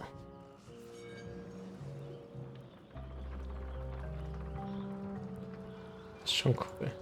Aber ich hätte ehrlich gesagt, er verwandelt sich in irgendeinen absolut lächerlichen Charakter. Aber na gut, wir passen so natürlich hier schön zur Crew. Hi there. You must be the quartermaster. Yep, you look like a guy without many options. I need a swabby. It's BYOM. So, show me a decent mop and the job's yours. Okay. Easy peasy. Haben wir auch schon. How's this for a mop? Let's see. Stick, tangle a boat line. Smells like seagull droppings. Eh, good enough. You're hired. Great. We'll be getting underway soon. Why don't you come on board and I'll introduce you to the crew. I'm excited to see my stateroom. When's a good time to discuss the benefits package? Oha. Threepwood's on LeChuck's ship. He's got some kind of disguise. From the bargain bin, it looks like. So what? You don't think this could be a problem? We didn't plan for him. I hate not knowing what's going on. Mhm. I should have taken him out the minute he walked in here. Don't worry, we'll know what's going on. Yeah? How? I've got a spy on board the ship. Mhm. Guck mal an. Wahrscheinlich, oder offenbar ist LeChuck hier nicht der einzige Bösewicht in dem Spiel. Vielleicht müssen wir uns hier sogar mit ihm zusammentun. Bin gespannt. Da fährt uns sogar schon ein Schiff hinterher. Ist aufgrund der lila, rosa, pinken Segel, was auch immer, irgendwie ein bisschen nach Elaine aus. So once you were on LeChuck's ship, you turned the tables on them. You whipped out your sword and said, "I'm your captain now. Take me to Monkey Island, or you'll all walk the plank." More or less. The name's Gullet, but you're not to call me that. To you, I'm the first swab, and I want to hear the capital letters when you say it. Capital 1. Got it. And this is the old. You'll be spending a lot of time down here. I thought we'd have a union or something. How much time is a lot of time? All of it. You work here, you sleep here, you take your meals here. Forget the world you knew before. This hold is your world. The hull is your ground. The deck is your sky. And I am your deity of choice. A cruel and vengeful deity. I only have one simple rule. You are not to leave this hold under any circumstances. Any questions?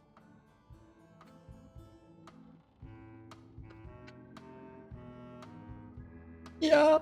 Can I leave the hold? No! Where's my bunk? You might be all right inside one of the crates. Otherwise, be sure to cover your eyes. The chickens like to peck. But it's probably safest if you don't sleep at all. The chickens have their ways. What's for dinner? Oh, we'd like a bit of dinner, would we? Well, perhaps we can arrange a bit of roast duck under glass for your majesty. But seriously, learn to catch rats. You can drown them in your mop bucket. They make their own sauce. What if I need to, you know? Use the porthole. Don't get anything on the ledge outside, though. I hate an unsightly ledge. What happens if I leave? I said you're not to leave under any circumstances. Well, I know, just hypothetically. What if I did? The worst punishment you can imagine. Which is? I throw you back down here. Nothing's worse than this. Ich glaube übrigens, er hat einen Korkenzieher in der Brust stecken, oder? Sieht zumindest ein bisschen so aus. What am I supposed to be doing exactly? New recruits. You're all thicker than the chickens. Is that the whole answer? You're supposed to be swabbing. I want this hold sparkling, as if it was clean. Now, get to work. Was hat er uns hingeschmissen? Fett? Pirate's life for me. Ja, smell the grease. I think it's chicken grease. I hope my roommates don't get upset. No way am I picking that up with my hands. Get to work. Swab up the grease. Looks like you missed a spot. Okay, verstehe. Swap the chicken feet. Okay, guck mal, damit machen wir hier irgendwie alles. Take a break. Wir alles irgendwie einsauen. Watermaster an Game. inspirational instructional pamphlet that I'm supposed to carry around and read. Oh, fine, take it with me. Alter Schwede.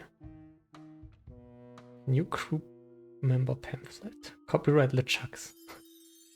Betray. Get inspired. Follow LeChucks lead. Betray trust. Throw tantrums. Commit fraud. Overstay your welcome. Bear false witness. Destroy the beloved. Destroy the beautiful. Threaten bodily harm. Commit bodily harm. Murder those who get in your way. Dance from the book in LeChuck way. Get to work. Don't get fired. The ship is enchanted to be unboardable by anyone but her crew. That includes you. Don't worry about it. Unless you get fired, then worry. Okay. Admire the view. Can't see much through this thing. Aufmachen können wir es nicht. Guck mal, wir haben die Blume jetzt auch verloren. Was ein klares Zeichen ist, dass sie halt unnütz war. Das Spiel geht halt auf Nummer sicher. Also wir haben jetzt alle Items, die wir brauchen, haben wir auch. Den Stift können wir irgendwie hoch. The rest of my gear is in there. I hope it'll be safe down here. It's probably fine. Okay, also wir können das hier nicht, nein. Nicht in irgendeiner Art und Weise kaputt machen. Business Card. More chickens? Gucken wir, was drin ist. Da ist er. Murray? Indeed, I am Murray, the all-powerful demonic skull. But you have me at a disadvantage, withered zombie man. Have we met before? Ah.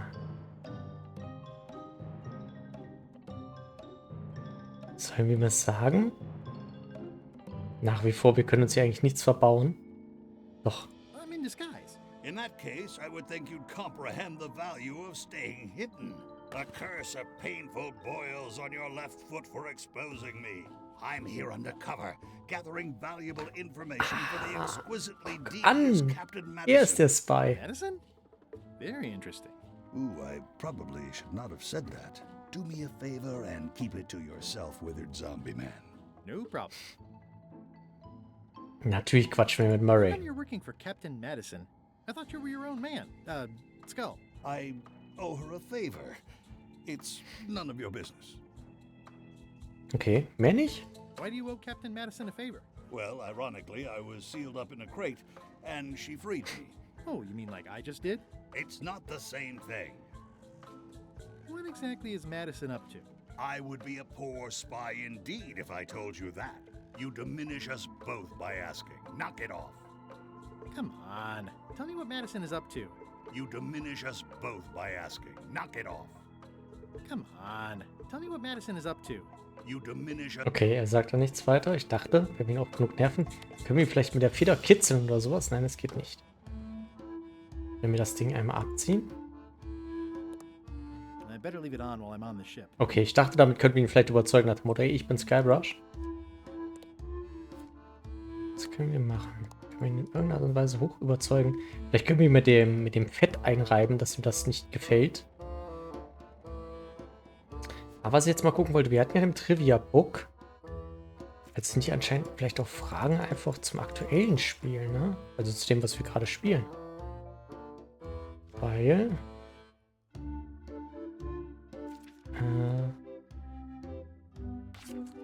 hier. Underhold. Und Cross.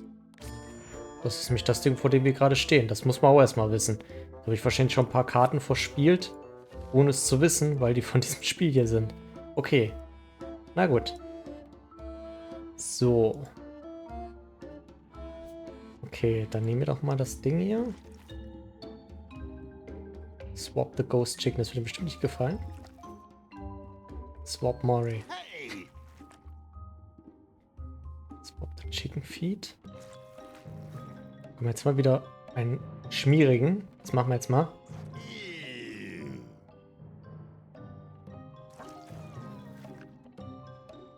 Swap the Porthole. Ah ne, das ist jetzt... Was macht er jetzt? Swap the Floor.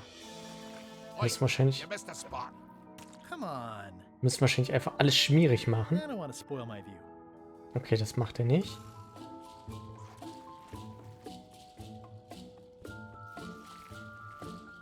Achso. You missed a spot. Is that your catchphrase or something? That's disgusting. Das hilft uns nicht weiter, leider. Wir machen hier einfach alles sauig. Looks Kriegt like you er missed a spot. bestimmt die Krise, der Typ irgendwie dann. Get some new dialogue.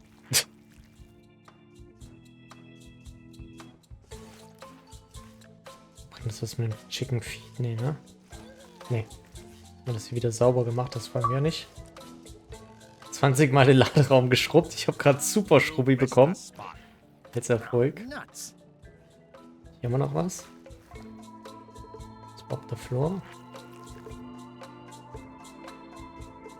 Was haben wir sonst noch? Ah, da sind Schrauben dran, Leute. Okay. Wir machen hier trotzdem alles dreckig. You missed a spot. Oh, nuts. Können wir auch die Leiter? Nee. Take a break.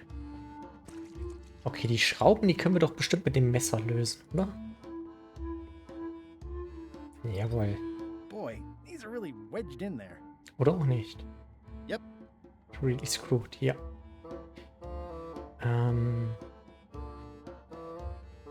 Jetzt können wir noch kein Business Card. Nee, ne? Die ist nicht robust genug.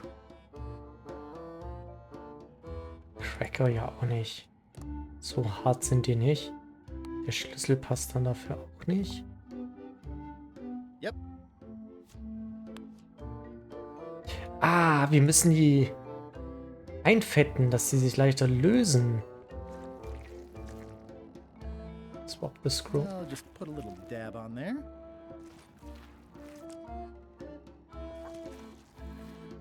Na, guck mal, müssen wir gar nicht überall machen, offenbar. Denke ich mal, weil das Fett jetzt eben nicht verschwunden ist. Wir werden es ja gleich sehen. Jawohl. Nummer 1. Nummer 2. Jawohl. Driving rain and crashing waves. Perfect sailing weather. Wir sprechen nochmal mit Murray zur Sicherheit. Come on. Tell me what Madison is up to. You diminish us, but Ne, macht er nicht. Ich ihm Schraubengeber? Nein. Achso, ich wollte eigentlich durchklettern. Perfect sailing weather. Aber wir müssen erstmal noch. Wir werden jetzt mal gucken, was passiert, wenn wir da rausklettern wollen. Da wird er uns wahrscheinlich direkt aufhalten.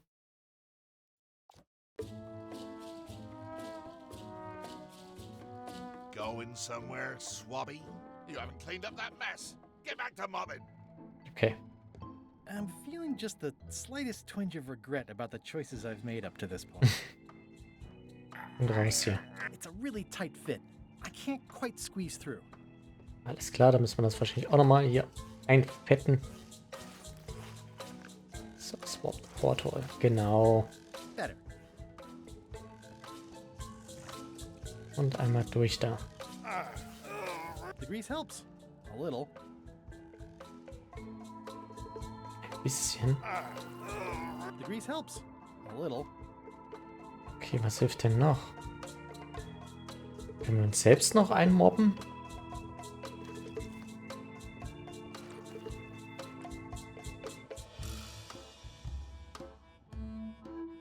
Oder mit Mob jetzt? Nee. The grease helps. A little.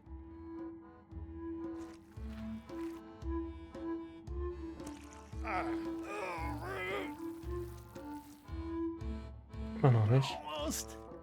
Okay, wir brauchen also noch mehr. Interessant.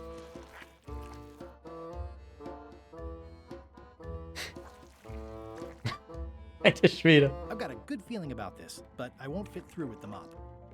Okay. So guter Mob. Auch eine Art von Rätsel, die ich eigentlich nicht ganz so toll finde, wenn man Sachen mehrmals hintereinander machen muss. Genau das gleiche. Da kann man sich sehr schnell mal irgendwie vertun und denken, das wäre doch nicht die richtige Lösung. So, wir können einmal in die Richtung und einmal hier. Okay. Coole Ansicht, aber auf jeden Fall, wie riesig dieses fucking Schiff ist. Guckt euch das mal an. Das ist ja Wahnsinn. Wahnsinn ist das. War das gerade? Das sind Skelettfische, das ist ja witzig. Piran? klein This one bin. doesn't open. Okay, das geht schon mal nicht. Hier ist nicht mehr. Oh, warte mal, hier unten haben wir es. Check out the rudder. 8 Minuten. Geil. 8 Minuten Timer. That's a big rudder. Okay, können wir damit irgendwas machen? Ich wüsste noch nicht, was Schrauben. Da wird man wahrscheinlich noch nichts machen können. Ich wüsste jetzt zumindest nicht, mit welchem unserer Items. Gehen wir jetzt wieder zurück.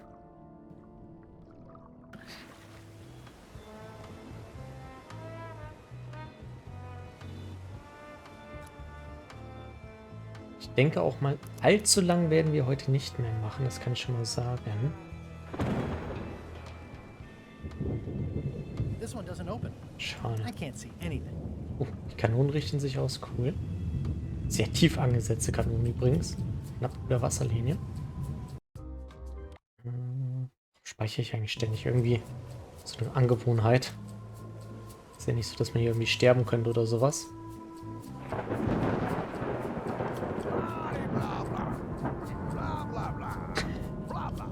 Das ist ja geil. Das klingt nach LeChuck, oder?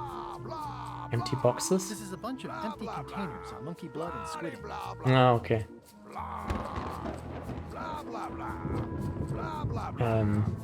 Ja, von wegen, wir machen heute vielleicht nicht mehr allzu lange. Aber wir machen heute nicht mehr allzu lange. Ich will das Spiel auch nicht durchrushen. Ne? Wir sind heute eigentlich ganz gut weit gekommen. Wir haben uns eigentlich jetzt an keinem Rätsel besonders lange aufgehalten.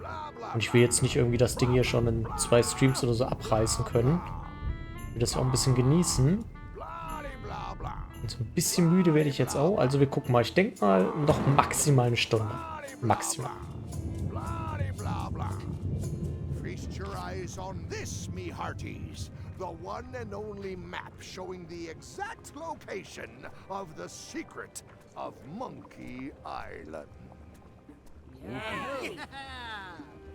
The map will be kept in my cabin. No one is to touch it or disturb it in any way. Now, before we can follow the map, obviously we must make our way to Monkey Island itself.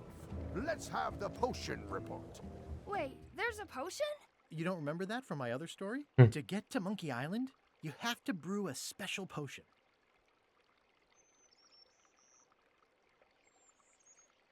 Ach, das ist ja witzig. Wir fragen ihn das. Also wir sind jetzt hier wieder der Sohn und fragen Guybrush danach. Will nur mal kurz auf den Sprecher von der Chakra zurückkommen. Wir haben schon beim ersten Mal, als wir ihn gesehen und gehört haben, schon angemerkt, dass ihm irgendwie nicht ganz so gefällt. Und das ist mir schon bei dem ersten Mal aufgefallen, wo wir ihn gesehen haben. Und jetzt auch wieder, wo er gebrüllt hat, dass niemand die Karte da anfassen darf und in sein Quartier geht und so weiter. Da hat der Bildschirm so richtig gewackelt nach dem Motto, wie hart er brüllt. Aber der Sprecher hat eigentlich gar nicht wirklich gebrüllt. Der hat eigentlich ein bisschen lauter gesprochen, aber da fehlte mir so ein bisschen dann doch der Zorn in der Stimme, muss ich sagen. Das hat irgendwie nicht so recht zusammengepasst, dass da der Bildschirm wackelt, obwohl er eigentlich nicht viel anders als vorher geredet hat. Das, finde ich, wäre ein bisschen besser gegangen. Winzige Kritik und Kritik auf hohem Niveau, aber das muss ich trotzdem mal loswerden. So, had both been there before. Stimmt, da ist was dran, aber ich glaube, das hat hier eigentlich gar keine Rolle gespielt in der Monkey Island Lore. Ne? Das war ja nicht hier wie Tortuga bei Flug der Karibik. Wir sagen es aber trotzdem mal. But you and LeChuck had both been there before. Why couldn't you just sail there? It doesn't work like that. You have to make the potion every time. Ja, seht ihr? Genau. How does the potion work? How does the potion work? I don't know. Nobody does. It's magic. It just helps you find Monkey Island. Geil. Super Erklärung. What's in it? Oh, das würde ich vielleicht sogar noch, wenn es Multiple Choice ist, noch rauskriegen. Aber vielleicht verrät es uns einfach so. What's in it? Oh, let's see. It's got squid ink and monkey blood and a pressed skull. I definitely remember that. Also cinnamon and brimstone. Ja. And some coloring and preservatives. Oh, Ja. and a live chicken. Stimmt. But listen, you shouldn't worry about this yet. Wait till you're 12 or so. Okay, I think I got it. The potion is nearly finished, Captain.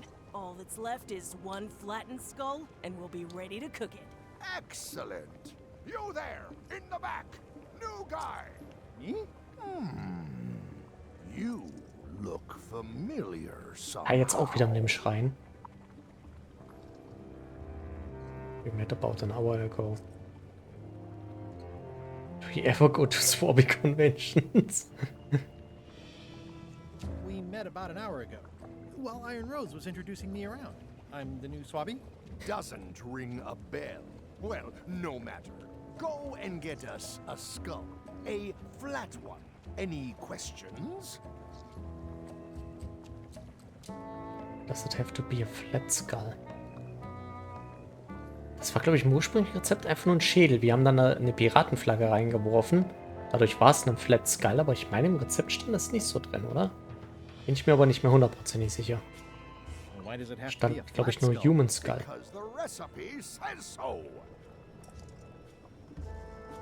Okay. Where should I look for a skull? That's your problem. Da seht ihr, was ich meine. Das ist... Er redet nicht wirklich lauter als Guybrush, aber es soll wie Brüllen wirken. Can I have a raise? Oh ja, wir ärgern ihn mal ein bisschen. Can I have a raise? Sure. Straight into the rigging, where you'll hang by your ankles for the next few years. Got it? Never mind. Yeah, you get used to it. Ach, der hängt ja hier auch. Das ist ja geil. Habe ich ja jetzt erst. Aber... Do we need a skull? Er wird wahrscheinlich auch wieder aufs Rezept zurückkommen. Why do we need a skull? To finish the voodoo potion. We just went over this. Okay, mehr können wir nicht fragen. Okay, I'm on it. One skull. Flat. Be quick about it then. Meeting adjourned.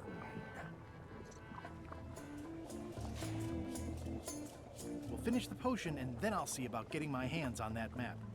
Okay. Passagerierkarte. Gucken wir uns gleich mal an. What's the name of the fish store? Was für Fish Store? Kennen wir auch noch nicht. Ist das Ding loaded? Looks like it's empty. Oh, schade. Fire in the hole.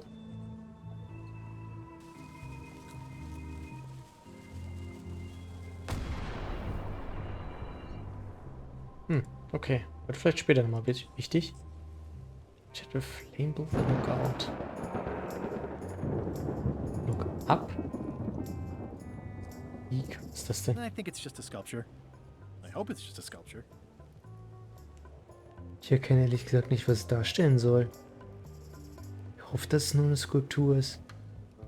Sie müssen aus wie so ein typischer Halloween-Geist. Wie so ein Papiergeist, vor dem sich Arthur Spooner erschreckt hat. Ja, vorher hatten wir ja die Piratenflagge. Da können wir wahrscheinlich nicht rauf, weil er uns das bestimmt nicht lässt, ne? There's nothing you need up there, new guy. Ja, doch. Ich glaube schon. Wir sprechen mal mit ihm. Shouldn't you be up in the crow's nest doing lookout stuff? The best show is down here. I want to see if you screw up this thing with this girl. Geil, ja, französischen Accent. Can I check the crow's nest for a skull? There's nothing you need up there. Any ideas for where to find a skull? I'm really more of a watcher than a helper. What's it like working for LeChuck? I can't complain. Really? It's in the employee handbook. No complaining. You'll live longer if you remember that, new guy. Geil. Okay.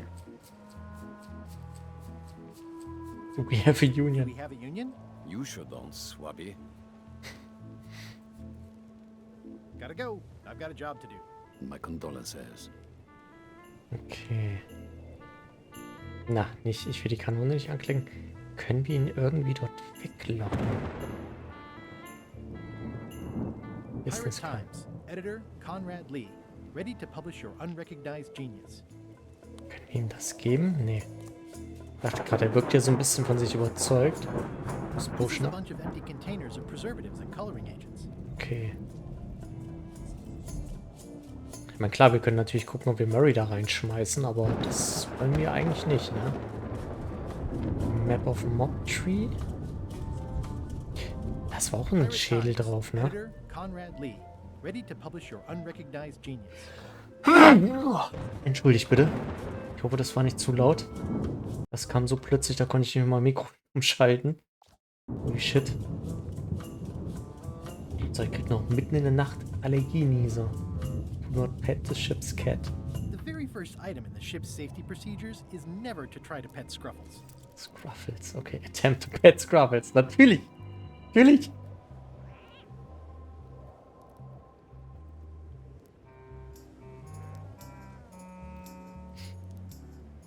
Können wir ihn irgendwie noch weiter ärgern? Keine Sorge, ich werde nicht das Messer ausprobieren. I shouldn't ring this right now. Now's not a good time to attract attention. Okay, read the Top sign. deck schedule. 1 bell, crew voting. 2 bells, LeChuck shouting. Okay. Haben wir sonst noch was? Okay, vierter Warmth. Toasty.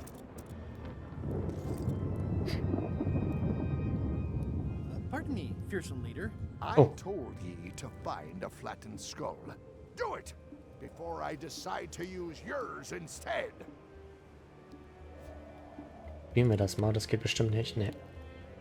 Sonst probieren wir gleich mal bis unten ins... Einfach in den Topf schmeißen können, aber das bezweifle ich ja. Climb to Crow's Nest. Ne, geht nicht. Halt, Moment. Aber wir können hier Look Up machen. The crow's nest is up there. Okay, aber wir sehen es nicht. Ich dachte, die Kamera geht dann vielleicht hier nach oben. Alles klar. Gucken wir mal weiter. Into the ship. Da waren wir auch noch nicht, ne? Okay. These open plan offices are all the rage now.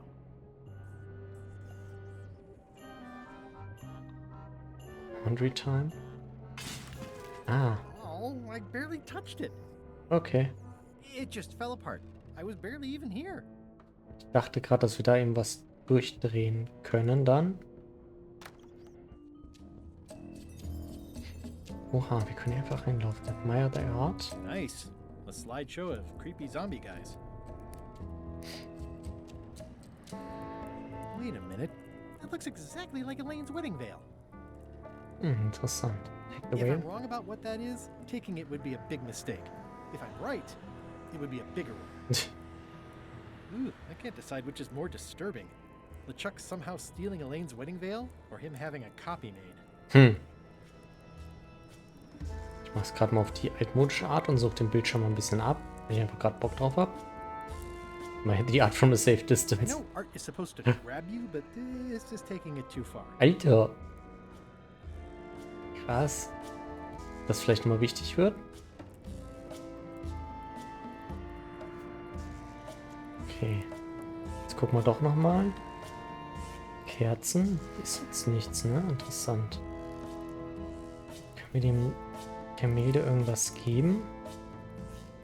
Das könnte auch sein, dass wir da dann irgendwie den Schädel einfügen müssen. Nach dem Motto, wenn er im Gemälde ist, wird er ja flach dann.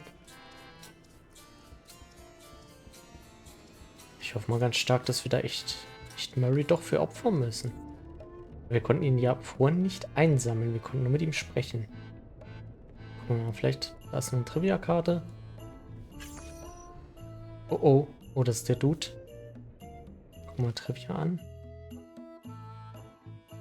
How old was the Mealy Island mob tree? It was installed last week, nobody knows. As old as the question of which came first, the mob or the tree. Over 200 years old. Habe ich nicht aufgepasst. Junge, Junge, Junge, das ist ja echt hier. Wie in der Schule. So, ich speichere mal. Garantiert wird hier nichts Schlimmes passieren, er wird uns jetzt wieder runterschmeißen. You're out and about. Okay, so viel dazu. Jetzt können wir ihn mitnehmen. Pick up Murray. Hey, Murray, why don't you come with me? I can show you around the ship. No. Hey. Talk to How's it Murray. going in there, Murray? You will pay for this indignity, you worthless skullnapper. Skullnapper, sehr schön. Sagt er noch irgendwas? How's it going in there, Murray? You will pay. Nee. Okay. That is one revoltingly greasy porter. Revoltingly greasy portal. Super. So, ich weiß nicht, was wir mit dem Ruder machen können oder machen sollen. Pretty small anchor for a ship. Anchor for the ship this Yeah, size. it looks like it'd be more useful for fishing than stopping. Ja, wir wissen ja über Anker Bescheid mittlerweile. Dank des Spiels. So. Wir probieren das jetzt mal mit dem Gemälde. Oder warte mal. Nice looking skull you've got there, Apple Bob. Now, before you get any ideas, I'm a ghost. My skull won't work. And Putra already asked. Why don't you stick your own head in the pot and see what happens? Relax, I was just making conversation. I'll find a skull someplace else.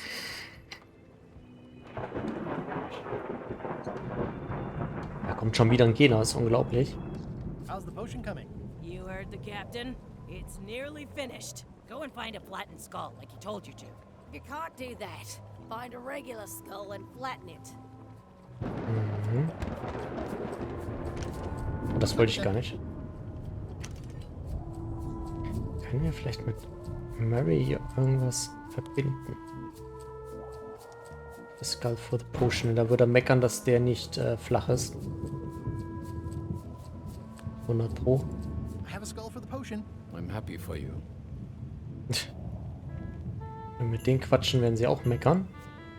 Mach's trotzdem mal einfach nur, um zu gucken, was für ein Dialog kommt. I have a skull. Should I put it in the pot?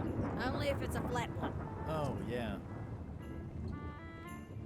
Dass wir jetzt hier wirklich auch noch Mary opfern. Das mit dem Baum war ja schon schlimm genug. Stop overfeeding Molly, you rotten clods. She has digestive trouble and I'm tired of cleaning it up. Reminder to all crew. Extinguish demon fire with the proper extinguishment. Other methods will not work. Okay, auch interessant. Oh, hier ist eine Ratte. Geisterratte. I guess it's a good sign if they're not trying to leave.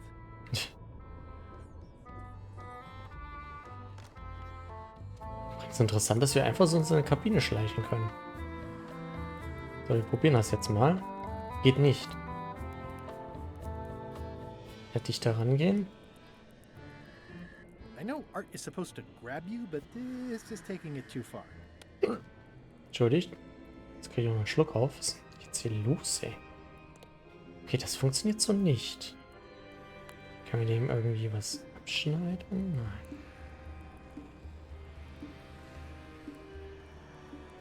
Nein. Okay. Business Card? Nee.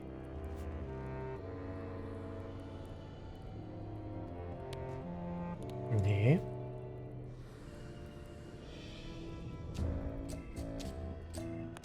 Okay, nee, dann ist das hier noch nicht die Lösung. Interessant. If I'm wrong about what that is, taking it would be a move. I can't decide which is more. Okay, das hatten wir alles schon. Nice. A slideshow of.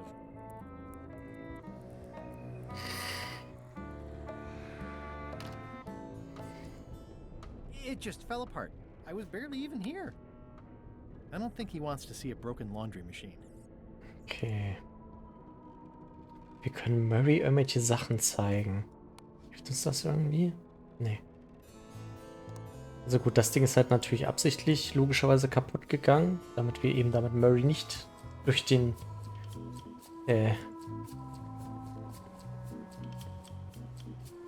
durch den Trockner, so heißt so ein Ding, ne? Durch den Trockner drehen können, This is a ne? bunch of empty containers of monkey blood and squid ink. Okay, das hilft uns aber erstmal nicht weiter. Ich glaube immer noch. Ach, das wollte ich nicht. Empty. Aber die wird ja wahrscheinlich auch für irgendwas gut sein. Das wäre dann quasi wie Schrapnell, aber ein bisschen klein und ein bisschen wenig.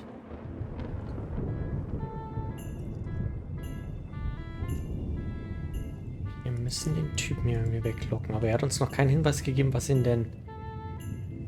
Lumble the Lookout. Er würde es ja vielleicht nicht mögen, wenn wir ihn in irgendeiner Art und Weise nass machen, aber eigentlich steht er schon im Regen. Gotta go. I've got a job to do. My condolences. Das funktioniert nicht. Cracker? Was hatten wir schon probiert? Können wir ihn bestechen? Nee. There's nothing you need up there, new guy.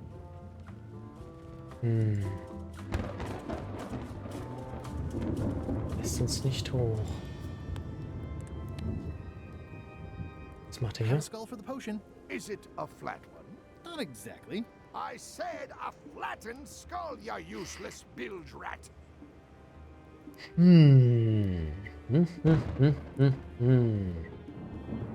Now's not a good time to attract attention.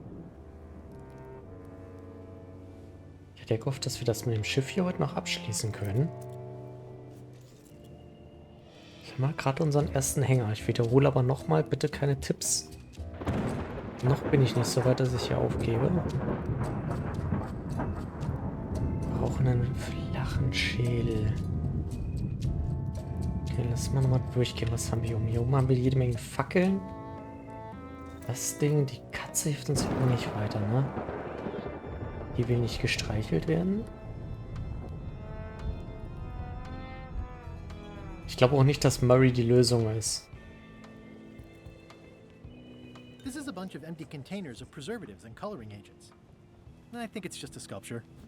I hope it's just a sculpture. Nee. Kann ich mir jetzt noch nicht den Kopf abschneiden, ne? Nee. I have a skull for the potion. Great. Das hilft uns auch nicht weiter. Können wir denn... Jetzt nervt mich hier wieder das Xbox-Ding. Mit dem Rudder irgendwas machen. Dass uns das irgendwie hilft. Damit könnten wir LeChuck vielleicht von dem Ding weglocken, ne? Looks like it's empty. Können wir irgendwas in die Kanone laden?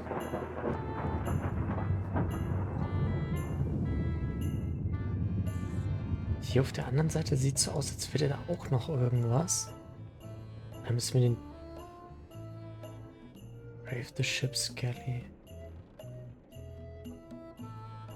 Müssen wir... I wonder what's for dinner. Genau, wir müssen ihn nämlich irgendwie weglocken. Das ist jetzt offenbar von allein passiert. Das ist natürlich auch nicht verkehrt.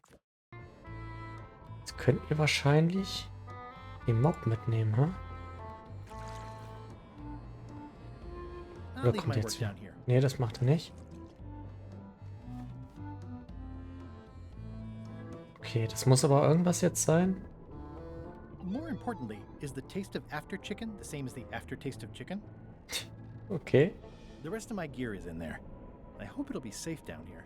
It's probably fine. Das Chicken I wonder Feed. what it's made out of. Wir können was mitnehmen, okay. I don't think so. Chicken Feed, ob uns das irgendwie hilft? Wir werden sehen. Gucken jetzt mal, ob wir auch in die Küche kommen oder ob wir da auch wieder rausgeschmissen werden. Ah.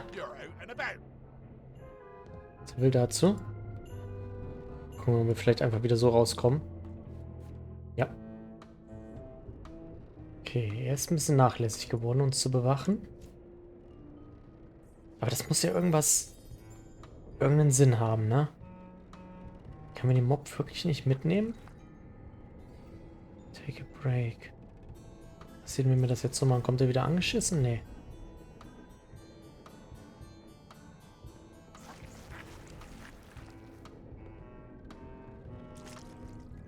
Jetzt hier alles sauber machen? Hilft uns das irgendwie weiter? Stimmt nicht. Jetzt einfach nochmal ausprobieren, um auf Nummer sicher zu gehen. Ich kann es mir nicht vorstellen. Hier haben wir sonst nichts mehr. Das lassen wir natürlich so. Mal Blessings. At least they don't smell like live chickens. Weiß nicht, wofür der Mob gut sein sollte, aber er nimmt ihn auf jeden Fall nicht mit. Dann weiß noch nicht, was uns das bringen soll jetzt. Vielleicht einfach nur eine Abkürzung. Was können wir mit dem Chicken Feed machen? Was ist das hier oben eigentlich für ein Vieh? Das kommt mir auch vor, als wäre es eventuell wichtig. Weil das immer verschwindet, wenn wir dicht dran sind. Aber auch immer wieder auftaucht. Nee, ist nichts zum Interagieren, okay. Hätte ja sein können, das verschwindet auch von alleine. Das können wir aber nicht ihm geben, oder? Nein. Der Katze? Auch nicht, oder? Katzen sind doch Karnivore, die essen ja nur Fleisch.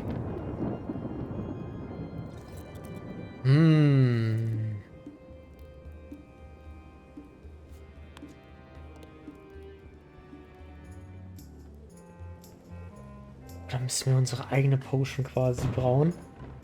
Heimlich. Aber was ist man da? Devil crabs like limbs, apparently. Keep any and all limbs away from the bars. Kann man auch nicht füttern. Okay. Das sieht aber irgendwie aus, als könnte das vielleicht nützlich sein. Die irgendwie knacken. Glowy. Ready for cannon firing.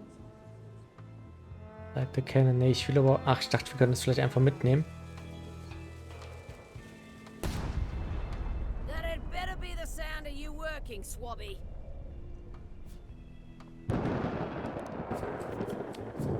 Was ist hier mit der Kanone hier? Da muss hier irgendwas gehen.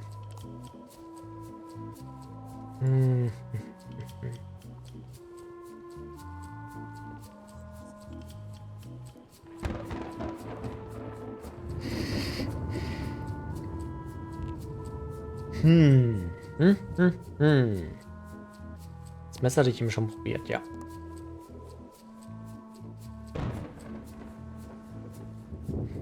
Ich finde die Klappe an seinem Hintern so toll. Was machen wir hier? Look up. The crow's nest is up there. There's nothing you need up there. Ich überlege halt gerade, ob das mit dem Krähennest, ob das nicht einfach nur so eine absichtlich gelegte falsche Fährte ist, nach dem Motto, das wird jeder probieren, der den ersten Teil gespielt hat, weil er weiß, dass da oben die Piratenflagge ist und das eigentlich komplett nutzlos ist, dass man den überhaupt nicht weglocken kann und da oben auch überhaupt nichts ist, beziehungsweise man gar nicht halt da hochkommt. Das könnte ich denen schon durchaus zutrauen. Was könnten wir noch machen? Wir haben gar nicht viele Ecken, wo wir hinlaufen können. Now's not a good time to attract attention. Wenn wir das Ruder in irgendeiner Art und Weise manipulieren, dann würde wahrscheinlich LeChuck hier irgendwie abhauen oder jemanden losschicken, der sich um das Ruder kümmert.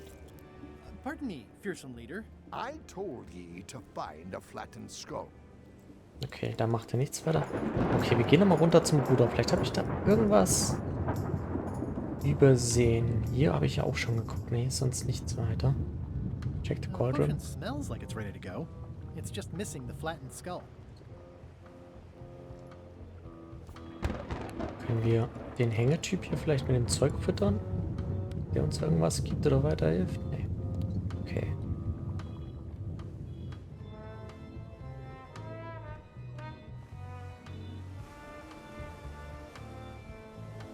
Oh, mit dem Portholz können wir jetzt auch nicht mehr interagieren.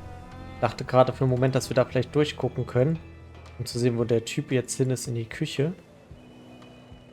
Check out the rudder. Können wir hier irgendwas noch machen? That's a big rudder.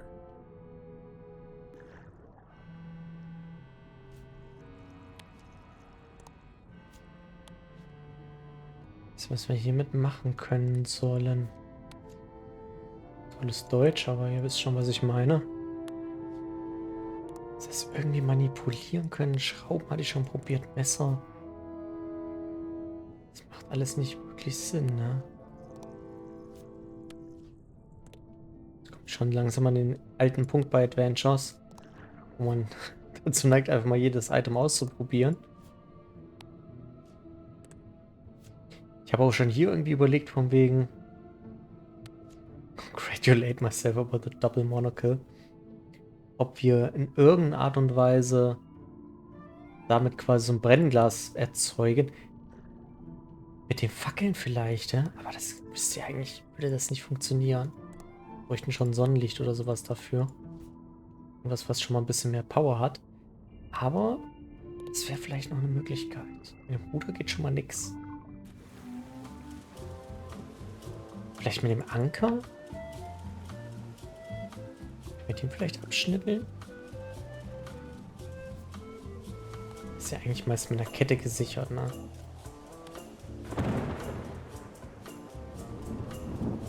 Vielleicht hat auch noch irgendwas mit Murray.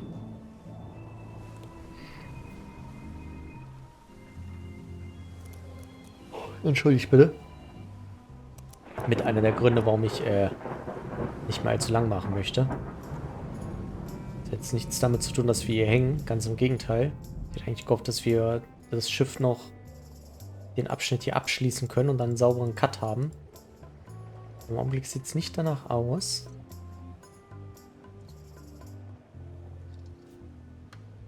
Das kann ich mir auch nicht vorstellen. Wofür die Kanone? Die ist nicht geladen.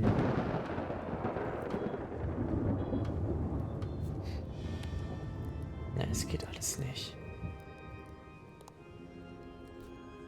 This was a good idea. They magnify stuff even better since I stuck them together.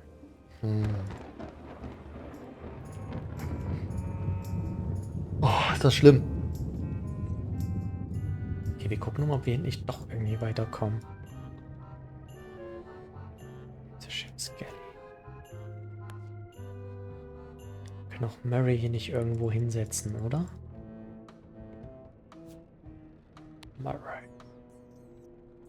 Nee. I don't think he wants to see a broken laundry machine. It just fell apart. I was barely even here. Ah, Schrauben. Meine Güte. Many hours later. Ah, das können die doch nicht ernsthaft bringen. Also, ich kann es nur noch mal betonen, das mit dem Baum war doch schon übel genug. Müssen wir jetzt wirklich unseren... Oh, der ist nicht so richtig unser Kumpel, aber müssen wir ihn da jetzt wirklich durchdrehen? Let me apologize in advance. You're gonna have to take one for the team. I see no team. Only you, withered zombie man. Let me assure you that whatever you're planning, it will be nothing compared to the torments that I will... Alter. Alter Schwede. I would admire your methods if they had been used on someone else. Thanks, I guess. Okay, so viel dazu. Wäre doch noch drauf gekommen. Da geht er jetzt nicht drauf, wenn wir ihn in die Potion schmeißen? Ich meine, es hat keinen Sinn zu speichern. Es ist ja nicht so, dass uns das Spiel wahrscheinlich eine andere Wahl lassen würde. Wir können auch mit dem platten Murray sprechen. How's it going in there, Murray? I don't want to talk to you right now, except to say that exquisite punishments await you at your final resting place. Schön ist, er weiß ja nicht mal, wer wir sind. Ja. I have a skull. Should I put it in the pot? Is it flat? Uncomfortably so. Then yes. Oh, Murray. War schön mit dir. Hey, what are you... Aber vielleicht überlebt das ja. Monkey Island.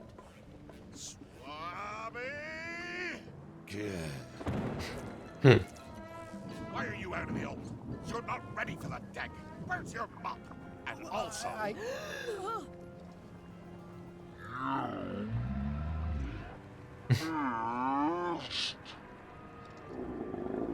Sport. Oh, das wird LeChuck gar nicht gefallen. Hey, Moment mal. Ach, das ist Murray. Oh, oh.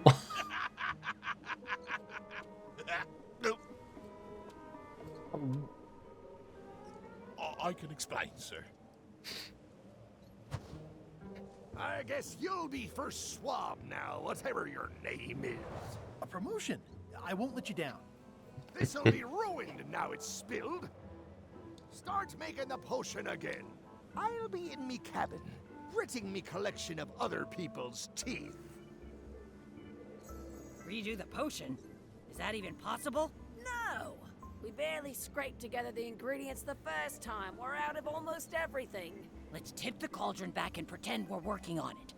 Maybe he'll forget about it eventually. You don't know LeChuck like I do. But it'll buy us some time. Is this one of those times where you substitute different stuff for all the ingredients and it works anyway? No, they were right.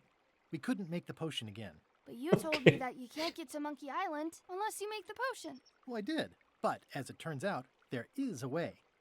We storytellers call what's happening now a twist. There was an important piece of the puzzle that I hadn't seen yet. I started by looking around the ship for opportunities. Hey! Ja, Murray ist noch da. Sehr schön. How's it going in there, Murray? I don't know what you're planning now, but I'm going to see you burn for it. Okay. Gut. So, Leute. Nachdem wir das ja soweit hinbekommen haben, ich finde, das ist jetzt ein guter Cut. Ich werde mich einfach echt zu müde. Ich habe zwar eigentlich noch Bock auf das Spiel, aber... Warte, ich will das hier nochmal kurz vernünftig beenden. Sonst bringt mich die Musik hier völlig aus dem Takt. Aber wie ich schon gesagt habe, ich will mich mit dem Spiel jetzt hier nicht irgendwie mich da nicht durchringen. Ich will ja Spaß damit haben. Und bisher hat es auch echt Spaß gemacht. Die Rätsel bislang waren wirklich durch die Bank weg sehr gut und auch fair. Erstaunlich logisch, sogar für ein Monkey Island Spiel, könnte man sagen. Ja, ja. Und deshalb machen wir jetzt hier erstmal einen Break. Und machen am nächsten Mittwoch weiter. Beim nächsten Monkey Island Mittwoch. Bin mal gespannt, wie viele Sessions wir brauchen. Wie schon gesagt, hätte nicht gedacht, dass wir so gut durchkommen. Ja. Bedanke mich bei allen auf jeden Fall fürs Zuschauen, für die Aktivität im Chat. Dafür, dass sich alle dran gehalten haben und sich mit Tipps zurückgehalten haben. Das finde ich ganz besonders toll. Gibt immer mal gerne ein paar Spaßvögel, die sich dann, ja, meinen, daneben benehmen zu müssen und erstmal alles schön spoilern und so weiter. Oder es vielleicht auch gut meinen, aber mit Tipps halt völlig übertreiben. Von daher besten Dank dafür, dass ihr euch alle dran gehalten habt. Und dann machen wir nächsten Mittwoch weiter. Wieder um 20 Uhr geht's los. Und falls ihr Bock habt, auf jeden Fall am Sonntag gibt es wieder einen Stream mit Jacket Alliance 2. Und am Freitag zu, ich würde mal sagen 90% auch Freitagabends dann wieder um 20 Uhr. Ansonsten Sonntag eben um 14 Uhr. Oder ab 14 Uhr vielmehr. Und dann würde ich sagen, ich schmeiße euch jetzt noch per Raid zu, ja, wen haben wir denn hier? Der Steffen ist noch online, wenn ich das hier richtig sehe. Play, Paint, Chill, genau. Da schmeiße ich euch doch gerne mal rüber. Und würde dann sagen, wir sehen uns hoffentlich demnächst mal wieder. Egal ob bei Monkey Island oder bei Jacket Alliance 2. Und wünsche euch ansonsten noch eine schöne Restwoche. Ich wollte schon Wochenende sagen, weil morgen der Feiertag ist, aber soweit sind wir leider noch nicht. Schöne Restwoche. Schönen Feiertag morgen. Und bis demnächst wieder, Leute. Ciao, ciao. Jetzt läuft noch der Raid-Countdown.